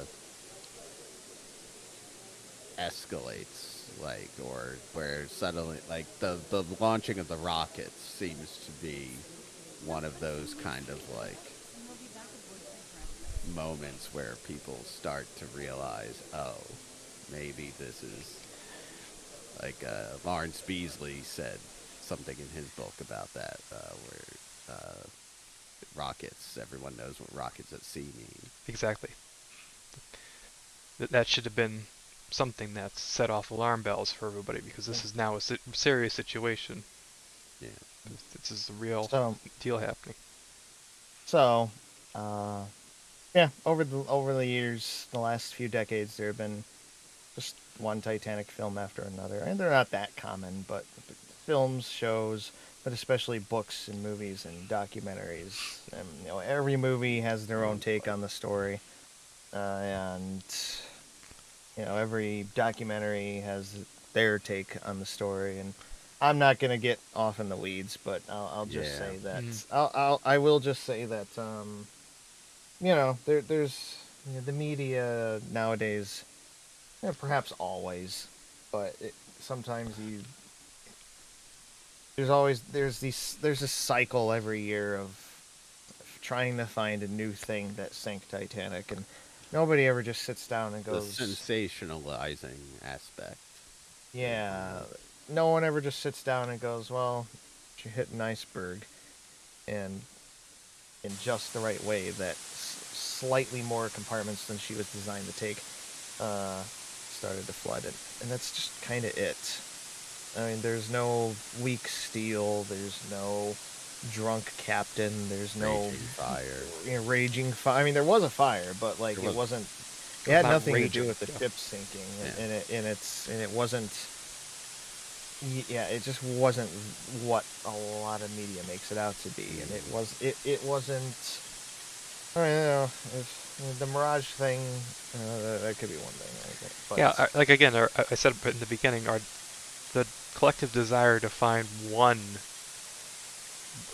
reason for why it happened versus the numerous small issues that build up to create the perfect storm of events to cause a disaster. Like it seems like it's easier for the collective to accept that the one person or the one factor caused the sinking of the ship to happen. It almost seems like it's conspiracy theories are easier to believe for some because they can say, well, it just had to be this that caused the entire Matt, thing to happen. Yeah, I know. and I Because know. you are never you saying wanna Titanic think wasn't switched? How dare you? Yeah, I know. I know. it was actually the Mauritania. Oh my gosh, it does look like Mauritania. Well, Except 100 feet smaller. Titanic was actually switched with the Britannic. Oh. Yes, the Bri channel. No, it's Britannic because everyone spells it No, Britannic no, wrong. it's England Tanic. Oh, well, they were getting very patriotic then. Yes. But yeah, that's kind of what you get. It's just, it is what it is. People are always going to try to find new ways to spin the Titanic story and make it interesting. But the fact is, you don't have to do that. I mean, Titanic's story is already interesting enough as it is. No, you can just research the Titanic or read any of these books. Read the story. It's, dare I say it, more compelling than fiction in some cases. I would agree. Yes, it's unbelievably fascinating and true. So. Yep. And as we go into the future, obviously Titanic's not going anywhere. It's here to stay. It's here to continue to draw in new people and new generations. I mean, even now I hear of younger people who just are obsessed with Titanic. I mean, it's...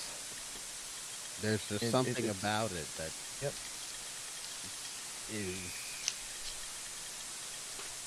I don't even want to say the word timeless, but there's just something about it that it's like it's a modern day parable almost, or yeah, something like that. That's fair to say. And depending on how you look at the story, there are a lot of things in our current world where we could look at it and go, yeah, this kind of reminds me of that. You know, even if it's just metaphor, like rearranging deck chairs on the Titanic and things like that. And yeah, she gets used to be compared to everything. That was English, you know. Yeah.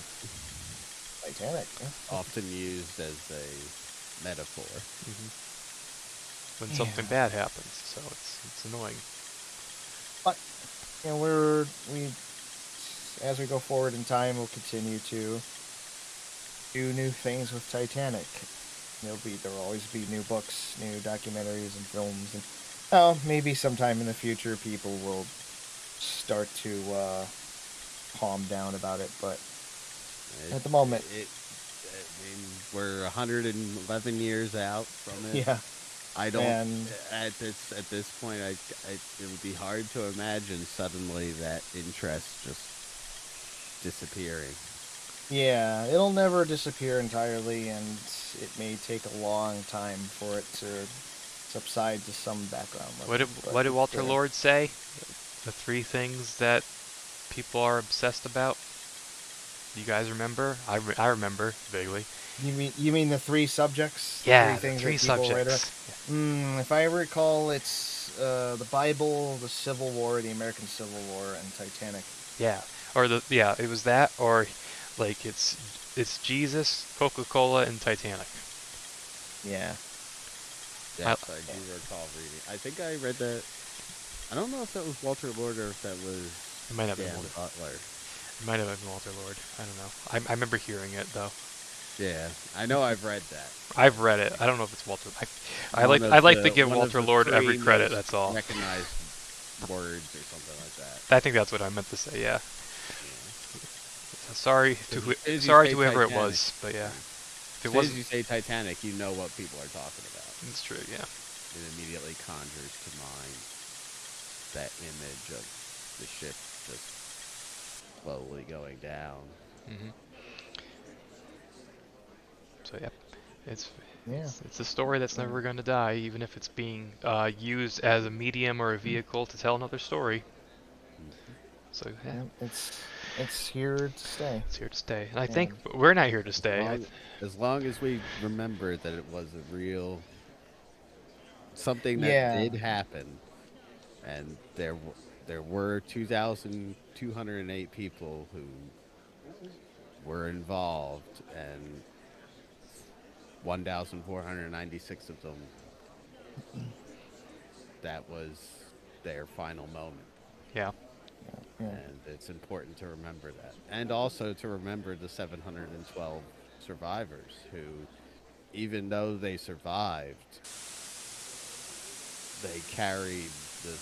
A lot of them carried these scars, Yeah, that emotional weight. that emotional weight that some of them never could shake in certain aspects. I mean, Archibald Gracie, for example, reportedly, he died in December of 1912. One of the first survivors to pass away, and I believe his family and maybe his doctors actually might have believed that his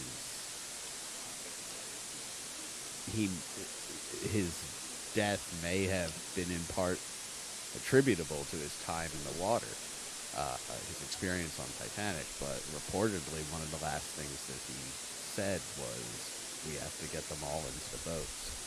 So it was like the emotion survivor's guilt, Yeah. even though he was sick though still. Yeah. He had pneumonia. Did he have pneumonia? He had pneumonia, I believe, but Which is serious.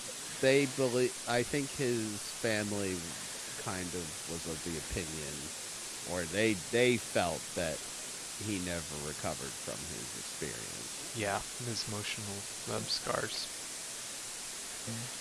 Jack And- there. And, Oh yeah. And here we are today. The thing about Titanic is that everyone is interested in it, and we're all here for a lot of. We all have like different areas of focus. Like,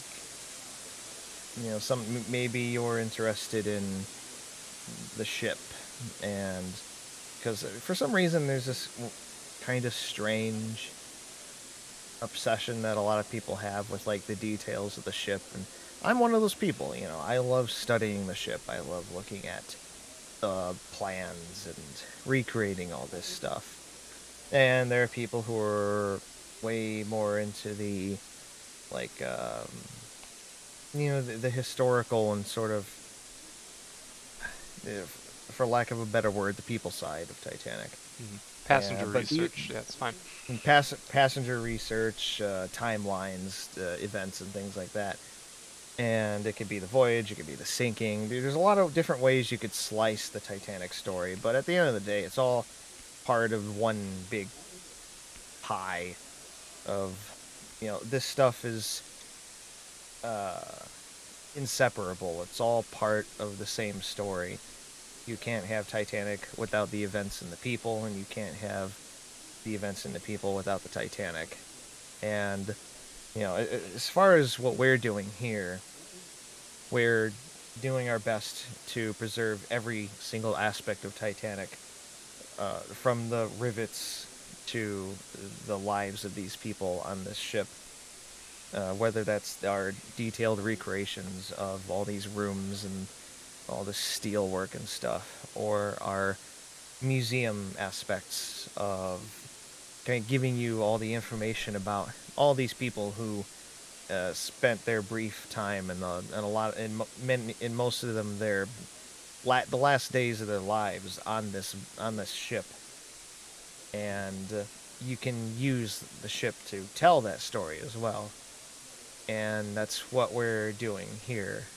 Is we want to tell their stories as best we can, and we also want to preserve Titanic as best we can. And there's kind of a third aspect, which is that I think you have to think about the builders of Titanic as well, because I always think about these men who worked for, some of them probably didn't work for the best of wages, and these people toiled away for several years building this ship. Some of them died to build this ship, and it just sinks on its maiden voyage, and that had to be heartbreaking for these people to just hear that their work is just gone, especially if you're like a craftsman who made a lot of this stuff. So I think there are just many aspects of Titanic that are tied together into this big pie, and you can't really separate them. Yeah, the Titanic umbrella.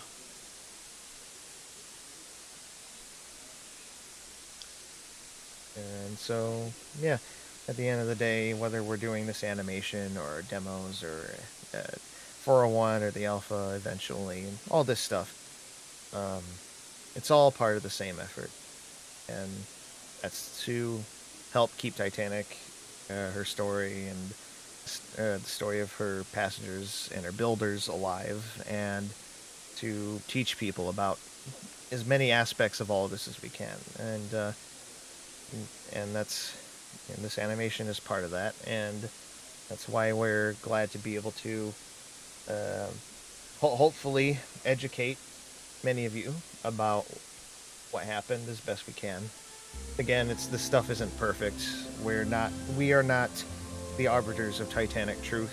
I don't think anybody really can be. And you obviously shouldn't take everything we say as gospel. We're just messengers in a sense. Yeah, but we're doing the best we can to keep this story alive. And yeah, I guess. Remember history.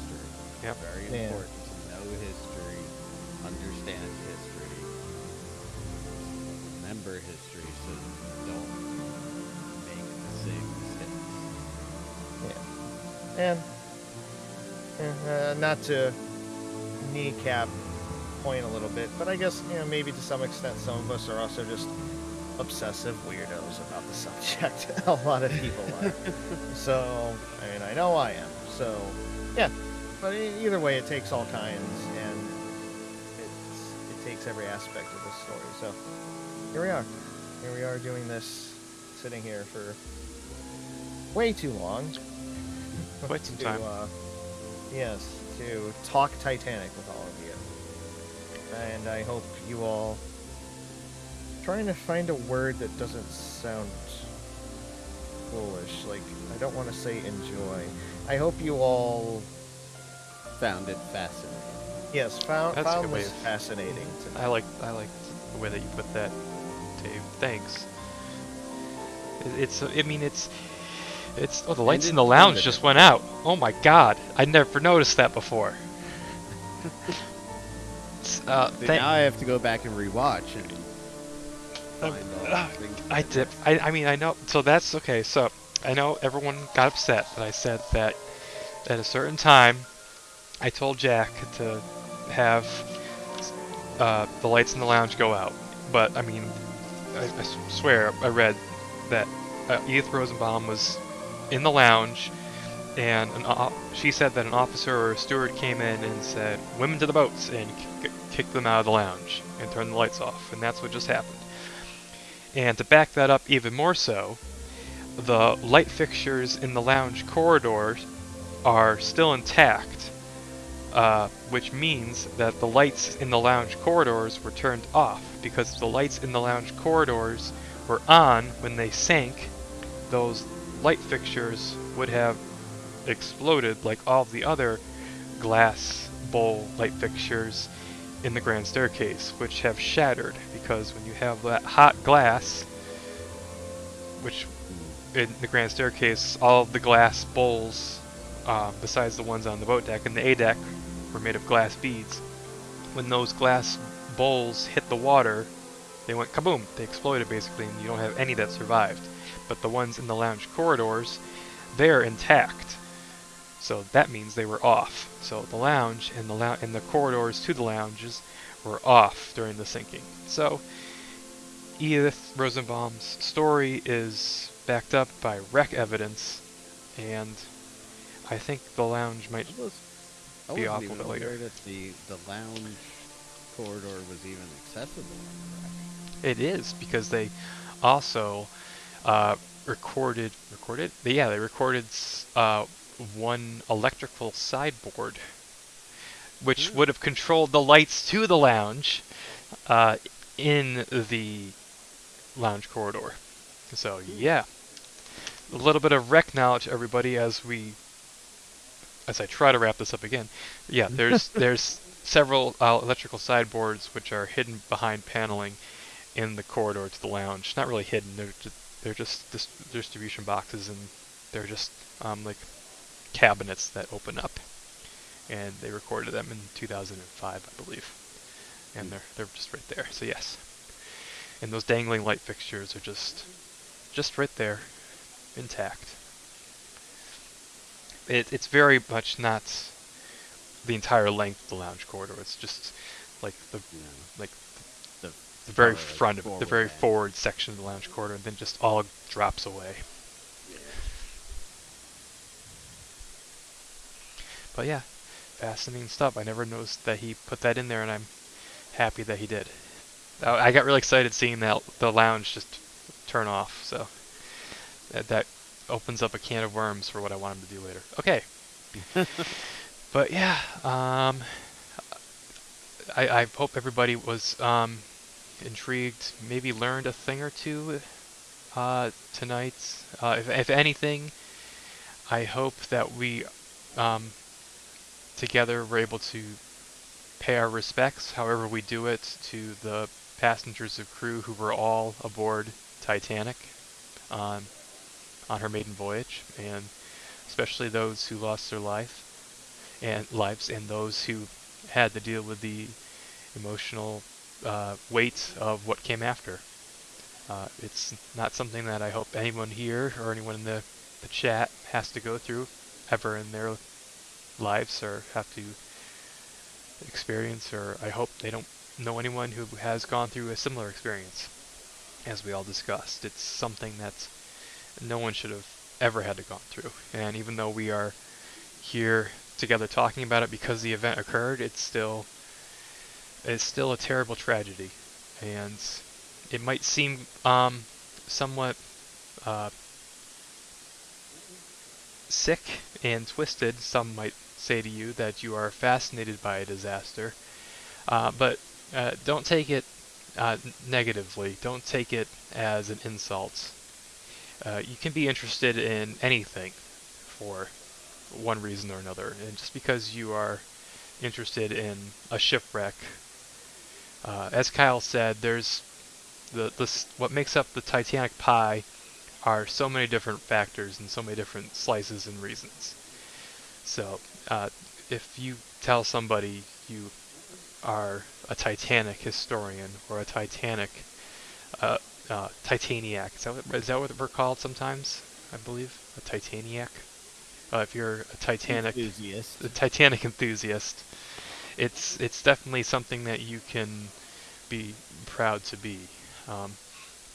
Because I've heard people talk about how it seems kind of dark to say that they like a shipwreck or they're obsessed with a shipwreck or a disaster, but I want to say that out there too. I hope well, it's still early in some parts of the world. If there's a young person listening, and I want to give my grayed hair advice to someone younger than me at this point. I guess this is my retrospective older self talking to me in the past, that it's okay to be who you want to be. But And there's a lot of us out there. yeah, there's a lot of history nerds out there, as we were talking about earlier. Never be ashamed of having a fascination with history. Mm-hmm. But do you guys wish to say anything else before we wrap up the evening of morning, I should say, of Titanic? I don't have anything. I hope everybody found tonight interesting and fascinating, and hopefully they'll continue to read about the disaster or Mm-hmm. look into the disaster for the first time, or Yeah, make sure to if you ever see another Titanic book that you don't have, that you're just walking by in a bookstore, or I guess on Amazon. I don't know if bookstores are a thing anymore. There's a few. There's a few of them there and there. Just pick it up and see if it interests you enough. And you might be um, getting something amazing out of it that you didn't know that you might learn something new out of that too. So try it out. I haven't been to a bookstore in a while for a number of reasons, mainly because it's just Barnes& and Noble. I'm not advertising for Barnes& and Noble because I don't like Barnes& and Noble. They don't have many Titanic books in them anymore. But yeah, Kyle. Yep. Yeah, I just want to thank everyone for joining us. This animation was a little bit last minute. As of maybe 2.5 or so months ago, it didn't exist. So, Jack kind of snowballed it because that's what we do. We snowball everything. Would you do that? Yes, we do. So we are very happy though that Jack snowballed us this amazing new animation. And hopefully in the future we can try to improve it. There's always going to be more to learn and things to fix. But, As always. for now, this is our new animation. We hope you all found it, interesting, for lack of a better word. And yeah, it's we thank you for joining us for all these hours tonight, and we thank you all for your support, and we thank all of those who sent in super chats. A lot of you are very generous, and you're all very generous, and we want to thank you for the support, not just tonight, but for frankly all these years as we try to do everything that we're trying to do with Titanic. Definitely. Thank you, everyone, and I hope you all have a great, I guess, morning now. It's morning now, yeah. Or night. Or good afternoon, good evening, and good night. But quickly, I want to say on the topic of super chats, thanks to Jeremy, Mario, Mark. I don't think we mentioned their super chats, but also thank you to everybody who's been around since the beginning who are still here. Don't know why you are. No, just kidding. But there were a couple of cool other Titanic, I guess, content creators I thought I saw earlier, or I thought I saw Historic Travels. I thought I saw Mike Brady pop up early. I thought I did. And I'm not sure if I saw someone else. I'm not going to say it, and because I don't want to embarrass myself. But yeah, but I want to. Well, again, I'll say thanks to everybody who has been around, and a big shout out to the THG team members who have been in the chats, keeping track of everybody, and the THG research team who've also been floating around in the chat. And the biggest shout out to Jack, who I'm not sure if he's gone to sleep. I hope he has, for actually animating this whole darn thing. And He's earned a nice rest. yeah, he has, because he also animated this, and simultaneously he did all the other work that we've actually requested him to do for real, for THG Demo 401, and everything that we were actually not hired to do, but partnered to do with RMST and other groups and stuff. So he is a man who can multitask successfully and still do things he enjoys. So this animation, it will be up sometime. Today is now today. It's not tomorrow. Sometime tomorrow, because we want it to be online on the 15th of April for the anniversary of the disaster still. I just want to trim out one frame that I noticed snuck its way in, so I have to go into YouTube Studio and delete that first. So please look forward to that, and then you can watch it in full 4K glory, I hope, after I go through the YouTube Studio and delete that one frame that was misplaced. So thank you all one last time for all the support, and I'm very happy and we're all privileged to have you all with us. Everybody from THG to have been a part of Titanic's anniversary of the tragedy and remembering those on board. Thank you for being here with us tonight. And we hope you all stay safe and have a wonderful rest of your weekend now. And take care, everybody.